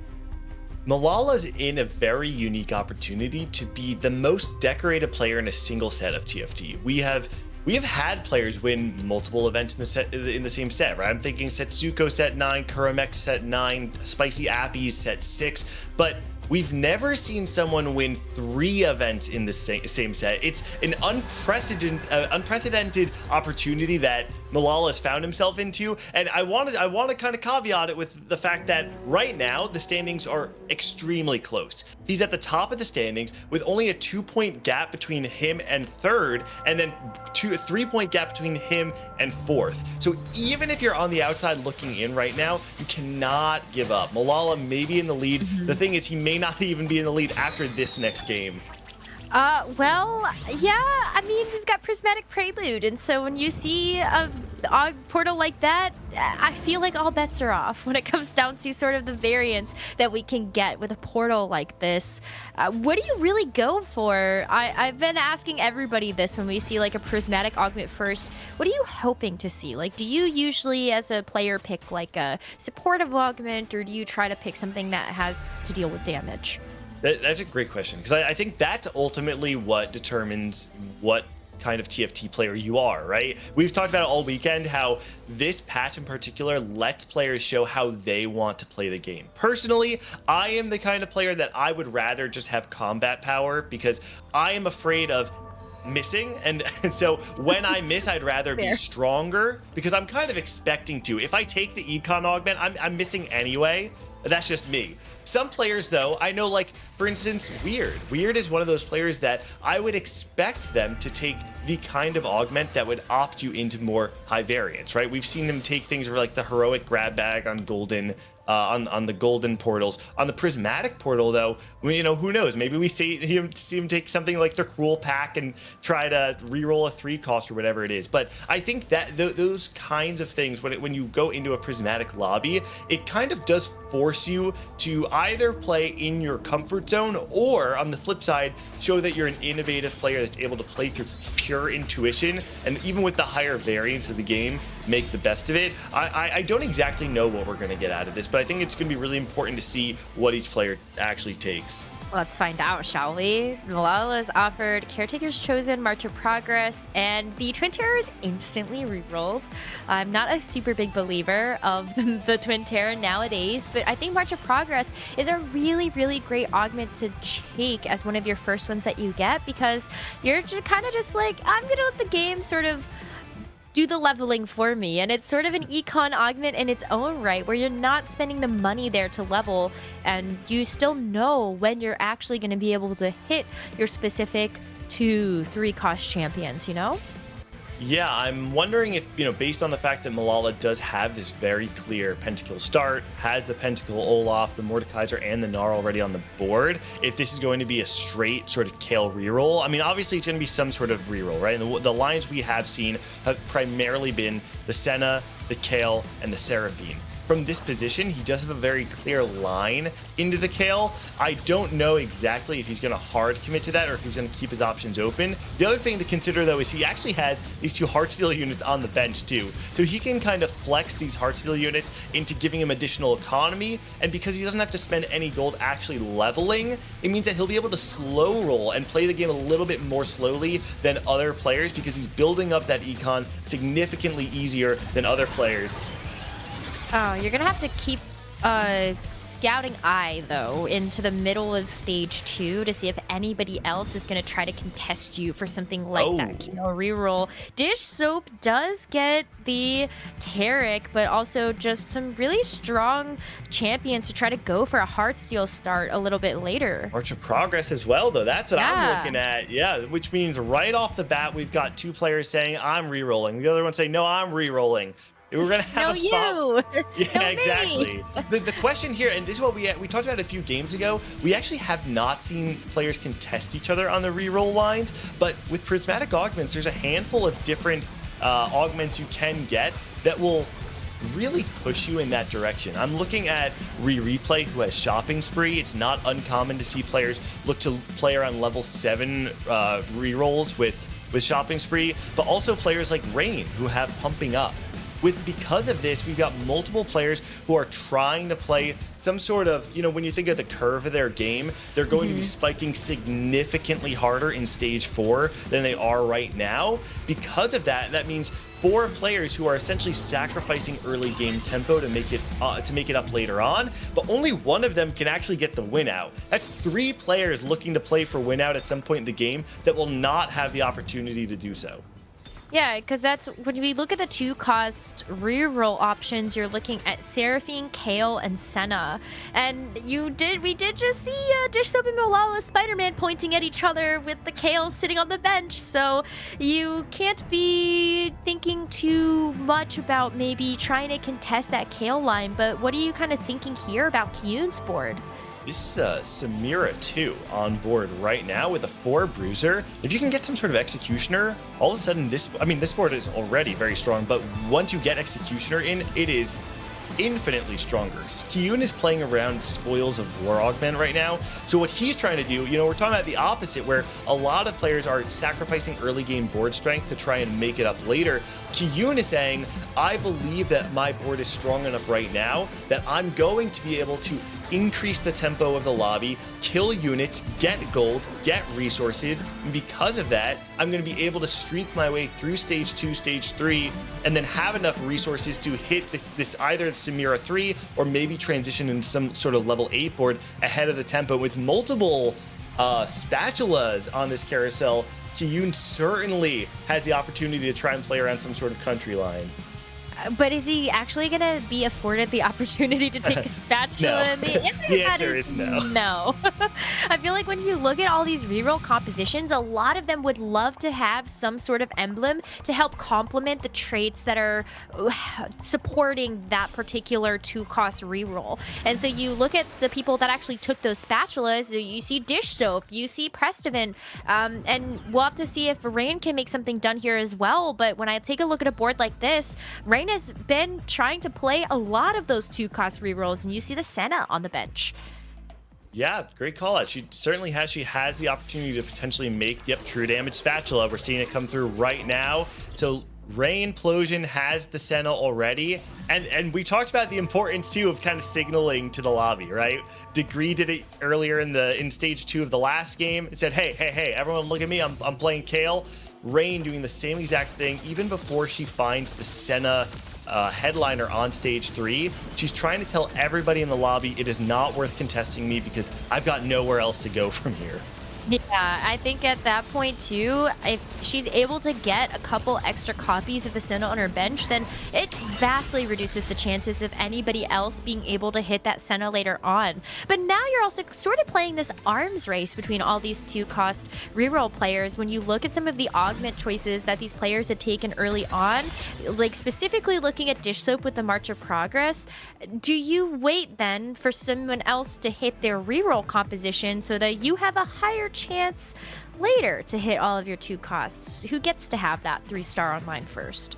Yeah, I mean, it is kind of tricky because you've got 2 different March of Progress players, but you also have the Shopping Spree of Replay. So there is a certain level of value in waiting to see what's actually coming through from the other boards. But while we see it, I want to call out the fact that Prestivan took Spatula, right? And then made the Heartsteel emblem right after the carousel, is now on a 4 loss streak going up against Dish Soap, is certainly going to lose this one as well. And I don't know, I'm assuming based on what we're seeing, this is a Heartsteel Cassante, correct? Which means that he's going to have a very easy time fitting in 5 Heartsteel on stage 3, because all he needs to do is find a single Aphelios and then one of the 3 costs. Or no, wait, not even, right? If it is a Heartsteel Cassante, wouldn't that mean he just... emblem.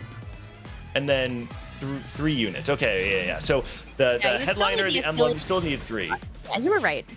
Yeah. But either way, it means that Prestivan's going to have a very easy time finding 5 heart steal on stage 3, and with buried treasure, this is an excellent shape of your game. Buried treasure, another one of those augments where you give up a lot of power in stage 2. You can see right here, he 5 lost through the entirety of the stage because he's going to be making it up by the start of stage 3. And at the start of stage 3, if he's able to actually find those 3 heart steal, he now has an opportunity to say, actually, I want to dig a little bit deeper and go for even more resources. The question is then, is he going to have either the APM or the rolls on level 8 to make that transition? Because we've seen so many players go there with 1 life left and then just fail to stabilize. I was gonna say, or the HP, because if Prestiminute loses too much, then you just might not have enough to stabilize against any of these 2-cost rerolls that hit before you. It's going to be a level 5 though from Prestiminute, so making sure that he can stabilize a little bit better, but just having an extra unit in, maybe he was able to find another heart steal, but Dish Soap is also making some big adjustments to his board.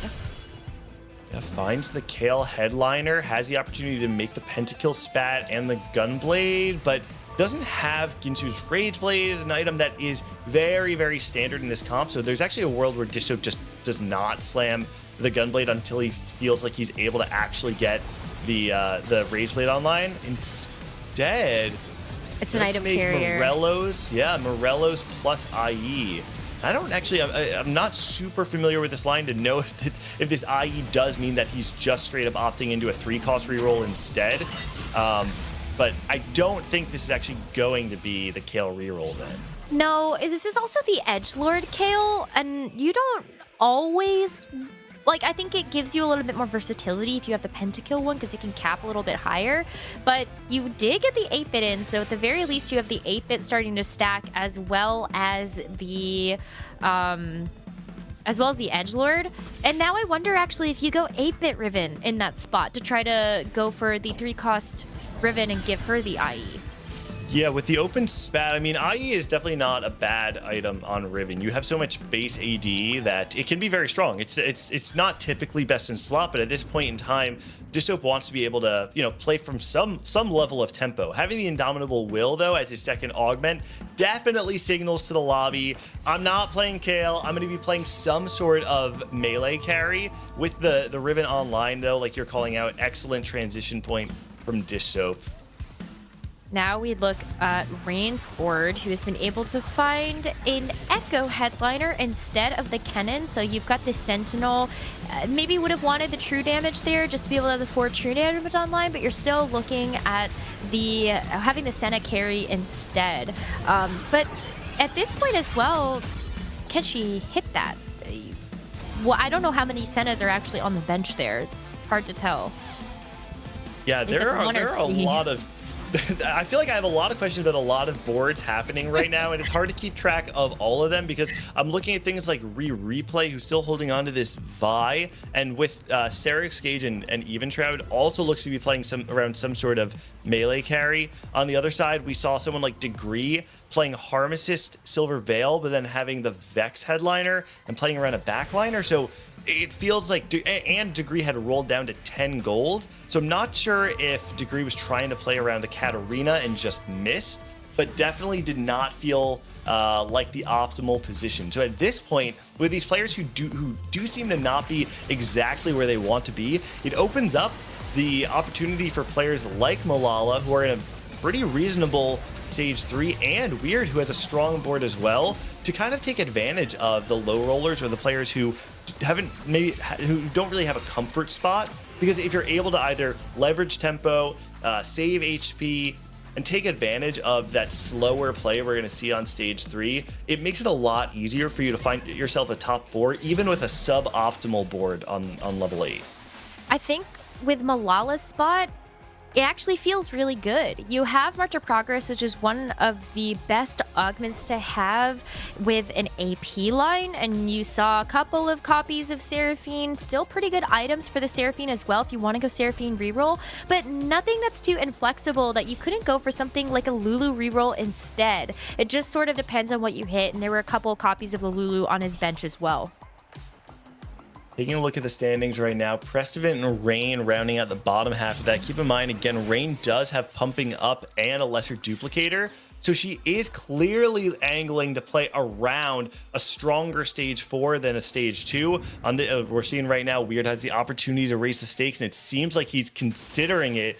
He does instead just take the cash out, wants to play it safe. Yeah, Weird really showing some character growth on this episode right now. A little bit more fear in his heart at this Azael's point. advice. You might have to. I actually want to go back to Rain's board for just a quick minute to discuss that, like, she's not going. Yeah, oh, that's great. Okay, actually found the Senna headliner. I was really worried about her for a while because the Senna headliner wasn't showing up. She is on level 6 right now and didn't have very many copies of the Senna, but she's rolled down quite a bit since the last time we had checked out her board just a couple of seconds ago. Is able to make 30, but still, you still have a couple of copies to go, and there are a few players that are holding onto the Sennas, even if briefly, and Weird is one of them that has 2 Rage Blades. So very true. Very true. Yeah, Rain's gonna have to keep an eye on that, see if it actually does prevent her from hitting. She does have one additional. Oh no, she took lesser champion team building is what it's called.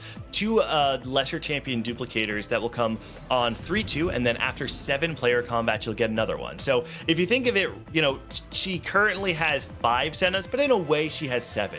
Once she finds 2 more, she's locked in. And what that does mean is it makes it a little bit easier for her to push levels. Maybe roll on 7 if she has that opportunity, because now that she's won around, she does want to try and retain that streak. Being able to play around the true damage Ari, add the Akali once you can, does make your board significantly stronger. So if she can win this next fight, I actually feel pretty good about Rain's spot in the game. yeah, I want to check back in a couple of rounds to see, even after Wolves, if she is able to hit a couple extra Sennas. But taking a look at Prestivant's board, we are seeing double Caitlyn in the back line. It is going to help out with Prestivant to not take too much of a loss and continue gathering up some of those hearts for Heartsteel. But Malala does have 6 copies of Seraphine, if in fact he wants to go for the reroll, but is going a little bit more vertical in terms of the KDA. Has the opportunity, though, to go for the Spellweaver instead, having held onto those poppies as well. Or those Lulus, sorry. Other Yordle, my bad. You can see that he is going to be putting an additional item component on the Seraphine with the super fans in. And this is a really interesting tech. If you've never seen this before, because the super fans give you an item, it means that you're going to be able to pop those items off. But now we're looking at Kiyun's board, has the Executioner Samira online as well. And with that, only 2 Samiras off from actually hitting, but only 1 because he has the Champion Duplicator. So probably going to be a reasonable roll down here to try and get this board online. It is not the country variation, which means he's going to be going more vertical into the Executioners instead. You'll expect something like either 4 or 6 Executioner.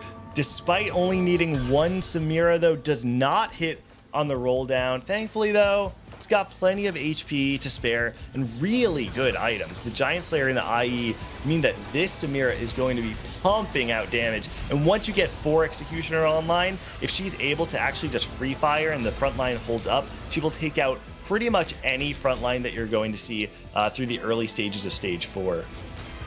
It just needs a couple more copies. I'm paying a close attention, though, to how this fight is going between Kyun and Replay, because that set is very powerful, even though the Ezreal is going to dash away. But Replay is continuing to take a bunch of hits. And how many rolls does he have, though, right? He's got the shopping spree, which means that he might be able to do a huge roll down. Replay is level 8 right now, so it's probably going to be important to see what he's adding to his board. I don't know if we can either go to his board right now or just see it in the sidebar, but Replay is going to have to make some meaningful differences on his board. We do see, though, that 8-bit emblem is online for Dish Soap, is clearly trying to play this Riven, but did not hit the Riven headliner. Because of that, he's going to have to wait a few rounds, try and econ back up, only 20 gold. Instead has what I'm assuming is still 6 8-bit in, because it's probably 8-bit Garen. I'm assuming that is why this was chosen.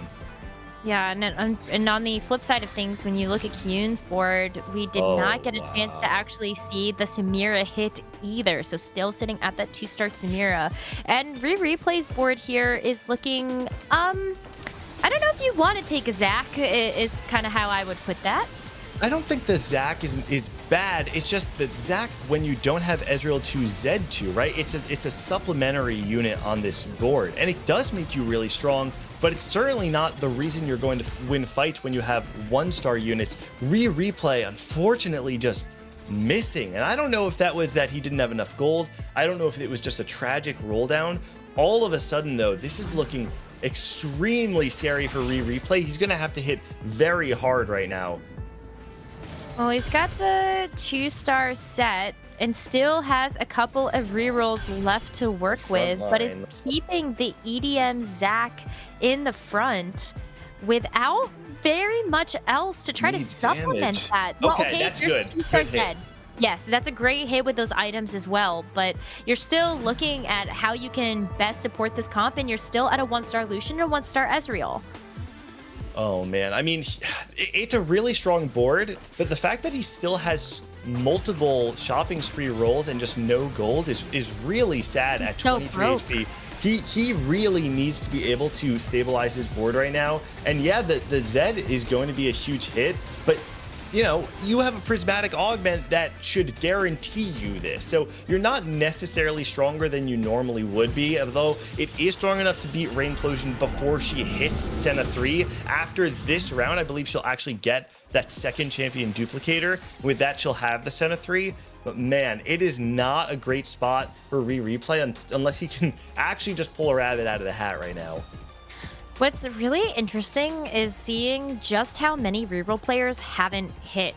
Weird is on a 2-star Senna with 2 Rage Blades. Like, I'm a little concerned about Rain being able to hit in that regard, unless Weird is going to try to pivot out later to something else that can utilize those Rage Blades, but it's definitely not helping in terms of how many Sennas are in the pool. Yoon once again trying to find that Samira, but on the left-hand side, Weird doing his roll down right now. We talked about the Sennas being on the board. This is probably the turn where it will leave. The Akali is found, which actually does mean that Weird can hold these Sennas on his board and still have a meaningful upgrade that supports the shape of his board. Finds the Ezreal 2, great items for it as well. It's really now just a question of what's going on the Ezreal, what's going on the Akali. Yeah. There's the Urgot, actually. Ooh, Kyun hit the Urgot. Yep. Okay, actually just gave up on the Samira there and put the items on the Urgot instead. What do you think of that? Well, Urgot is extremely powerful. Having the country variation is usually better as well, and your front line is decent. However, you don't have any sort of lifesteal right now apart from the 2 Mosher. I don't know that something like Bloodthirster is necessarily all that much better. I feel like having something like a Hand of Justice probably would feel a little bit nicer, but with his items right now, having just the Rod, my concern is that it's just hard to get everything you want, right? Because you're playing country, you want to be able to find a cloak off of the creep round to make the country emblem, but you also need to find a 3rd item for your Urgot, but you also need to find some sort of anti-heal for your board. Kyun has some of the pieces, and I think the best part about his spot right now, though, is the fact that he has 69 HP and has bought himself enough time to try and get all those pieces in order. I think there's just a lot of people that have been struggling, and I don't know if he really would have wanted to...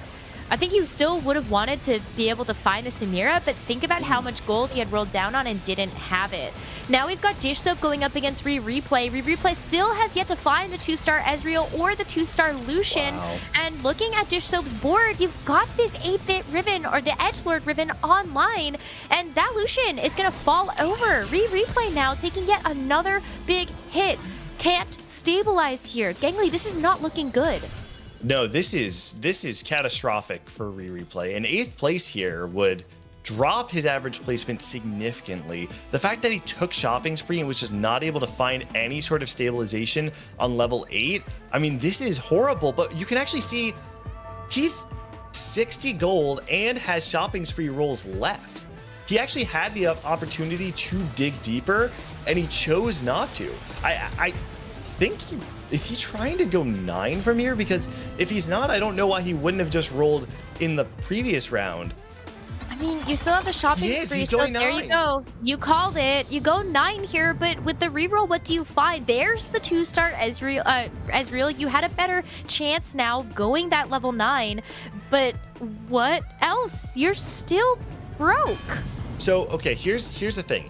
He was able to go 9. I think for him, the go button was finding the 4th EDM, the Lux. I think he's saying that is my next in. With the rolls that I'll have next turn, it will be enough to try and find Ezreal 2. Unfortunately, he's not able to get a really strong 3rd item on this Ezreal. That's probably the worst part. He is able to get a bit more frontline to try and protect this Zed, but even just looking at where this Akali is, that Zac is not going to protect the Zed very much at all. Depends on whether this Akali actually targets it. And on the other side, there's 2 Ezreals fighting in the back line. However, the Zed is going to survive. The Ezreal does enough damage. Replay stays alive for another round. Okay, that is just the razor's edge we've talked about for all of these AD flex boards. You have to be able to find your high cap, and maybe replay has been able to get this 1 win, but he still needs to string together a couple. That is the Lux 2 though, so you do have the full EDM online as well as that Lux 2 upgrade, but you're running into so many other boards that have hit their carries, that have hit those 3 stars. Degree is running Katarina reroll. I thought I had seen that a little previously, but it's the country variant again. Have we not learned our lesson? Yeah, unfortunately, Degree had dug really deep and had not found a better version, but this matchup is actually very good because the Senna, while she deals a lot of AoE damage, struggles to be able to take out single targets. We're looking at Weird right now up against who I'm assuming, it looks like Kiyun. Kiyun is going to fall there, forcing Weird stays alive, and look at our HP. 5 HP for Rain, all the way up to Prestivan at 18. The next fight is going to determine a wild amount of placements, and it's really important to see players like Replay who desperately need a good placement in this one.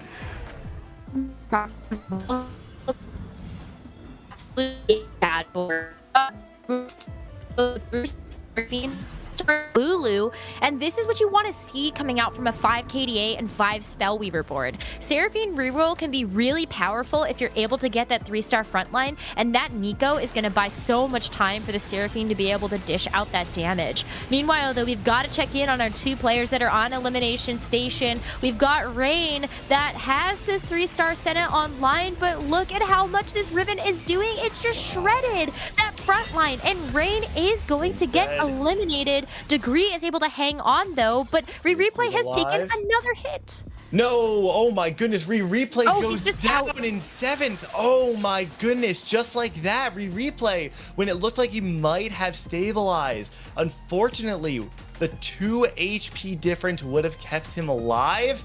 And with that, another 7th place spells disaster for Replay's run. That's so unfortunate and is probably so disappointing for Replay himself. There's only 2 more games after this to try to make up for the deficit that is starting to accumulate for those average placements, and I wonder how much you start to look back on something like the EDM Zac pickup as your headliner. Felt like such a panic choice to have to try to fill that out with the 4 EDM. On the flip side, Prestivan as the EDM Zac, that it's not it's the EDM Zed, it's not bad. You still have great itemization here for this Zed to really keep it alive with the double Omnivamp, just the double Hodge. Where do you go from here though? Well, you know, you look at his carries, and his carries are very strong, right? You've got a lot of stuff, but it's everything else. You're running a lot of units that aren't doing all that much for your board, right? You have this Cassante in, you have a Heartsteel emblem. Yeah, you have a lot of items. I will say the double Ginsu's on Lucian is extremely powerful, but the Viego in the back line is going to be able to take it out. And this Riven, there's just not enough damage on Prestivan's side. Dish Choke takes out Prestivan. He finds another bot 4, and with Weird going down to Malala, that's going to round out the top 4. And who can take down Dish Soap at this point? You've got that 3-star Riven, which we've been talking about, is just a really great way to be able to deal with these 80 flex boards, especially if you high roll and that Riven actually jumps towards the back line and is able to start slashing them down. And for a lot of these boards, the power level has just really spiked, and a lot of these players now playing the 80 flex don't have 2 stars on the backline. They are going to be way squishier targets for that Riven to take care of. Degree, though, has been able to sneak away with a top 4, but is now going to run into Dish Soap with this powerful Mordekaiser 3 that he just hit before this combat. Yeah, Mordekaiser 3, Riven 3 on board, and this matchup is very hard for Katarina. Pretty much the only way for Katarina to ever win is if it is a 1v1 for the Katarina and the Riven somehow found herself on the opposite side of the board. You can see just how difficult that is right there. Degree, not even close, goes out. On this side of the board, though, looks like Malala will fall to this Urgot 3. Kiyun, in a spot that was maybe not looking that good at his initial roll down, did this fantastic pivot, found the country emblem. It now has 7 country online, and Kiyun, who's currently in 3rd place in the standings alongside Malala in 1st, is in a spot where these 3 players can start to even maybe run away in the standings if they can make a big enough gap between them and the bottom, which we've seen players like Prestivant and Replay once again take another bot 4. That's a great call out there. It just feels like it's going to be so difficult to make a comeback, especially when there are a lot of players that are willing to take those risks. Especially when it comes to Dish Soap's board, we did see a failed Riven reroll earlier on because he just simply didn't hit the Riven 3-star. But again, looking at players like Kiyun, one way you can actually cap out a country board is truly by getting that 7 country online, and that Dreadsteed is going to be ultra helpful with some of these other boards that are higher in levels. You just get that extra unit. Up against the Ghost there from Dish Soap, most likely going to be a win. So we're going to be hopping on board with Dish Soap, who is at Death's Door up against Malala. Now, one of the nice things about this, despite the fact that Ari is usually pretty good into the Riven, if the Riven's able to get to the back line early enough and actually just able to take out the front line fast enough, it can usually be pretty decent. But no, actually, so this is exactly what I was... Whoa, Caitlyn, never mind. I thought that was going to go one way, and it very much went the opposite. Riven usually does... And it's exactly how it always happens, and it's always the Caitlyn with the very last ult. Great fight win, but this fight for Riven really wants to try and dodge single target damage. I'm curious to see how it actually plays into the Urgot, which is a lot of straight upfront damage, but doesn't have the consistent DPS to maybe prevent the healing, and there's no anti-heal on the side of Kiyun's board either. So if these players go up against each other right now, despite the fact that there's a lot of damage, I am not entirely convinced that it's going to be enough to take out the Riven. But there is a Vex 3. The Riven's on the opposite side, though, going to be dodging some of that damage. The Viego has a big cast as well. Now the Riven is past the Thresh on the Urgot, now straight into the back line. Not enough consistent DPS to take out that Riven. And Kiyun will fall to Dish Soap. Is it enough? And it's just enough to eliminate Kiyun in a 3rd place. Which is wild because Kiyun still had upgrades he could have gone for. Looking in his shop, he had an opportunity to try to rebuild to a Samir 3 as well as the Amumu 3, which would have helped out a lot in terms of the power spike of the board. But you're still going up against Malala that has 60 gold in the bank. Dish Soap has basically hit a cap for the board outside of being able to find maybe like an Aphelios 2 or even changing that to Illusion later on. And Malala is still on the ups from here. You can get the Ziggs 2, you can get the Kaisa 2. So many more places that he can go from here. And we get a chance to see these boards go head to head with Malala actually hitting the real board this time from Dish Soap. All right, we'll see. Last time we did see the Riven on that front line for quite a while. Eventually, the Caitlyn was able to clutch it out, but it does look like the back line's now on the Riven, but the Riven's straight onto the back line. She's not able to actually get that final cast onto the Seraphine. Because of that, Dish Soap will fall. Malala in 1st place going in 1st place coming out. Game number 4 goes to Malala, who's looking to get a spot at the World Championship. that Lulu 3, I know it's the Caitlyn sometimes it's able to win in that scenario, but sometimes it can also go the way of the Lulu, especially if you're able to get some really good stuns and really good CC. And that's exactly what we saw coming through from just like the absolute, like, that's just the Giga Nuts right there. When you try to get the Seraphine reroll, the Lulu, all of the good stuff coming together. So major credit to Malala right now. Top two there being Dishop and Malala, right? The king of set 10 with the Malala, the last remaining player from the big three, go heads up once again in the top two, looking to vie their spots for the world championship. It just, this stuff writes itself. It's so poetic to actually see it all come to fruition. We're gonna have to talk about that again. I'm still portraying that Malala might be making a case for himself to get into that big 3 or 4. I don't know, Gangly, you and I might have a TED talk about that a little bit later. But we're gonna go to a break so we can avoid the you know, the tiff on stream, and when we come back we will have our game number 5.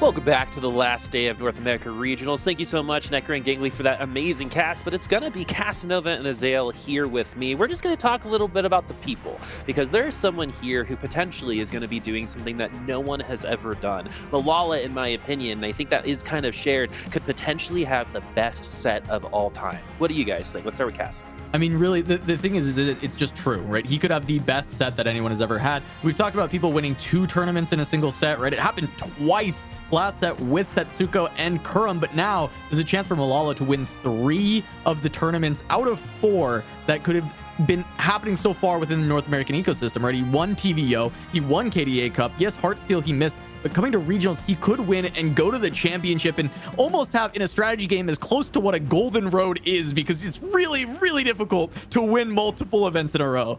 I mean, it's just insane, right? You know, you do need some element of luck, but I think it has to be that cross section of good luck, good fortune, and perfect preparation, perfect play, right? Because you have to be able to capitalize on all of these situations, find the lines where you can really get that little edge. And for him to be doing this tournament over tournament over tournament is just absolutely insane, that he just seems to be able to kind of like turn it on. And it's so funny because I know coming into TVO, as he was getting farther in that event, the story was really about, well, in the past, he's had these good performances, but he always kind of seems to choke, shrivel in those big moments.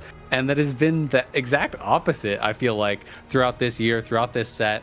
You know, he has just been improving day over day throughout this competition. He has been starting to really take over. Plays a great margin of progress game here. You know, was really, really dominant in this one. At the end, it wasn't even really that close. He still had quite a bit of gold left and everything to actually make the board stronger. So it's just been amazing to see how he's doing. And hey, I mean, he's pretty close to winning this tournament. And who knows, he could win this and then go Worlds, win Worlds as well. I'd love to see it.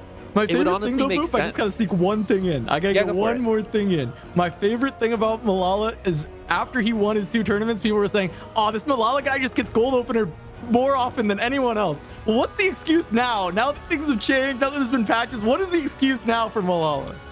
You know, and I can also confirm, you know, I was there, you know, at the pre-party, and I saw Malala and Basso Skills and all that group of friends. They could break it down. They're not even just good at TFT, they're good at dancing too. As we look at these standings, and I do think, unfortunately, we do have to talk about what's happening on the bottom side. We have had some really rough days from Pressed Event and a replay right now, and you know, I do believe that mathematically it's almost impossible. So how, I mean, what can we really say about replay here, coming in with arguably one of the best days of regionals ever, and then honestly kind of flaming out at this point in time? How would you kind of deal with this if you were him, Cass? Oh, well, I mean, I think you really just have to keep going, because replay, I don't think, is out on AVP. I think there's a world where he can go 1-1 and sneak in on AVP, whereas Pressed Event, on the other hand, is mathematically eliminated AVP and points, right? Replay is not making it in the top 3 today. That's not going to happen, but there is a small margin where he can just grab those last 2 first places and sneak his way in, but it's not in his control anymore. A lot is going to have to go right. Yeah, I mean, for replay, you kind of have to hope that the people that are at the top of the table for that AVP are just going to be in those automatic qualifier spots, you know, those top couple spots, and that you can have some really good performances, you know, in these last couple games, still sneak in there, because it's got to be devastating, and you have to kind of wonder, you know, how you're doing, you know, even just like in a mental state, because it is so tough to come in. You know, replay was in such an incredible spot, so favored to be able to make it through this competition, either off of points or off of the AVP, because of how well he's done these last 2 days. So for it to be starting out, and his performances throughout these days have just been, you know, going downhill. You know, now today it's 6th, 7th, 7th, 7th. Like, that has got to be devastating. And you just have to hope that you can collect yourself and still give your best games in these last couple. All right, we do have a couple games remaining. We have some familiar faces, these faces that are going to come back and cast it. So we're going to take a quick break, and we'll be right back.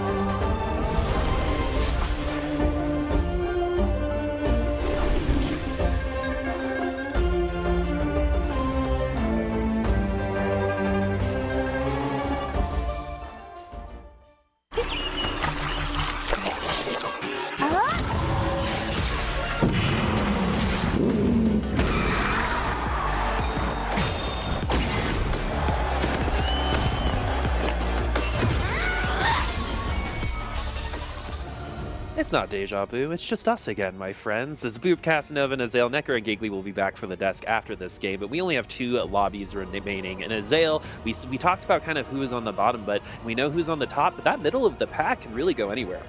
Yeah, it can. I mean, the points in the middle are pretty close. You know, I'm just looking at it right now. Malala at 26, Dish Soap Kyun at 22. Then we have Weird at 19, Degree at 18, Rain at 17. Really, all of those people are within striking distance. It's just kind of the bottom 2 right now that are really, you know, out of contention for those kind of top 3 spots. Of course, Replay still could be playing for that AVP, but you know, it is going to be really competitive up there at the top.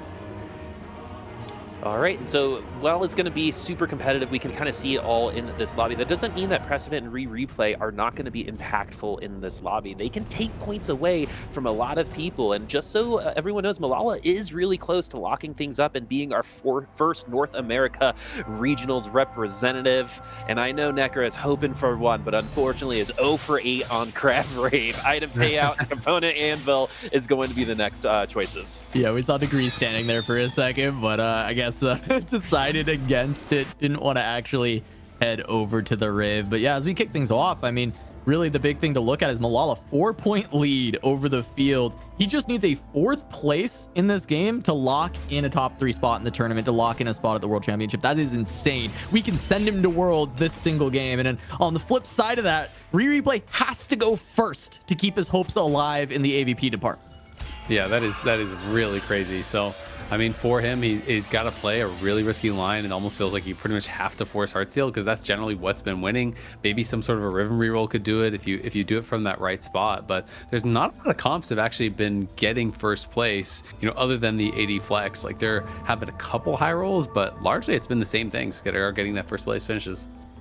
Yeah, it kind of leads up to just the legendary flex, really, that's kind of competing for those lobby wins. So, you know, and it's a contested line, so it's not like you can kind of have that ability. In the past, we've had lines that you can kind of just play, get tier 3 units. Duelist, I think, is one that was popular for that, but that's not going to be the case here for Heartsteel. But it's Mr. Vegas that we just saw, and we'll be moving on to Replay, who, again, had one of the best first days in Regionals history, and unfortunately is following that up with a pretty rough day 3, but it is not over. Even though 9 points is not enough to qualify in the standings, Replay is still alive in AVP. So just like Azael said, we have to play a line that gets us first place. It is the requirement. Well, and all the eyes are on him, right? Like, can he clutch this out? I mean, 2 firsts, it doesn't even guarantee that he gets the AVP spot, but it puts him in a pretty reasonable position to actually steal that away. And I think Replay is a player that's capable of making that happen. He is time and time again been a top player. He made it to the World Championship. He won. He can get first in a clutch scenario, and Caretaker's ally, he's going to roll the dice, and he finds the Senna. Okay, that's actually huge because it's actually really strong on this patch in some comps, because what this can allow you to do is basically push levels and still just get it guaranteed. You don't actually have to be rolling a lot for it. So I wonder how he's going to play it. I've seen people take different approaches to this. I'm curious on what your guys' thoughts is, but I've seen people basically roll some on 6 and then continue pushing levels to get it later. I've seen some people, you know, still roll down on 6 to actually get the 3-star earlier and just use the kind of copies that they get guaranteed to kind of get them there. But it can be really interesting because some of the highest cap versions I've seen, you know, of these kind of Caretaker high rolls is where they're basically just rolling for the headliner on 6 or 7 and then pushing levels and getting that 3-star later, but having a lot more gold, a lot more economy to B9, B8 quicker. Yeah, I really like playing around exactly that way, right? You just roll until you have a good amount of copies. I usually like to roll until I have enough copies that leveling finishes it, or one away from that, right? And so usually, you know, go on 6, roll down for those Sennas, and then you just level to, you know, 7, level to 8, and get it done that way. Because 2-star Senna is honestly quite strong anyway. And adding more units to the board will still give you that kind of power ramp that you need. And then it lets you cap higher, as you said, and he has to play for that first. Especially when he already has a good item on bench, right? Like he has a Shojin on bench. He has a rod to make something with that if he wants as well. So he's set up pretty well here. Also going to be interested to see, you know, if that's pushing everyone else away from contesting, because Rain has been very hard forcing Senna reroll a lot of the time. But you have to think, you know, seeing that this is a Caretaker Senna that Replay gets, you can't really contest. Yeah, I was thinking the same thing, Azael. When I saw that Senna immediately, if you've been watching today, you're thinking of Rain when you see Senna, and that just means that it's going to be contested, and Rain knows that from the first round. So now it's going to be easy for Rain to kind of push through and maybe find another opportunity elsewhere. Prestovent here, unfortunately, having a good day, but it would be awesome to pick up a win just to feel good about it. But it's going up against Olaf right now. That Olaf should be doing just fine, especially with some of those items. But the Jinx is, pushing a lot of health onto someone else. Oh, actually, I was wrong, especially with that Sunfire. That health was actually pretty, that Sunder took away a lot of that health regen. Yeah, I mean, it's still important for Preston, right? There's still money on the line. This is still regional finals, right? Like, all these placements can still matter quite a bit. And he's not locked out of a decent placement. He's just locked out of making that top 3 or getting that AVP spot. So, Preston's still a lot on the line here as we jump over to a replay. And he is going to be playing around the early Kale instead, even though it's not his chosen. Sorry, that gave me whiplash for a second. I was like, this can't be replay's board. But of course, just an item carrier trying to use this in the early game to stabilize as we continue on. And yeah, Rain may contest this comp, but the thing that we saw Rain using this for was consistent top 4s, not really playing for first. And replay needing that first. Azael, I'm actually curious. How do you feel about the caps of the Senna board? I know this would be the way to cap it because you can push levels earlier, but do you think that it has still good first place potential, or do you think this is going to be like a really big uphill battle? I think it's probably still a pretty big uphill battle, but we have to kind of go around and see what other people are playing, because I haven't actually noticed any Heartsteel starts this game, and in most of the lobbies there's been 1 if not 2 people getting Heartsteel on 2-1. It feels like there's been a crazy amount of Heartsteel players. So if there's not any Heartsteel players, I think, with caretakers, with this being able to actually get it pretty darn early, guaranteed, I think that you do have a chance to be able to actually play for that first place. Well, we haven't seen Weird's board yet, and I think he's had Heartsteel every single game. He just spawns in with Heartsteel every game. We'll see. If there's a Heartsteel board, it's probably over with Weird, as you see him grab a tier off this carousel. We'll see. I mean, that could be anything, but a lot of times blue buff for the Ezreal is kind of what is looked for with those tier pickups.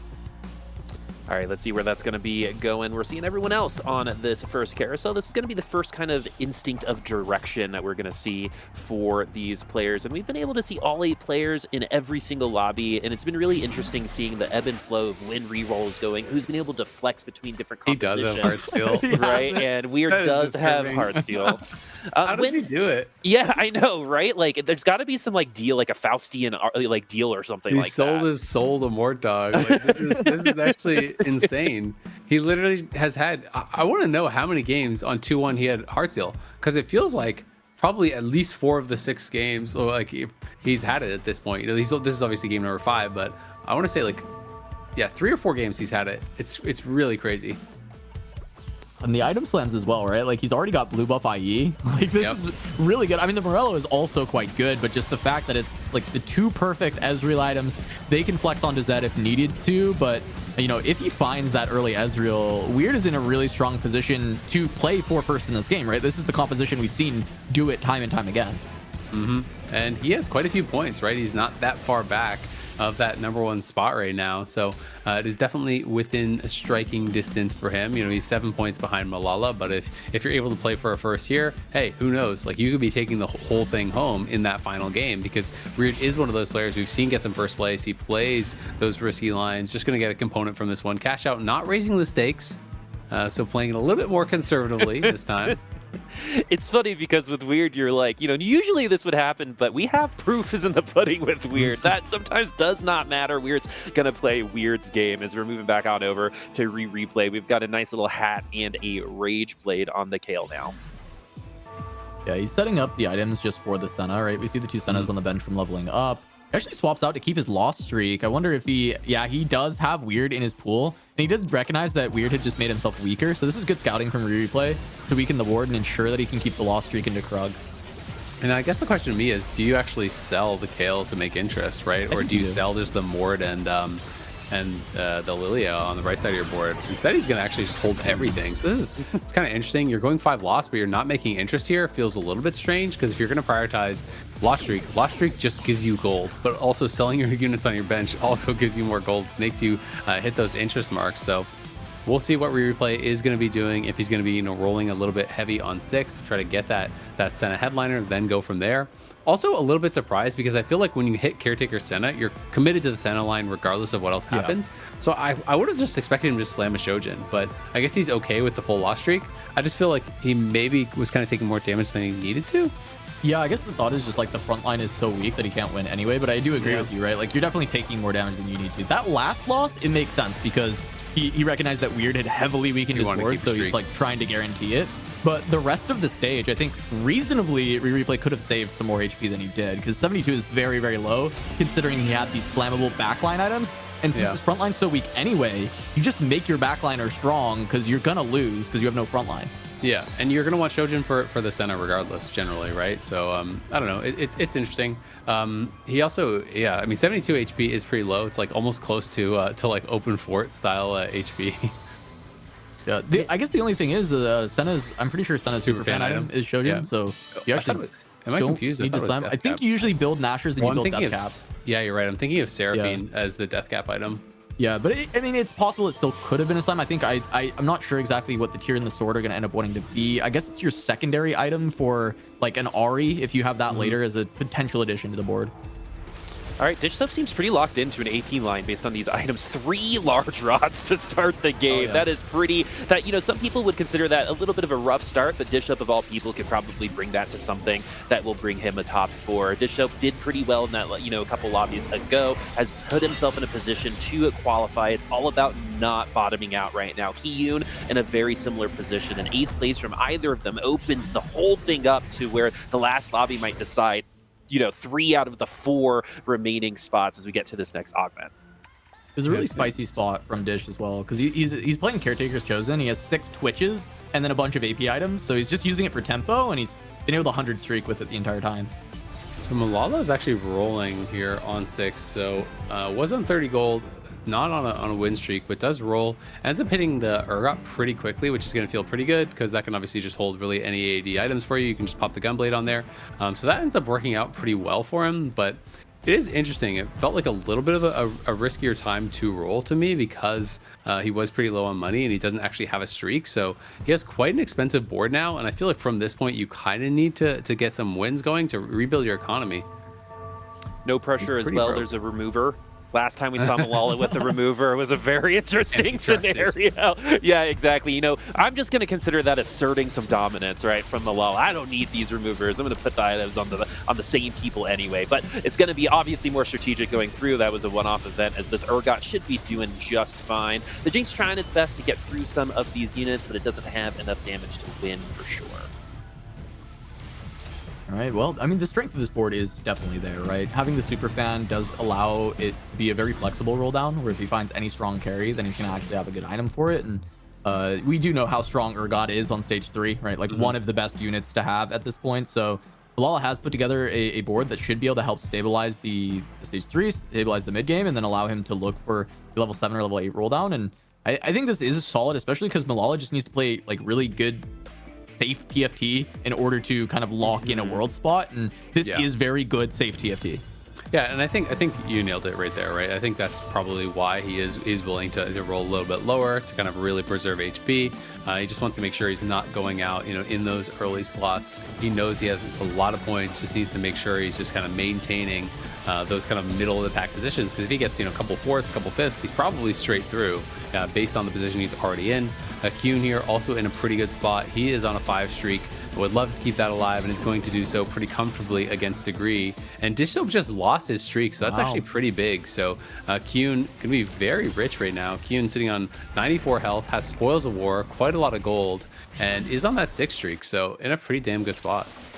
Kiyun's been in a pretty good spot all day. I think it was lobby 2 or 3. Kiyun paced first place at the beginning of the lobby to first place at the end. I think had a 16 or 17 round win streak at one point in time. Kiyun definitely showing up. I think maybe, you know, return to form was, I think, the description that we had for Kiyun, but really the form has been returned here because it's been a really great last day for Kiyun. Got his first win of all of regionals, but as Cass, you've said, has a pretty great first place set for the rest of the set as well. But really curious to see what's going on with Dish Soap too, based on that last loss. It's going to be weird because we've got a cash out. It's 80. Let's see what's going to happen.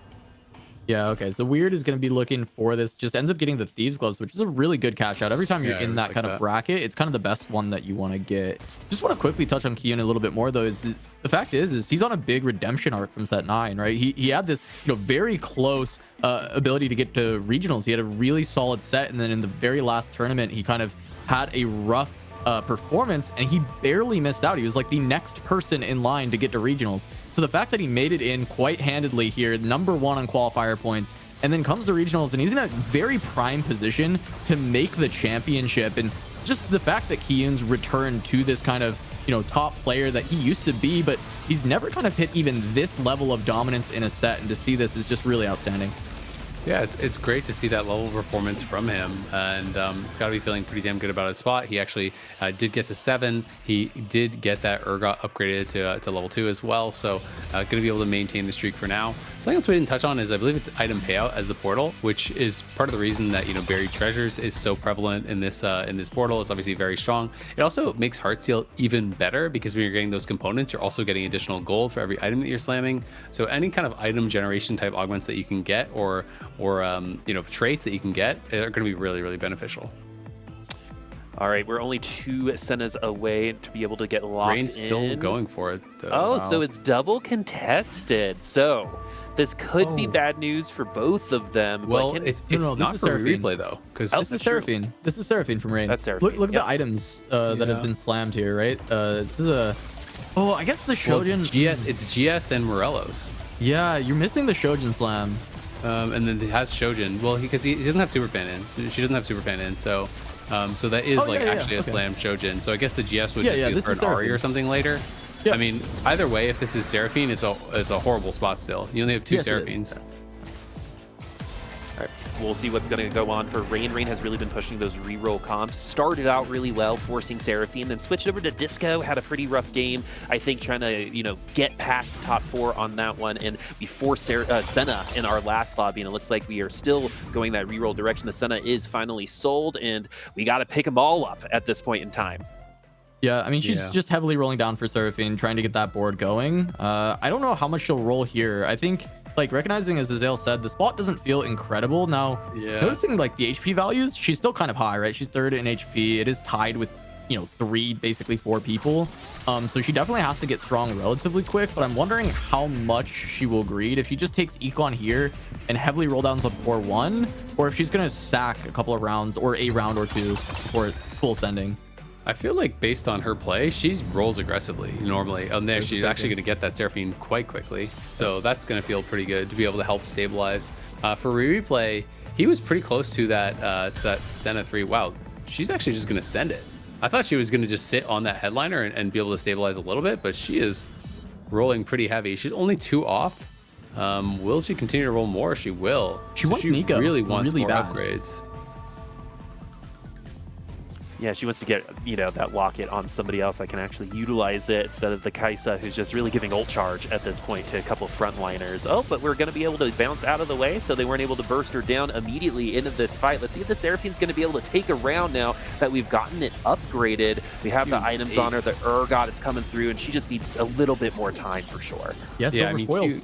Kiyoon exactly spoils, and he just went to 0 basically to level to 8 and keep that streak alive. So not a good time for Rain to run into Kiyoon, who's just maintaining the streak, playing for spoils, as you're saying, Cass.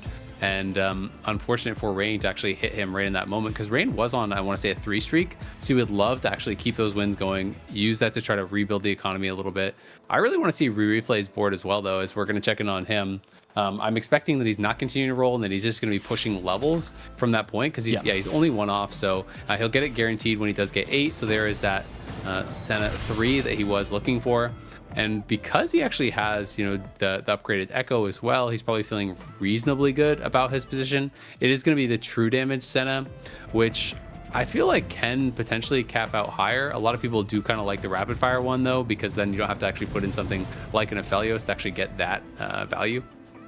Yeah, and what I do like is for his 3rd augment choice, he got Magic Wand, which the Rod actually gave him the ability to get Shred by slamming that Ionic. And I think that being able to set up the Ionic, everyone wrapping around Echo and getting the big damage is huge for his tempo. And I think saving a lot of HP here so that all he can do is keep pushing levels try and go 9, try and go 10. Those are the ways that you can actually fully cap out, is with the legendaries that end up supporting the board. And look at Degree's spot. Degree with the Urgot 3 here, but it's not like a submit to the pit. It's basically this kind of like country mosher hybrid with somewhat weird items, and not going to be able to take the win. And Degree is broke, and Degree needs points. He's at 18 points, so he isn't in that kind of that mix, but you cannot afford to go 8th here. You know, an 8th here likely knocks you out of the running, so Degree really needs to fight for all those placements, and it is not really in the best spot to do it. Whereas Malala, checking into this board again, you know, in a pretty good spot, is at 7, has a really nicely upgraded board, still does need 3 more KLs, but everything else except the Kennen is upgraded on the board, and he went 7. It's not like he's rolling to 0 at 6. 38 gold at level 7, feeling pretty good, I think, about his position.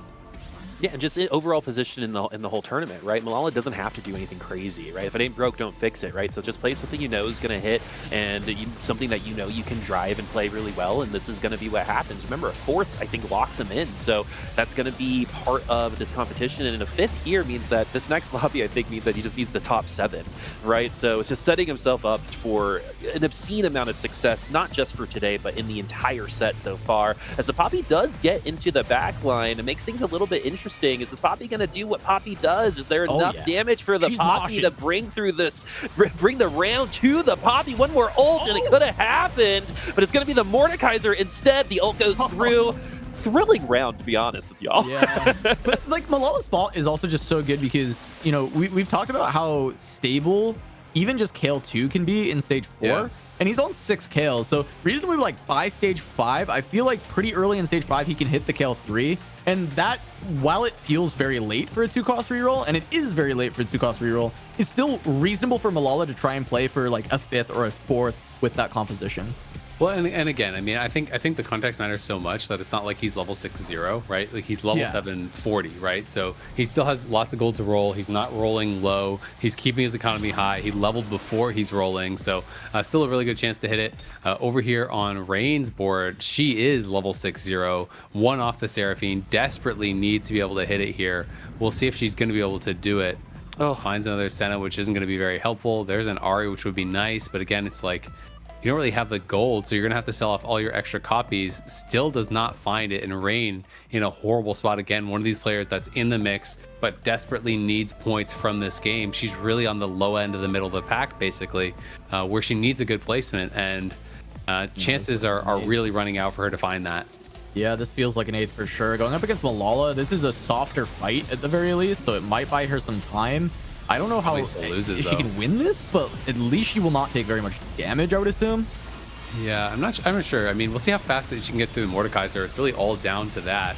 But not getting a lot of value from the AoE of this Seraphine, unfortunately, and the Mord is going to step forward. That's going to be another loss for Rain. 8 HP, no gold, level 6 on stage 5 just about, so pretty brutal.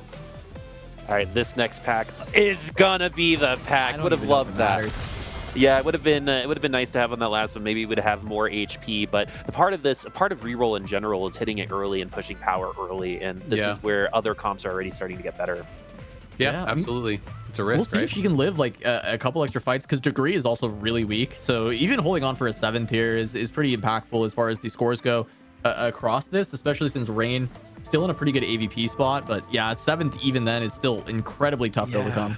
Exactly, because if you get a 7th, you're only at 19 going into the last game, and it's top 3 that move on points, right? So I don't think that's going to be enough. I feel like because even a 7th that puts you at 19, then a 1st puts you at 27.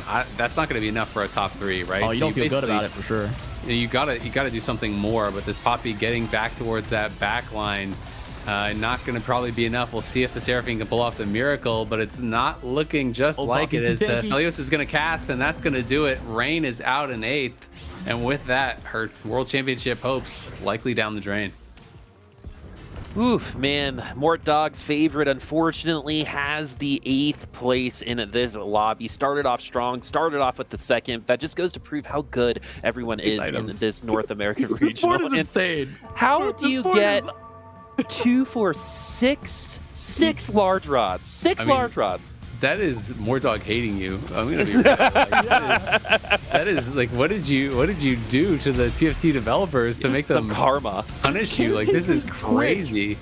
And then you end up with 6 rods. Well, and the worst part is now there's actually like, you would love to have red buff Shojin, like preferably, right? Like you'd actually way rather have those on there on your Vex. Does have 6 Vexes, does have the Twitch 3, so it's like this weird Executioner board, but you have so little mana generation for this Vex that it's just never really going to be casting. A couple off the Pantheon 3 as well, but it's not the one holding items. I mean, it's not like the worst board, but the items just suck. I guess with Emo, you get generation for like 1 or 2 casts a fight. And when this is a Vex 3 with Executioner, those casts will be, I mean, massive, right? Like it's going to kill like everything it touches with 3 death caps. Yeah, when it ults that Alawi tentacle, it's going to feel really good. It's going to feel so... that Alawi tentacle will think twice before respawning. I'll tell you that. Yeah. It's going to have some trauma when it comes back in the next round, right? That's just way too many hats for one head, you know what I mean? But it's able to do it. I mean, it's pretty much going to nuke whoever is going to hit it. But like Azael said, it could just be one unit. It could be the entire front line. And then you have the Twitch to back it up. But, you know, to get caretakers with Twitch, like you said, Cass, I think it's worth reevaluating that. That is a pretty rough spot to be in just in general with those items. And it's really, really nice to see him play with what he's got. And we can see Malala now did roll to 0. Okay, thankfully does hit for his sake. Is going to be able to find that Kale 3.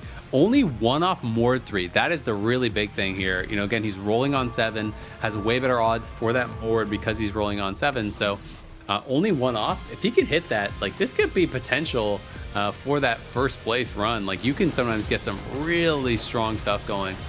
And it should definitely be a top 4, right? If he hits the Mord. Like that composition, if it bought 4s, feels crazy. It feels like people have found really good stuff where you just hit it so late that it didn't matter anymore. But we've just seen the power of this Mordekaiser, and even at 2-star, it's so incredibly powerful. So if this 3 stars Malala, as you said, he can make a run for first place, but pretty much will lock his world spot if he can find this 1 unit.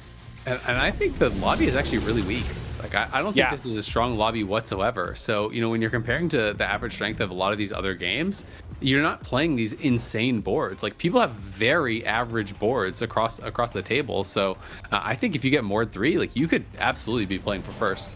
Yeah, I totally agree. I think we've had lobbies where at like 3, 5, 4 reroll comps all hit. Yeah. Right? And that's kind of what we were messing with. But in this particular situation, I think today's lobbies have overall been actually a little bit slower than they had been over the weekend. Maybe people being a little bit more intentional with their choices, making less mistakes, or not being willing to push faster and go out of their comfort zone like maybe they were when there are more people remaining, and a little bit less on the line, I suppose. But this is going to be a pretty good win, it looks like, for Preston, as he's got a lot of beef and some true damage there too.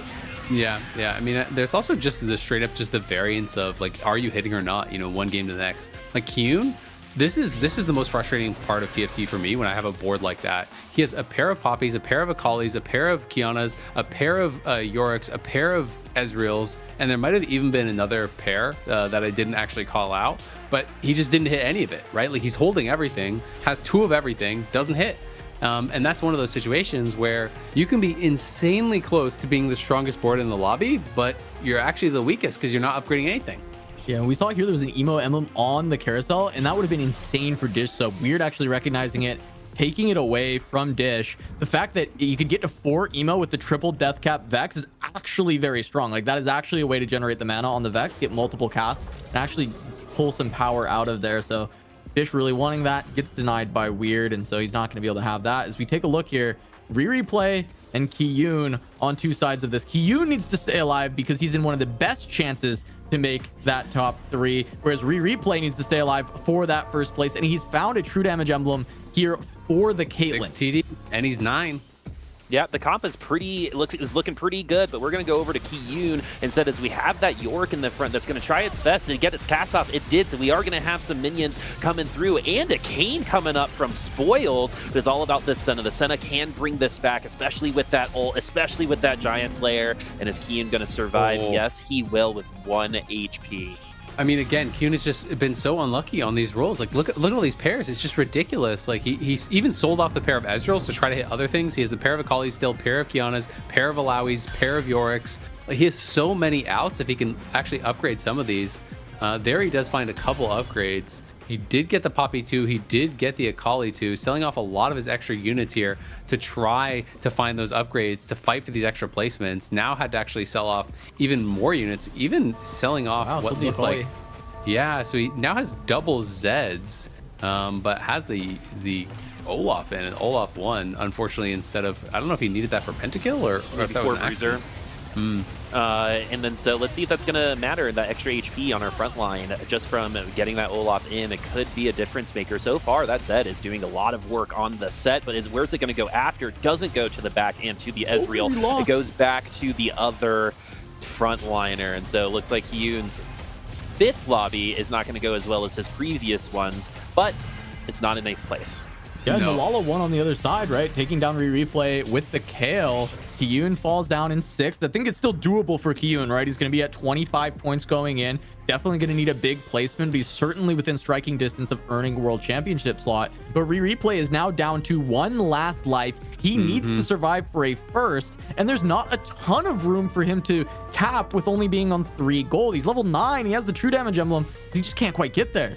Yeah, I think he's really praying to be able to get a Kiana 2, maybe find some items for that, be able to get a Lucian 2 or something and swap those Caitlyn items over, because the Caitlyn is sitting on bench. We'll see what he does find. No luck with like a duplicator or anything, really high roll. And what is the roll down going to be? Can he actually get some of those legendaries upgraded? Doesn't look like it's going to happen here. So the Caitlyn's going to have to go back in. I feel like you sell those extra units and you roll for the Kiana 2, because that's really all you can look for at this point. But it's going to be tough. We saw the power of that Kale, and now Malala got the Mord 3. He didn't have the Mord 3 in that previous round, had already beat Replay, who's level 9 to his level 7. Now he has the Mord 3. We'll see what he can get done.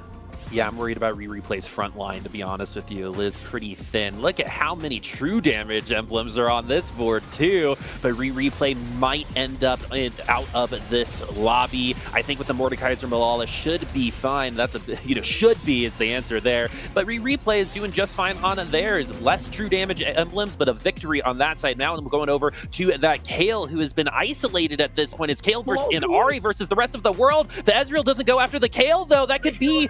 Oh my god, that is the worst thing that could have happened. That almost was a loss for Malala. That would have taken him out potentially from the lobby, but they come through instead. And Malala's going to Worlds, folks. Mr. Vegas, Mr. KDA Cup, and then some lag, and then now here in regionals as well. We have our first North American representative, and of course, it's Malala. Serendipity, if I say so myself. So good. He's had such a set, and the fact that he gets to continue it at the championship is huge. But now it's not job done. He still has to get that first place and lock it in as the best performance in a single set ever.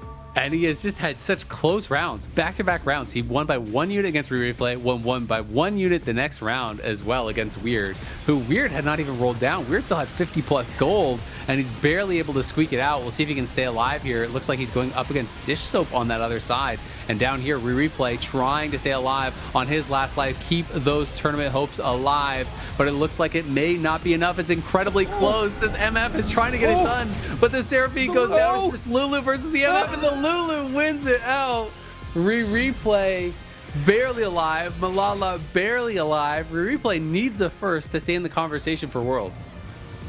What a crazy, crazy sequence of events. And also, Malala, just in general, almost didn't make it to today. It needed a lot of luck in matchmaking yesterday to make it in today. So again, I think that serendipity is running true. That Mordekaiser didn't last as long as I think some people might have expected in that last round, but it was just good enough with that Ezreal not hitting that Kale on the back line. Replay has to get that first as well. We've been pounded that in because there's no really other way for Replay to try to qualify, as it's going to be Malala, the qualifier, versus Replay, the former world champion. And let's see who's going to be able to take it through, folks. It's got Kale that has gotten some damage onto that backline because of that Caitlyn. The Caitlyn's getting into that backline too. It's not even going to be close. Replay is going to take this one down and keep himself alive for that first place. He's got it, and I think that Malala was the biggest threat in this lobby. We do see the Vex 3 for Dish Soap now. I mean, that can be big, but the fact is, it's just all those death caps. There's not the mana gen. So if there's a way for Replay to get junk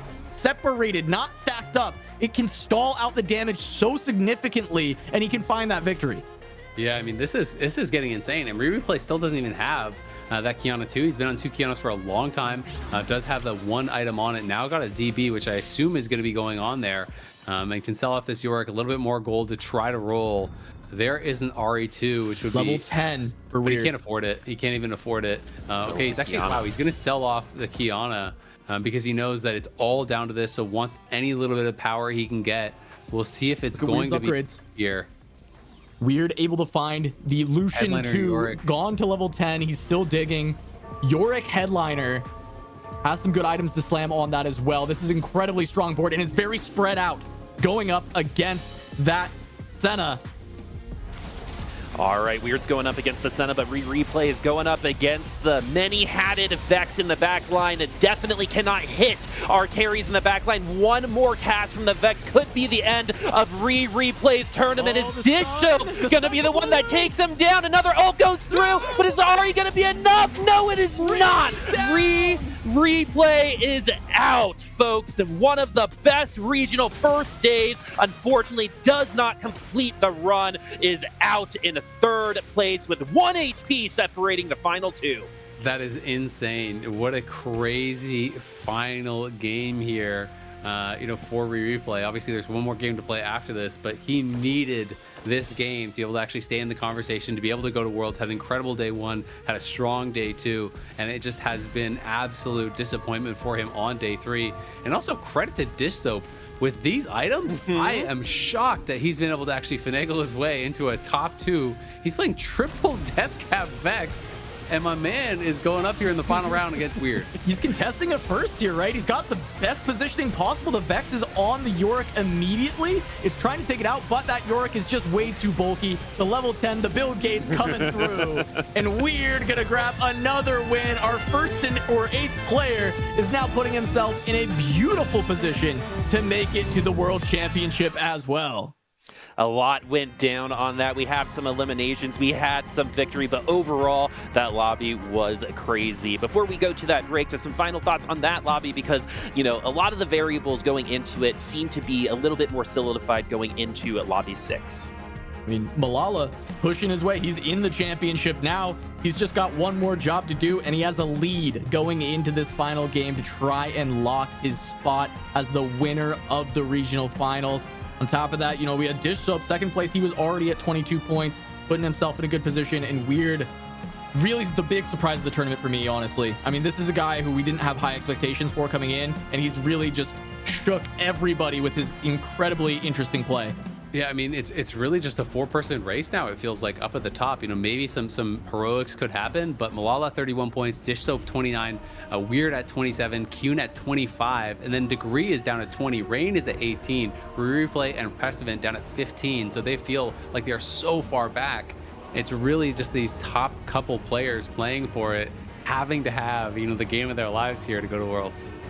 All right, is that game of their life going to come through, or if it's going to be one lobby too late? We're going to find out after the break.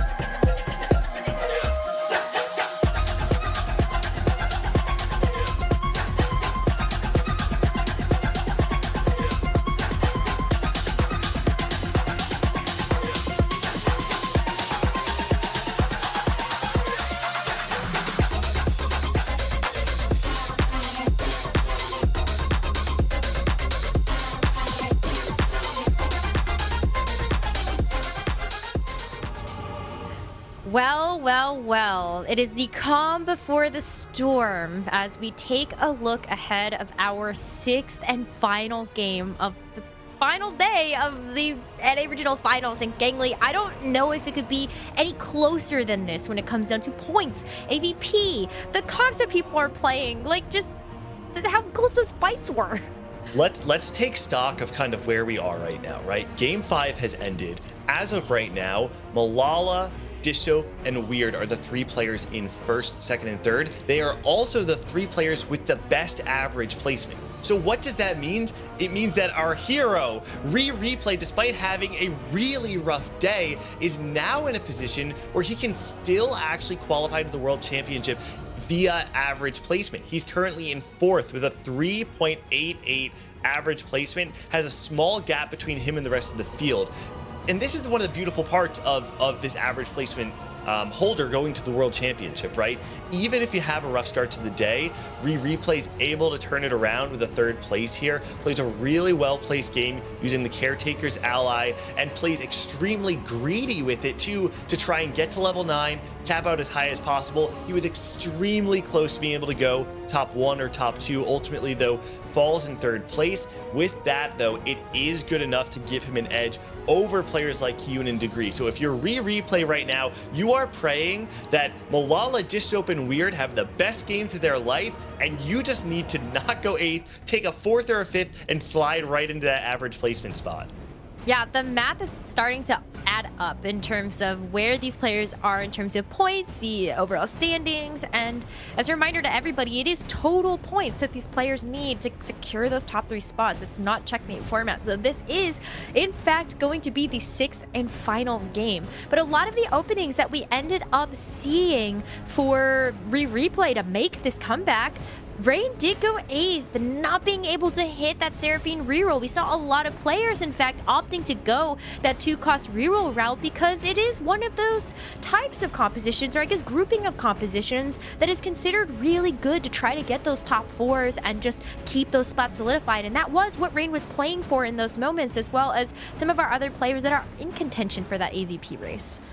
Yeah, there was definitely some tragedy that game for the 2-cost rerollers, and if you're Replay, you're extremely happy about that because those are the conditions required for you to actually make it into that AVP race, specifically against Rainplosion. You can see right here, Malala with another top 4 that game goes to 31 points. But even with that gap, Malala is not locked in via points. He might actually just be locked in via AVP, depending on how that actually pans out. But right now, even as I'm looking at it, he's 3rd place in AVP. So if he goes 8th in this next game, depending on where Replay places, there is maybe a world where he's able to overtake him. So Malala cannot fall asleep at the wheel. He needs to not go 8th in this next one. You can ignore those stats that are popping up right now. That's just a quick misclick there. Malala currently in 1st at 31, Dish Soap with 29 points, and Weird TFT at 27. It's a really important game, this last one. We have multiple players vying for either the top 3 slots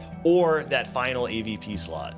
I'm going to take a moment, though, and try to contextualize this in terms of some of the players that are not considered part of that big 3. Like, a lot of spotlight has been on players like Replay, like Dish Soap, because they are considered some of the best in North America based on their overall performance across multiple sets. But what about a player like Kyun that has also started to really break out in this final day of the NA Regional Finals? Kyun is having the set of a lifetime. I made a joke earlier in this set that Kyun back in set 9 had a moment where he snatched defeat from the jaws of victory and just barely came up short going to the set 9 regional finals. He's been around for a very long time, but the truth about Kyun is that he has never found success like he is in set 10, unless you go all the way back the last time he won a tournament in set 3. Kyun is not looking to just add a final note to his long career. He's looking to really just rebirth himself and show a brand new form so that you can teach an old dog some new tricks. Kyun's still vying for that spot at the World Championship.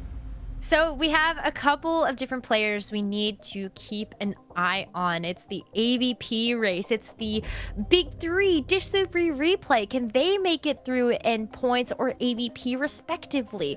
What about these more up-and-coming players or the players that are having the best set 10s in terms of Kiyun and Malala? There is so much on the line for this final game where we get to send 4 players to the Remix Rumble Championships. And Gangly, I can't wait to take a back seat and watch with all the popcorn in the world as our casters take over. Let's send it back over to Boopasaurus, Casanova, and Azael.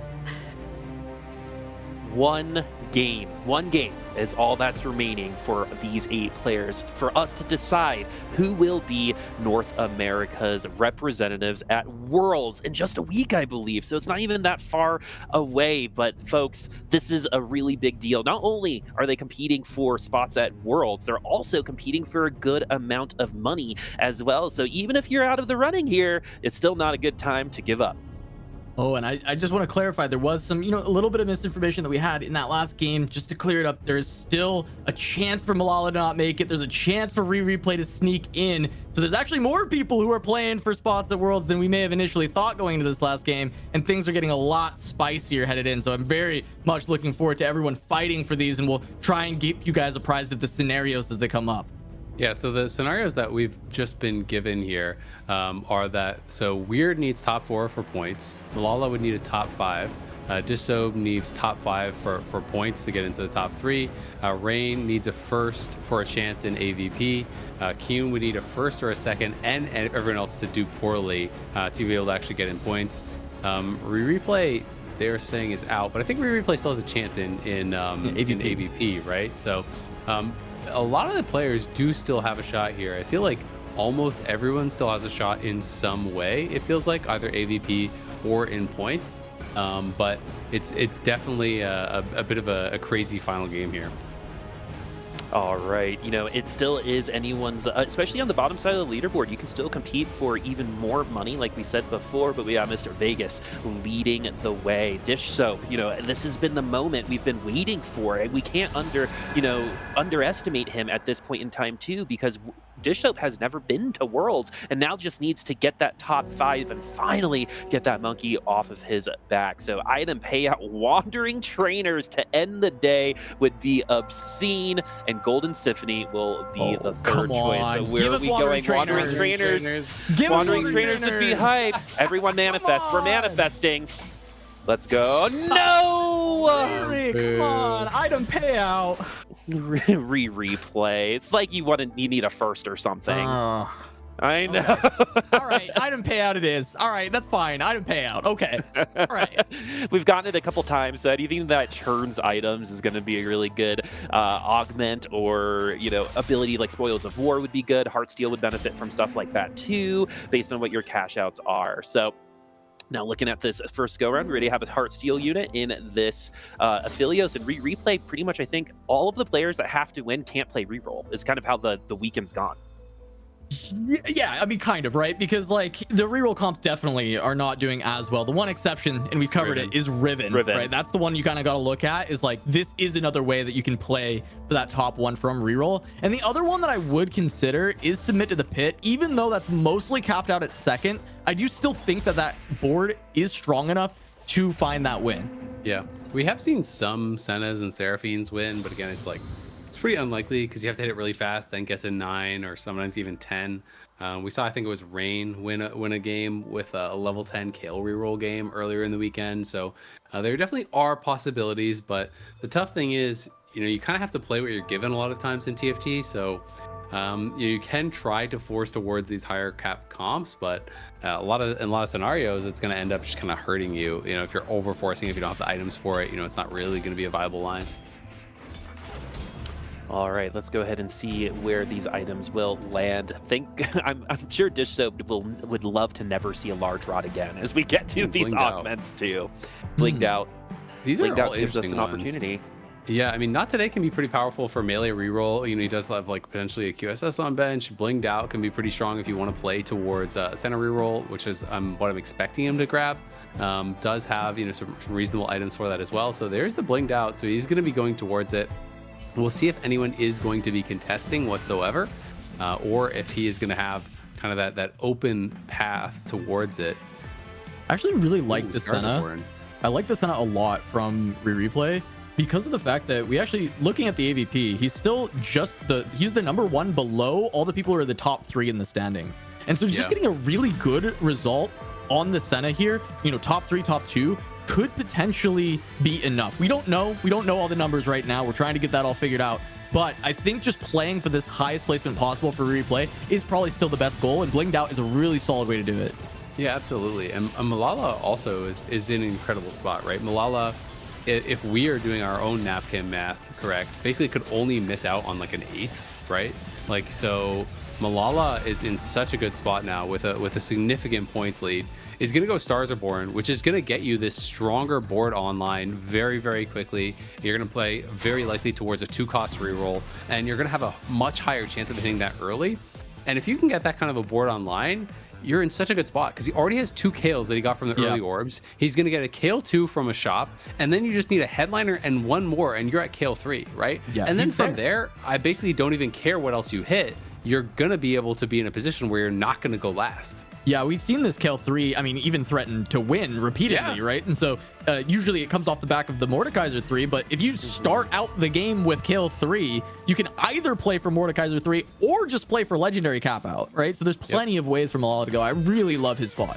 And you can even see, like, he slammed Sunfire. I think, again, just keep the health high. Just try to play for these early round wins. And I think it's really smart given the position that he's in. I completely agree with you. There's no reason, we saw someone do it with Weird in the last game yesterday, in the first game today, where maybe we're taking too many risks. I think this is what we were kind of talking about of, play what you need to do. Yes, we're probably going to lose this round specifically, but if we get Kale 3, we're not getting 8th, like you said, Azael. That pretty much locks it in for Malala. It's all about just making sure you don't just super low roll, never see another Kale, even with the Stars Born. That's the only way I think that could potentially take him out. But Malala, if you're Malala fan, you're probably feeling awesome right now. And you can see he even he used his Stars Are Born on a 1 cost and then sold it to make eco on that previous round. So wanted to hit the eco benchmark, was able to do that. So he's just holding on to that second Stars Are Born upgrade, which is going to be for a 2-cost unit. Of course, that is going to be reserved for his Kale. He doesn't have the best components to start, so it's not that big of a deal if he's losing out some early to be able to try to get a better spot on the carousel. He has the BF for Gunblade, then you need to obviously pick up the components for another Rage Blade, and then your last one will come from the super fans. Yeah, I mean, just needing 1 rod, 1 bow, it's really, or 2 rods, 1 bow, it's really not that bad of a spot to be in, right? Exactly. And as you were saying, he'll probably lose a couple of rounds here since he's just ecoing and not leveling up, and have a mid pick, but realistically, the components he's trying to grab, he shouldn't have too much trouble, especially if he's uncontested in the Kale line. As we take a look at Dish Soap, who has been able to keep a win streak once again. He's actually done a really good job today of pretty consistently finding these win streak angles. And I think one of the things that's always really impressed me about Dish Soap is he doesn't just seem to be one of these players that kind of just follows the agreed upon meta, right? Even on some of these early headliners, there's a lot of people that are like, okay, you grab Vi, or you grab, Olaf, or you grab one of these couple, 1-cost headliners. Otherwise, you just don't play the stage and you kind of lose streak, or you kind of accept that fact. But he's actually put together some really interesting boards a number of times with like headliner Tarics and things like this. Even not even playing the disco line, just like headliner and Guardian Taric with rapid fire backline and things like that are actually beating out a lot of these kind of more prevalent headliners that people are going for. And here again, he was playing for that quirky headliner, which has really kind of fallen from grace, I feel like, over these last couple of patches. So it's always just fun to see players really evaluating board strength very, very well and finding ways to win. Yeah, sometimes I think people interpret TFT as almost like a color by number situation, but someone like Dish Soap creates more numbers, right? Is able to get more colors onto the page, right? So we'll see if that's going to be the case. A good top 4 there should be good enough for Dish Soap as well. Looking at this backline now, we've got that Jinx with some good AD items. Of course, that's probably going to be moving on to someone else here soon, but should be good enough for now. We won that last round, we split, and then we lost the first 2. So I mean, this is pretty much par for the course for the majority of people official in an early game. Yeah, but I mean, Degree's board is actually crazy. I feel like he should be able to keep a win streak the rest of this stage. I'm curious on like Rain's board as well, because Dish's board honestly doesn't seem like that scary to keep a 100 streak all the way to Krugs. And I'm curious if we end up seeing just Rain keep it, or yeah, there Dish actually. It looks like just. Oh, okay. There was an X there for a second, but never mind. Dish able to hold on. I'll just wait and see where that ends up. Rain ends up taking a loss. So Dish up the only one 100 streaking. Yeah, that's actually really, really big for him. Replay, building up a streak now. Degree potentially building up a streak. You can also see Malala did get a bow, and I think it was even a 2 or 3 cost bow off of the carousel. So he has half of his Rage Blade, half of his Gun Blade. So, still waiting to actually natural into that Kale that he's going to use the Stars Are Born on, but keeping his health relatively high, so not going to be stressing about it too badly just yet. Precedent looking like he's on a full loss streak and just trying to see what he can scrap together. Yeah, would love to try to increase his possibility for that prize pool as well, as just really showing up. You want to take a good victory out of this and have a couple good lobbies as you leave it. But honestly, it's pretty awesome that he made it to the final 8. The people that he beat to get here are also some of the best players in the world, and I still think Precedent can be considered one of the best. But now it's going to be Dish Soap once more, and I'm really interested to see where this goes. For the sole basis of what Azael said earlier, it's just like we never know with Dish Soap. This could literally be something to other comps by the time we see it again. Yeah, and I think one of the things that, when we were looking at like, oh, how strong is his board? You also have to take into consideration how strong are these items, right? Because Locket is actually super high value, especially in the early game. He's getting Locket on 4 units, and he has a Sunfire. So that alone is just giving his front line so much tankiness, and then paired with the Headliner Corki with a decent item on it, he's in a pretty good spot, and is going to be able to actually maintain that 5 streak all the way to Krugs. Going to be feeling really good about his spot. I do feel like he's very, very good at crafting these strong boards as he pushes levels. Dish Soap, I think, really he is kind of known as more of that like 4-cost flex type player. He loves to push levels. He loves to be able to actually pivot around, what units are going to make the strongest possible boards. And as a result, he tends to play less reroll. But, he definitely can do that too. All right, these are no not great rod components here. for Malala. And double the items are a BF, little which tough. he doesn't really want. All right, so There's the Kale though. Oh, finally comes through. Yeah, So now, I mean, he could push on 3-2 and just find Kale 3 pretty easily. I think is going to be the big look for Malala. One more round of loss, just get a massive amount of gold, and then just full send. All right, let's see. Is Malala going to be able to get this Kale 3 locked in a pretty easy amount of time? It looks like that is going to be the case. We've still got to land it. That, Tarek in the front line is doing a pretty good job in terms of at least not making sure that we're losing by a ton every single round. Wow, he slammed GS, which actually shocks me, because now he doesn't have a component for a Rage Blade. So I guess he's just going to try to play Rage Blade, Gunblade, GS. And just use only that one Rage Blade from Superfans.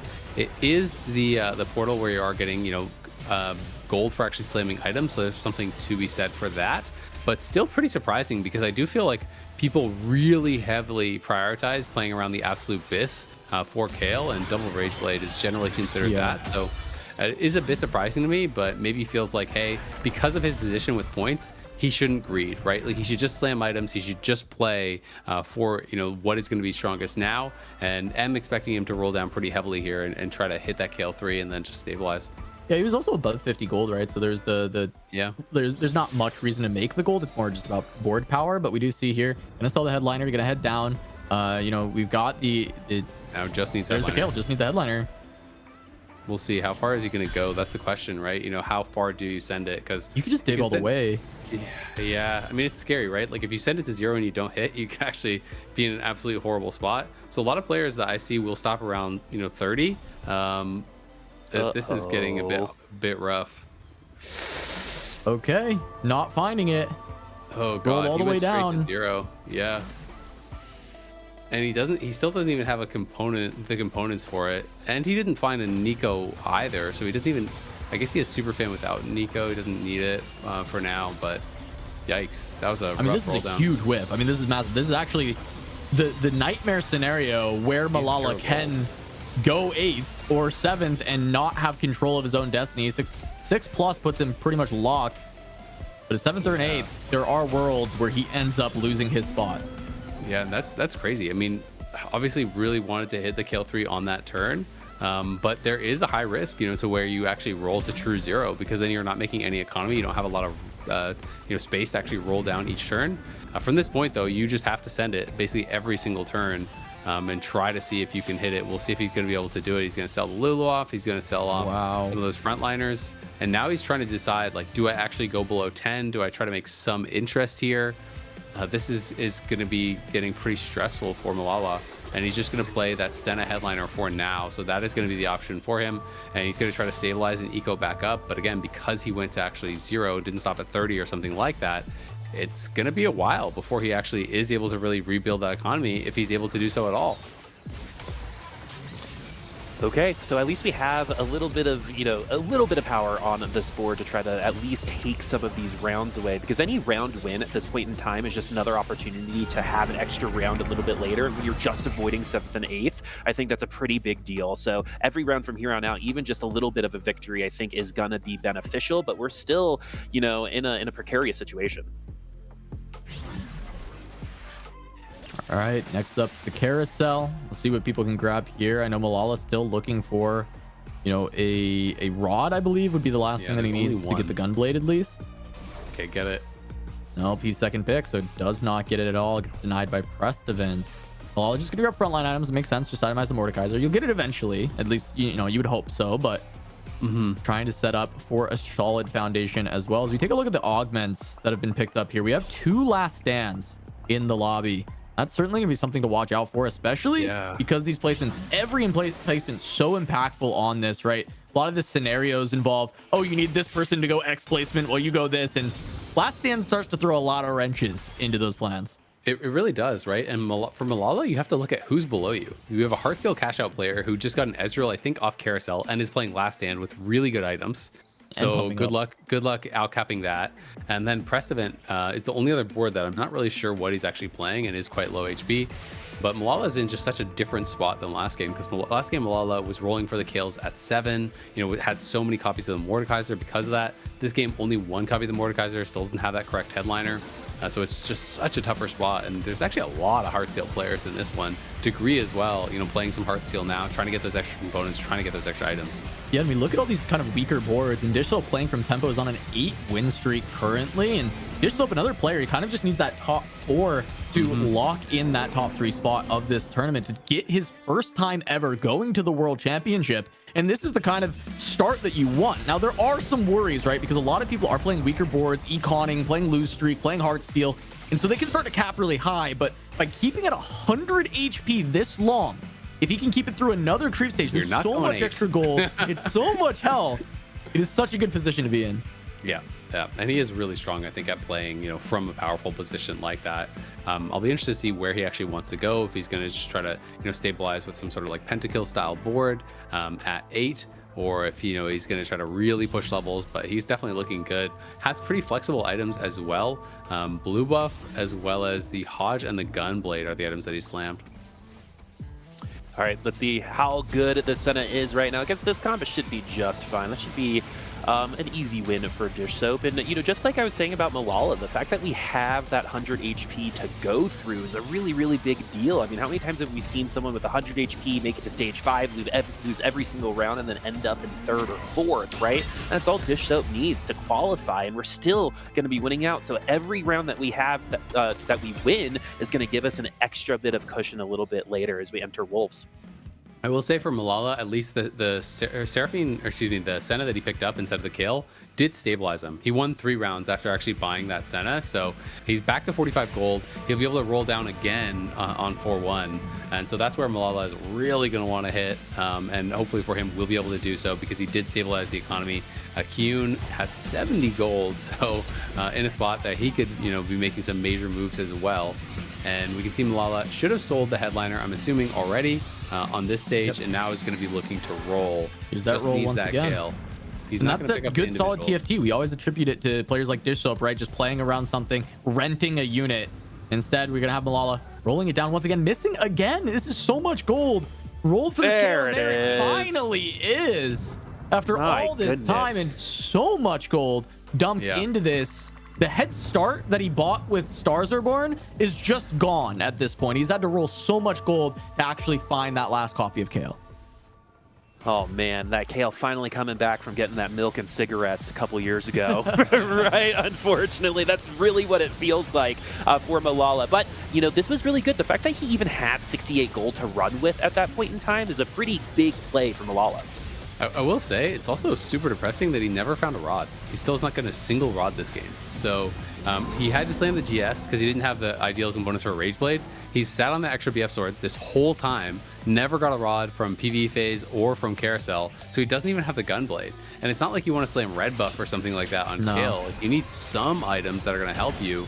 And over here, you can see Disso finally takes a loss there as Rain is able to take a win over him. Rain sitting on what looks like Riven items, but did have them on that Yone headliner for now. But with the QSS, you are assuming it is going to be that Riven that she is going to be playing towards. All right, back over to Degree. Right, last stand. Yeah, I'm really intrigued how these last stand players are. Traditionally, we've seen last stand pretty much guarantee top fours. The lowest I think I've seen is that fourth, and it was Biri back yesterday or even Friday. So those last stand players are also going to want to avoid each other once those trigger, because last thing you want to do is face the other one and get eliminated. I'm wondering, Replay and Preston, right? Both of them went blinged out on 2-1, and I just saw Preston pick up a Senna too. I'm curious if both of them are committing to Senna and actually contesting each other, because as you pointed out earlier, like not a lot of people are actually contesting each other on this set, on this patch at all. We haven't really seen any on stream outside of like 80 Flex. We mean more the re-rollers, right?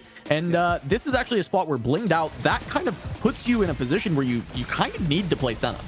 Yeah, absolutely. And I think Precedent, I even saw, I think it popped up twice, that he's 2 Senna 2s. So he's sitting on 6 Sennas. We're now actually seeing Replay on the other side.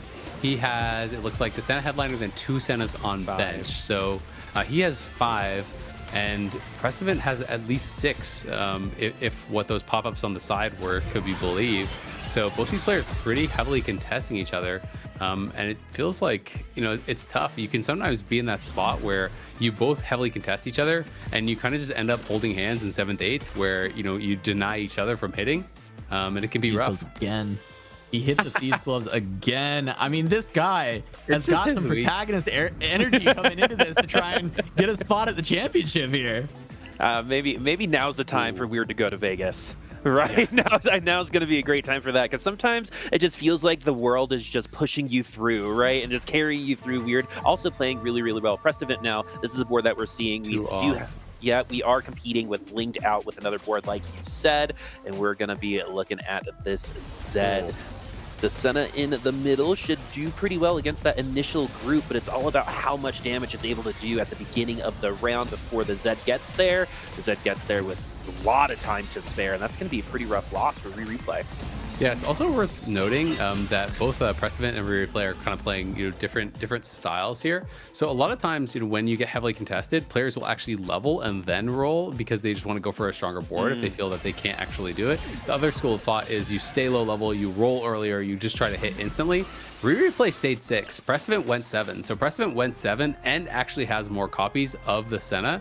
So Replay kind of losing out in that regard because he still needs 4 more copies and he's still level 6, whereas, you know, Precedent should theoretically have more power on his board just by the kind of nature of going higher level. Yeah, if Replay doesn't hit, like right now, he's about to start hemorrhaging so hard in the end of stage 4 towards stage 5. Being at 6 at this point, everyone else is kind of hitting their stride or they're hitting high levels, and you're not going to keep up with just the Senna. And I know Replay was probably down this game to take a risk. He needs a very high placement. He needs some help to actually qualify into the World Championship.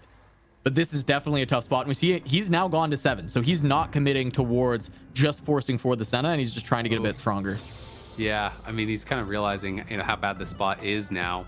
But gonna go 7. Doesn't really have anything to put in. Doesn't even have an Echo 2. There was the 6th Senna in shop, but this is pretty brutal. His board is really bad. I also think his positioning is kind of weird, low-key. Like, he lost that round against the Zed where the Nico was so far on the left side of the board that it didn't actually defend his Senna at all, who's kind of sat in the middle. Now he moved the Nico over a little bit more to the right. We can see Kyun, he is level 8. He is playing kind of a Seraphine reroll, but I guess just decided he couldn't actually hit. So he's just pushing levels and looking like he'll probably try to transition into more of like a KDA Ari or something like that type of board, which we just really haven't been seeing at all this set.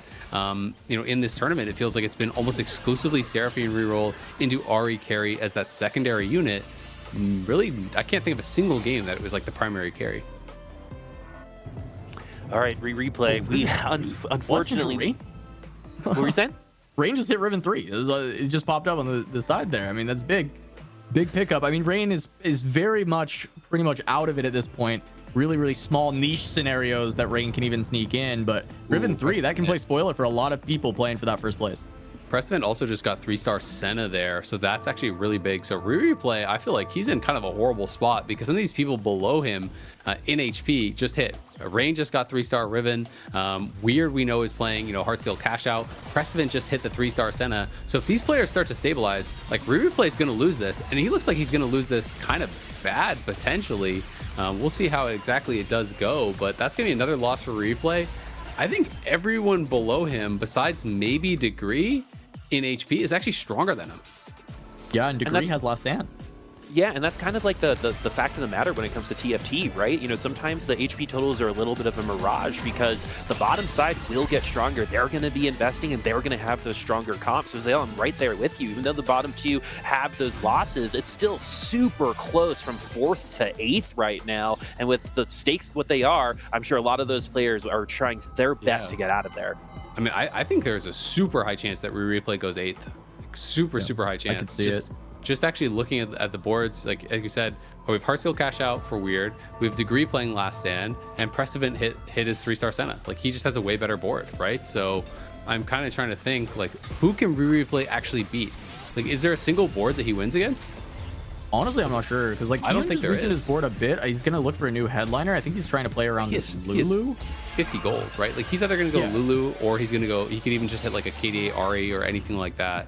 Like, anything like that makes his board strong enough, I think. And he's a lot of gold to roll. I mean, I guess we'll have to see. He's maybe the one question, but Malala's full streaking. Rain has Riven 3. Dish Soap's pretty strong. It's KDA Akali. Really good. Play 7 KDA. Play vertical. Good enough. And the thing with Kiyun as well, Kiyun is kind of looking at everyone else here. The main person he's looking at is going to be Weird, because Kiyun needs to outplace Weird in order to actually get into that top 3, right? Kiyun's AVP is not as good. He needs to get 3 places above Weird in order to find his spot. And Weird being that Heartsteel Cash Out, right? Kiyun needs to get strong and try and hit him really hard as fast as possible. It feels like if you need to get 3 places above Weird, then you need to go 9. Like, a level 8 KDA board, I don't think is going to outplace by that much almost. You know what I mean? It's kind of interesting. I guess you have to keep watching Weird and think, okay, is Weird actually going to die? Because Weird is Heartsteel Cash Out plus Last Stand, I do believe. He's one of the second Last Stand players. So that's going to be hard to have him going out super early. That is a pretty big loss for Precedent, though. That really hurts him, as he is very low down at 10 HP. And Weird lost again, though. And Replay did win. So that's actually pretty huge for him as well. Because if Precedent dies and Replay is still alive, potentially you can roll down and maybe you then hit that Senna and start some sort of a comeback here to where you can still get in off AVP. Malala also hasn't lost since putting that Kale together, so definitely excited about that. But yeah, we're about to see some victims here when it comes to this lobby. A couple of our friends are on elimination station, so Degree and Precedent and Weird could all be eliminated from here. Is Weird going to be the one that gets taken down? Our backline's all just tier 1 right now. It's going to be all up to that Zed and that Yone to try to do as much damage as possible, along with this Lucian who actually gets tagged by the Akali. Is this going to be it for Weird so far? It's looking like it's going to be pretty competitive right now. It's going to be all up to that Akali, and if it's going to be able to take down that Zed, it's Akali versus Zed, and it's not going to be enough. Weird should have this, but crazier things have happened here, especially since the Zed's going to have to chase that Akali around. Will the ults work out for this Akali? Too much with the Bloodthirster and the Hodge. Great fight, but the Zed is going to take it. Yeah, but Kiyun did push to 9, as Azael was saying. Like, you need to push to 9 with this KDA board, so Kiyun actually has a ways to go to get stronger. The problem is if he could have taken a win over Weird there, it would have been so huge to reduce him to potentially 1 life. Look at this, though. So Degree procced his Last Stand now. Replay did lose again, where Precedent won. So Replay is at 8 health. Remember, Weird has Last Stand that hasn't procced. Degree just procced his Last Stand and has a pretty upgraded board. I think Replay is definitely the player most in danger of being eliminated. Precedent also could lose on this round. Replay desperately needs to stay alive, but he's got nothing that he's close to hitting, and this could be the end for him after an incredible start to this weekend. Let's see if he can get it done. It's all up to this Caitlyn, it's all up to that Senna, and hopefully that Ezreal doesn't have a good ult and knocks us out immediately. Poppy's already going onto the back line, but with the Ezreal, it's not that great, so we have a little bit of an injection of life, but it is not going to be enough. We do have an elimination here in the final lobby, and it's going to be replay and Prestivan going out in the bottom two. Yeah, Prestivan, it looks like taken down as well, so it is just going to be Degree left at 1, but he's got a very scary last stand board, and there's placements are being eaten up. Weird still has last stand. Kiyun is running out of room to run away from Weird here, as Malala and Dish Soap are getting into those spots where they're locking themselves in. Malala needed 6+. He should now finally for sure be locked into the championship. So sorry about the early call, but now he's there. Now he's got it. We called it right. We just knew, right? And now he's pushing for that first place. Dish Soap needs to top 4 this game to lock his. And Replay's got to be out on AVP with that 8th place. You know, that is just a brutal capper to the day for him. He went 6th, 7th, 7th, 7th, 3rd, 8th for Replay after having a 1.8 or so average placement on day 1 was just insane. Degree, you know, trying to get some work done here. It does have quite a strong board. Double Banshee's Veil on the support item, so has pretty nasty last stand board. We'll see what he can get done. Yeah, this board has a lot of opportunity. It's not going to get taken down by that first initial CC. That's, of course, going to be great for Zed and Ezreal and the backline in case they get clipped by something. But double IE on the Ezreal, too. So this ult is going to be pretty big, along with the Zed the Zig Shred, too. This is a very, very good combo. Here goes Weird's last stand as well, and Weird's last stand will now trigger, as that's a brutal loss. That's totally okay, because last stand's the whole point, as we do get another elimination as well. But here's the thing is that, you know, for Weird, you know, he does proc that last stand. You know, he's not actually defeated because I think that's showing him as dead, but he's still alive. He has that last stand. But he's level 8. He didn't actually get to go to 9, right? So he has like a lower cap. So if Q needs 3 placements higher than Weird, it is still possible, you know, depending on who Weird runs into. If he runs into one of those super strong players, like look at how unupgraded his board is. You know, he has so many 1-stars there. 1-star Lucian, 1-star Ezreal, 1-star Yorick, 1-star Alawi, 1-star Aphelios. Like this has a lot of items, but not great upgrades whatsoever. So if he runs in one of the heavy hitters, he could definitely lose, and Kyun may still have that chance to get that big outplace that he needs. Yeah, let's see who the fight is. It is Kyun. Kyun could potentially just eliminate his biggest competition right now. Sona too with all those items. That is we haven't seen board. We haven't seen this in so long. Every Sona that we've seen has been pretty much fake and it's just been there for synergies, but now we're actually going to see it work. Here's that ult, and the damage is going to be going down. Where did it go, actually? But we're going to get another ult going too, but that's not going to be enough. Not even close. I guess that's why we're not seeing Sona. Yeah. Sona looks like resist an army map. She's just not, she can't get there over this last stand board. Yeah, that's tough. I mean, it's all just kind of AoE damage that they're all healing up. You know, to your point, yeah, last stand really kind of is the perfect counter to Sona because it's just damage spread across the whole board, right? Also doesn't have a Rage Blade, which makes it tougher. But, you know, Kyun now hitting an RE2, you can see on that side there. And again, you know, if Weird runs into Degree or something like that, he could still die there. Malala potentially could take him down. Malala, with that duplicator on bench, is only 1 off the Mord 3, which generally is kind of seen as one of those big win conditions, the ways that you can actually push this comp from a good top 4 comp into a first place. So we'll see if he can find it. He's still 8, so he has good odds to roll, get some gold there. And with that duplicator, he's going to roll down. We'll see if he can find that Mord. All right, looking through this too, Dish Up almost guaranteed to top. Oh, there it is. Yeah, based on this, and they got the board. We also get the Ziggs on the Dish Soap's board too, and this one has been brutalizing the lobby so far. Look at how low everyone else is. 19, 13, 6, 1, and 1 with our last stand. Mordekaiser 3 as well. So Malala also competing here. So now the last stand board seemingly a little bit more vulnerable overall, Azael. Yeah, absolutely. We'll have to see how those matchups do go. Who is Malala going to be going up against? It is Kyun. Kyun on his last life here, potentially. Let's see if the Sona can get it done. I don't know if he can either. He does have the Akali that is fully itemized. If the Akali can get in the backline and kill off that Kale, maybe he can make it happen. But right now, it's just stuck on the Mordekaiser. The Sona cast did absolutely nothing. The Ahri is trying to work through. It does have the GS and is on the Mordekaiser. The Mordekaiser needs the cast, and it's going to be able to do so. It's incredibly low, and it's down, and now it's all up to the Kale. As the Akali's into the back line, trying to take him down, but the Kayla's healing through everything. The Sona's about to cast again. The Sona cast doesn't do enough. Oh. I think the Akali's gonna go down. Oh, and Kyun's alive! Kyun lives! Kyun lives and Weird is out. What a wild battle that was, and now 3 players on elimination station as well. Last Stand is fallen. Degree, the only one remaining, and then our top 4, Kyun, Rain, Malala, and Dish Soap. Dish Soap losing that last round as well. So no matter what, someone is getting eliminated in this next round based on how those matchups go. But who will it be? Will it be Degree? Will it be Kyun? Or will it be Rain? Depending on how this goes, Degree definitely has the best chance here. Cass, what do you think?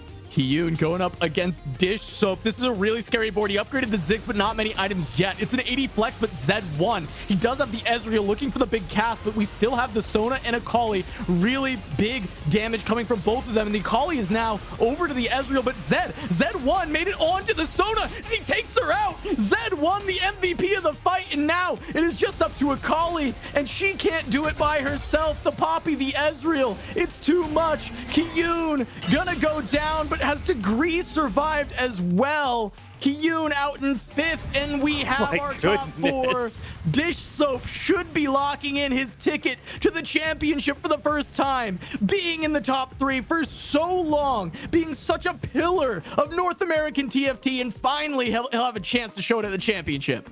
He has an opportunity to make Worlds be the #1 time that he wins an event. What a crazy thing to say. And Dish Soap, finally, the monkey's gone. The monkey is off the back. We are going to see Dish Soap at Worlds, and it's okay to celebrate because Dish Soap deserves it, my friends. Now let's see how the rest of the lobby is going to go. Will Rain be able to survive against Degree? Degree's the one on Last Stand. It's that Caitlyn, and there's going to be a big opening on that backline for that Caitlyn, but the Lucian has been feeding her bullets, but it's still not over on that side either. There's contact in the back line, and there's contact with death for Rain. Here, if he eliminates Malala, he can win. He's only 2 points behind at the start. If he gets rid of Malala now, who's on 1 life, Dish Soap might not need his first at the championship because he can actually take regionals right from Malala's grasp as Malala falls in 4th place. Dish Soap trying to steal it away for his very first win. This is insane, man, but he still has to get past Degree, who has that Last Stand board, and it's going to be incredibly difficult to take down. We'll see if Dish Soap can manage it, and he's 2 points behind, so actually with Malala going out in 4th, you know, he could actually tie him even with a second, right? Second so it would be a tie. Second would be a tie. I'm not going to speculate on how that all works, but if he gets a first, he would actually win the entire event, but he's got to get past Degree first. Degree is level 10. Look at that board. I don't think that Dish Soap could actually win from here. The doubles Banshee's Veil. He's got an itemized Ziggs 2. He's got a Yorick 2. This board from Degree is insane. Dish Soap going to be frantically trying to position as best as he possibly can. It could come down to breakers, Boop. It could come down to breakers. The best player of set 10 versus one of the best players in North America. And Dish Soap could just win 1 fight against Degree. Yeah, but Dish Soap does have a couple extra lives if the bad news comes through, but it's all about Dish Soap. We are looking at potentially the first ever victory for Dish Soap in a tournament. Degree, though, keeping us on our toes. Dish Soap gonna fall. Is this gonna go to tiebreakers like you say, Cass? It's looking like it so far, but is Dish Soap gonna be able to increase this comp? I don't think that there's really anything you can do. Like, I just think you're outclassed by the combat augments that are kind of over on the other side. Combat caster plus Last Stand is just so strong. Plus he's gotten more from Heartsteel, like the double cash out with these support items. The Banshee's Veil is really strong. Tons of extra attack speed comes through. He does swap over to this Jhin. I don't even know if the Jin's going to do it. I feel like you should sell your Lucian, put your other Lucian, and put the Hurricane over on the Jhin if you're going to be committing to that with your items. But Dish Soap is going to keep the Hurricane on the Lucian. We'll see if the Jhin can get it done. He's got to buy a ton of time in the front line to get those violins stacked up. All right, the Ziggs already getting through that ult. That's going to be tier 2, is going to be ulting a lot, but Dish Soap needs a lot of help from this Jhin. There's already contact in the back line from the Zed. It's not looking good, folks, but Dish Soap should have 1 more life and 1 more opportunity to find the item that might be the difference maker, but it does seem like those combat augments might be too much to overcome. His Last Stand board, Degree was also able to push to 10, so now he even has that over Dish Soap, right? This is going to be, what, a Lucian 2 for Dish Soap? I don't think it overcomes an extra unit, all these upgraded legendaries. end the last stand bonus on everything. Degree is going to send us to breakers between Dish Soap and Malala for that first place. And then from there, Degree needed the first, and he needs some other conditions to make it. I think because of Kiyun's performance here, it's going to be hard for Degree to have found that AVP, but we're going to have a very rocky ride when it comes to figuring out who made it at the end of all of this. Honestly, Nekkra and Gangly have a treat to spoil exactly how it all goes down. Yep, exactly. We're going to leave it to them to make sure it is completely correct information that is being given over here. More items being chosen here on the side of Degree. Gets that third item, gets the Rage Blade in there onto Illusion, as well as Rage Blade onto that Ziggs too. This board looking absolutely unbeatable. Dish Soap trying to figure out what he can get done, if anything, but I think this is the final round here. Dish Soap likely going down. The final round in the North American season of TFT is right now. Who's it gonna be? We got Dish Soap and Degree. Dish Soap is looking a little weak right now. The Zed's already in the back line, and we're gonna see what the tiebreakers say as Dish Soap is going to fall. Degree will win the last lobby of the North America season. There's a lot of math to be done, folks. There's a lot of stuff to do. Cass, what are you feeling? That's it for North America Regionals. I mean, okay, so either our winner today is Malala, who completes the best set of TFT of any North American player ever, with TVO win, KDA Cup win, and then a regionals win. Or we've just witnessed Dish Soap's very first tournament win, finally breaking the curse that he has had for so long. And in the best time ever, it's regionals. It sends him to the championship to try and prove his mettle there for the first time as well. This is everything he has wanted for so long. I can't think of a more deserving player, someone who people started questioning, oh, is Dish Soap overrated? Should he be dropped out of the big three? Should Replay take the spot? And Dish Soap comes in and says, no, I am still at the top of North America. Yeah, I think it's just incredible. You know, Dish Soap, Malala, they are going to be tied at 36 points. Weird is going to be in that third place with 30 points. So those three players will be going to Worlds. Then it's going to be down to average placement. I'm not sure exactly how that'll shook out, so I'm not going to speculate. We'll let the analyst desk update with you on both the tiebreaker between Dish Soap and Malala, as well as who finished in that highest average placement spot to be able to actually steal a spot there. But it's been an incredible game to finish off an incredible weekend of TFT. And it's going to be a lot of fun to see how these North American representatives can perform against the rest of the world, because they looked damn good this weekend. Yeah, North America, this was by far, in my opinion, the highest quality of play that we have ever seen at regionals. And I have never been more confident that North America will win Worlds. And you heard me, everyone, and I'm speaking the truth. But you know what? It is a little bit of a bittersweet moment, because this is the last cast for some of us as well. So we want to thank the players for participating, even if you did not make it, like we had said throughout this entire week. And it doesn't mean that today is your last day. The next one could be your chance. And I am so excited for who's going to be North American Regionals in the future, but really excited for now. So Azael, what about for you for your last words? Oh, just absolutely loved every minute of it. It was a blast getting to cast with y'all again, and hopefully I'll be back for some more TFT soon. And if I'm not casting, I'll definitely be watching. Nice. Casanova, same thing. We're going to be seeing you soon, but North America, it's done. How are you feeling? Oh, I gotta jump on a flight tomorrow morning and to go to Spain, go get ready for the championship to talk about these amazing players. And I'm happy with everyone we sent. Honestly, there was no one I would be unhappy with in this top 8. We had some really, really solid players, and I just can't wait to talk about them some more. Gonna go talk to them and see how they're feeling going in. Awesome. So, and I just wanted to say thank you, everyone. Once again, it has been an absolute pleasure being on this ride and seeing all of these players go through. Congratulations to Dish Soap, just in general, and Malala, because we know they're locked in. And if Dish Soap, if you won this, you're peaking at the right time. There's no one scarier than someone peaking at the right time when a world championship is on the line. I think North America as a region is doing just that. We have a quick break. We're going to have a lot of stuff going. A lot of maths are, going about right now. The abacuses are being used. But after the break, we will tell you who exactly are our world's representatives for North Americas. See you soon.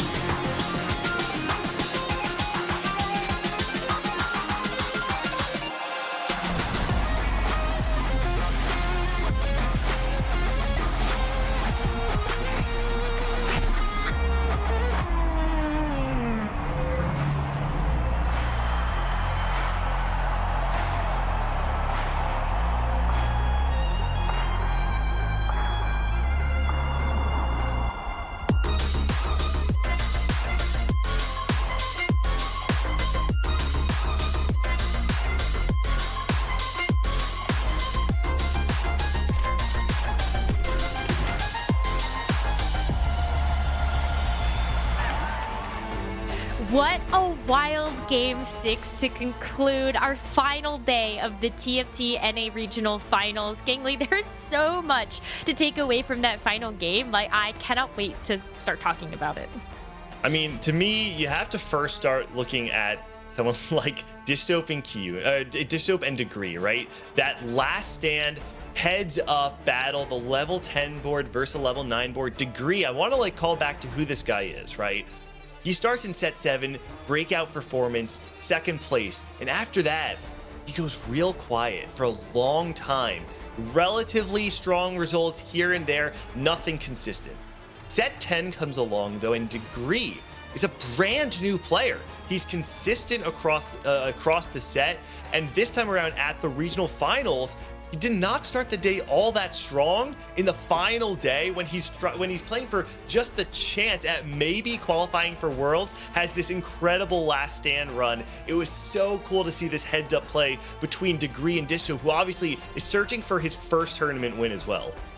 Yeah, like in terms of the standings before we got into this final game, Malala, Dishsoap, and Weird were at the top of the points. So as long as they have some great games to be able to finish it out, they can in fact make it to the championships based on the top 3. But where things started to get really dicey was that AVP race where we had a couple of players in contention. If those 3 make it through in terms of the top 3, then it opens the door for replay with an AVP of 3.88, Kiyun with an AVP of 4, and Degree and Rain tied for an AVP of 4.12 to have the game of their life in order to have a shot to make it through from AVP if that is the top 3 of points. So what happened in this final game? I mean, the first thing that really caught my eye when the game started was Replay and Prestovit both playing this blinged out line. Not exactly sure how that happened on stage 2, because we've talked about it all day. People have not really been contesting each other on these 2-cost reroll lines. Replay has to have a strong performance above Kiyun, has to look for these top 3 to keep their spot. He plays this line entirely contested. Prestovit finds the 3-star Senna.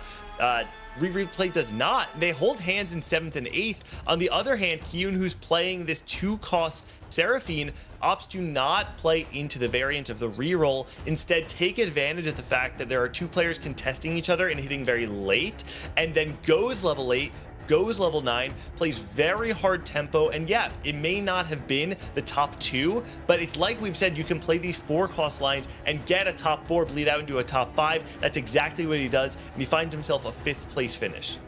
And a big difference maker as well when you look at how the in-between of that final game played out. We had Malala that ended up going 4th with the Kale reroll. So if we're talking 2-cost rerolls, Malala was able to hit that Kale and be able to stabilize with that Mordekaiser 3 in the front. He was missing it for a while, so he did take a couple of losses in stage 4, but was able to turn it around after hitting that frontline unit. But we also had Rain taking a 3rd place with the Riven reroll, and so that was another really big standout when playing against all of these 80 flex boards. But you're right, at the top, like, you can just see this last stand board was unstoppable. Yeah, Degree put together a board that had so many threats. He was incredibly rich. He has the Ziggs 2, the Z2, Ezreal 2, a very strong board all around. Ultimately, it's too much for Dishsoap to deal with, who has been really good at playing around these level 9 boards, but unfortunately, he's 1 level down, 1 level short, and a handful of units away from being able to even break through the front line of Degree. Ultimately, there was just too much value from the last stand on Degree's side of the board, and Dishsoap, try as he might, was not able to break through, and Degree able to take that last game. That is a great game to be able to have, especially when all of the standings were so close heading into this final game. But drumroll please, because we are going to find out who our representatives for North America are at the TFT Remix Rumble Championships. And our final standings, we've got Dishsoap, Malala, and Weird making it through from the top 3 points. And that is incredible that was a tiebreaker for Dishsoap and Malala. Dishsoap, for the last 3 sets, has been perceived as one of the best players in North America and has yet to actually be able to clinch a first place finish. With this win at the Set 10 Regional Finals, Dishsoap finally finds the first place finish that we've all known was coming for so long. He finally does it. He makes it to the world stage, proves it to all of the doubters. He's not a choker. He's not someone who is just perceived to be great. He is a decorated great of North America. Congratulations to Dishsoap for taking the tournament. It's been a tournament win long overdue, but I can't believe that Malala could have won his third tournament of Set 10. I know it is so tough with the tiebreakers that he comes in at second place, but this is history on so many different levels, Gangly, and we still have that final player to stand through based on the overall average placement, and we will be able to tabulate all of that and get back to you on that one. But Gangly, this is amazing. I'm so excited to see Dishsoap, Malala, and Degree being able to make Weird making forward. Yeah, I think when you look at the three players who make it on placement, it's so beautiful. You have Dishsoap, who is known for so long as the best player in North America, but he didn't have the data to prove it. Set 8 comes along. He and Setsuko alongside Replay dominate the field. It carries over into Set 9. However, both of those sets, he falls short at the very end. It's a game of variance, but Dishsoap has shown time and time again his consistency is there, and he's there alongside Malala, like you're saying. The Set 10 probably player of the set, right? He wins the Vegas Open. He wins the KDA Cup. He makes it to the final day of the Hartsfield Cup, makes it to the final lobby of the regional finals where he ties Dishsoap, ultimately coming together in this tiebreaker where Dishsoap is able to have a better average placement across the entirety of the event. And I think it's poetic that the third player there is Weird, a player who, if you ask the average high-level TFT player who is Weird TFT 3 months ago, I bet you they don't know who he is. This is a player who made himself known as a high risk, high reward, highest first or eighth rate among any North American competitor in the field. He plays into maybe the most exciting, entertaining way to play TFT, and maybe he wasn't the prestigious expected favorite of this event, but he played the game his way and made it to that third and final spot into the World Championship straight from the points. Well, Weird could be a wild card. Malala is going to be a Set 10 threat, but the player standing above them all is Dishsoap, who we've got on the line to celebrate this amazing accomplishment. Dishsoap, congratulations. This has been a win so long overdue for you. How are you feeling at the end of it all, knowing that you won the event and you're going to the championships? I'm just so happy. I've never been more confident going into a tournament, I think, or like more confident like halfway through. And I think my hard work just paid off. I'm really proud of how I played today as well. I don't think the games were just free wins. I feel like I had to like play pretty well. I'm just at a loss for words. I'm just so happy. I don't know. Dish, for a long time, people have talked about you as being the best. And I think we kind of had a similar situation with Setsuko, where it's just like talk, and the win wasn't really there. You know, back in the Defender Cup, you got second place. But I guess I'm just kind of curious, did you feel a certain level of pressure in the average tournament that you actually entered to, I guess, maybe show up? Or do you feel like the results you've gotten up to this point, I don't know, were good enough to live up for the hype you've gotten for so long? No, I put a crazy amount of pressure on myself to like actually do better in tournaments. Like, I don't know, like even like my most angry hate watchers, like they don't know like the pressure I put on myself to do well. But yeah, I always put a lot of pressure, and I'm glad I like finally got the win. I think that's what makes it so amazing, right, Dishsoap, is that there's a lot of preparation and a lot of hard work for all of you that are playing at this high of a level that doesn't get a chance to really be showcased except on the tournament field. And so I'm kind of wondering if you could maybe walk us through a little bit about how you do prep for an event, because you're one of those players that preps by yourself. And so what does that look like to you when it is coming down to VOD reviews or meta and things like that?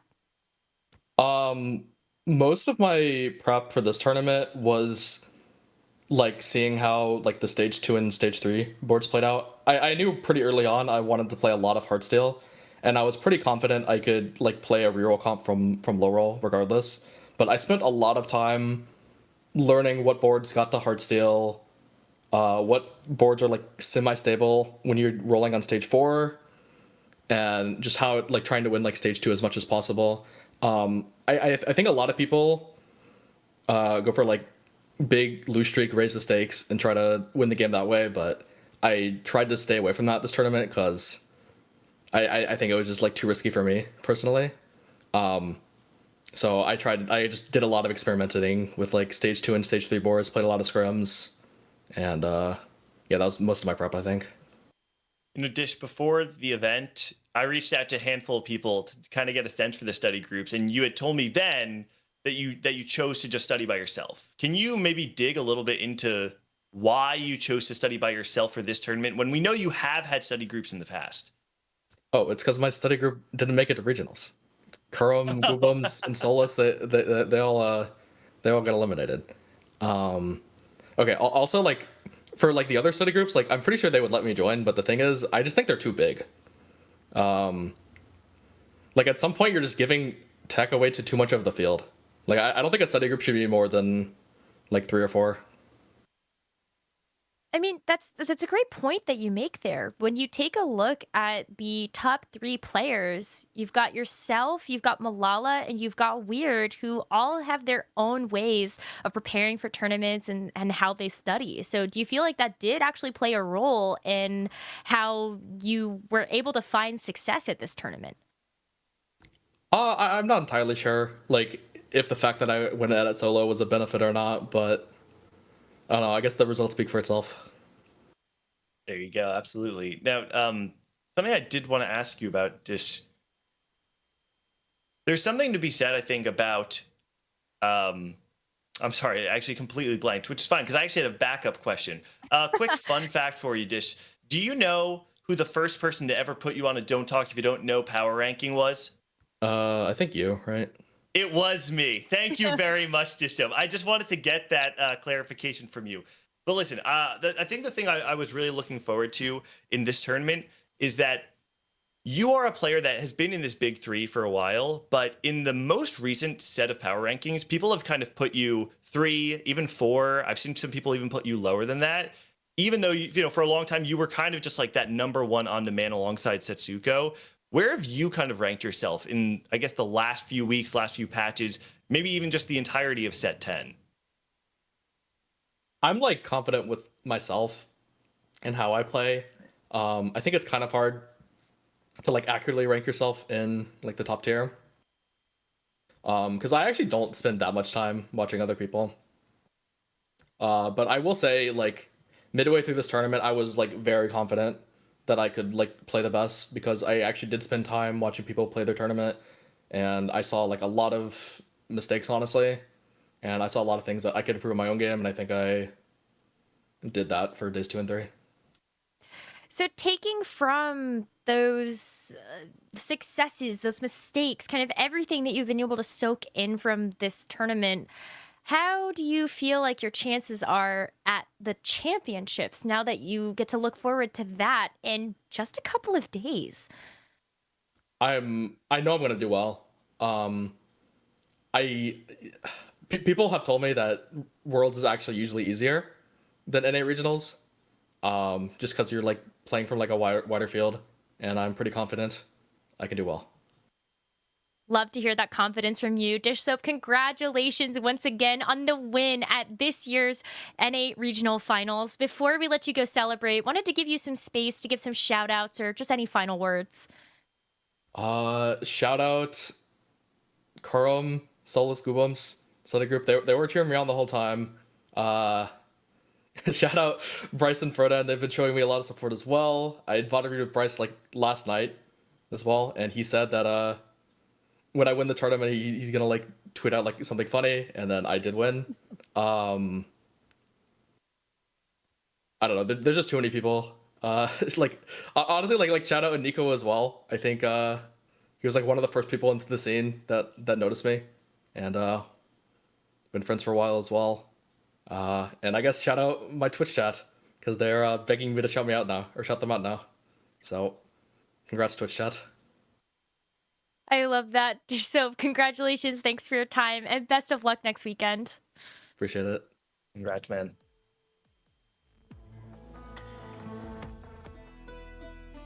It's amazing to finally see Dish Soap take the crown and take that first place spot after knowing he has worked so hard to be able to live up to those expectations that he himself puts on himself, but everybody else as well. It feels so good. Yeah, I've never actually lost my train of thought so hard before in an interview. There's something so powerful about this moment in time, though. Like, I think if people don't understand, you need to take a second to really let this sink in, because Dishop has been the best player in this big three for so long, ever since his real come up after his rookie set in set 6, set 7, he comes along and everybody's talking about how good this guy is. The results eventually come. For Dishop to actually have this tangible win under his belt, it is a monumental moment in the history of TFT. I still, like, I have chills feeling this moment right now. Huge congratulations to Dishop on winning the tournament. Well, we have Dish Soap that has won the tournament and is going to be going to the Remix Rumble Championships alongside Malala and Weird. But who do we have that's filling that 4th spot in terms of the best average placement across the entire tournament? We've got that ready for you, and the 4th player making it is going to be Degree. And look at how close, gangly, those AVPs actually are. Degree actually slingshotting his way all the way back with that first place in game 6 is actually unbelievable when you consider the fact that if this changes, if the last stand dies before he's actually able to cap out, we know that Rain had this strong Ribbon 3 board. She certainly would have been able to cap a little bit higher if he didn't have the last stand board there at the very end. Degree back up against the wall, a player who has not had that historic kind of prominence that we've seen from the big three, is actually able to make this miracle run as someone who I think people did not have as a heavy contender going into the weekend. Well, you heard it from himself when we talked to him at the end of day number 2 after being the points lead that he was also just happy to be here. You know, maybe there is something to be said about the players that have not put those heavy expectations on themselves, and they just want to see just how far that they can push that envelope, and Degree has certainly shown up in that way. So congratulations to all 4 of our players that are going to be going forward to represent North America at the championships. This field overall is looking stacked, especially when we did see the conclusion of the EMEA regional finals earlier on today, and we have started to round out that field of competitors. The fact that Degree, one of the study group mates of Malala, is there, right? And then we have someone like Dish Soap who's saying, hey, I didn't really have a study group, I didn't want to leak that much tech. All of a sudden now, you know, these players have been competing for themselves, the individuals, but now that it's over, they're competing together, right? Everybody is representing the North American stage at the World Championship next week. And sure, maybe you're not actually playing as a team, but there's something to be said about the regional pride, about sending the best of your best, letting them play for you. Now we are the fans, right? We get to point to these 4 players and say, I'm a part of that. That's a part of me. And we have our 4 representatives for the Set 10 World Championship. Could not have asked for a better event. Replay was the first for North America to be able to win any championship for Riot title. And you know, we get a chance to do it again here when it comes down to next weekend. But that's it from us. Gangly, it's been a pleasure. From all of the talks we've gotten to have on the desk, all of the casters, thank you so much. From Boop, Azael, and Casanova for being able to tell the stories of all of these players. Thank you so much to you viewers for tuning in and cheering your favorite players on. And of course, thank you so much from our production team for just being able to put on a fantastic show. We are so looking forward to seeing you all next weekend at the Remix Rumble Championships. Make sure you don't miss out on any of the action by following our social media channels, especially x.com/teamfighttactics, so you can be in the know about when we go live. But that's it, everybody. Thank you so much for watching, and we'll see you all next weekend.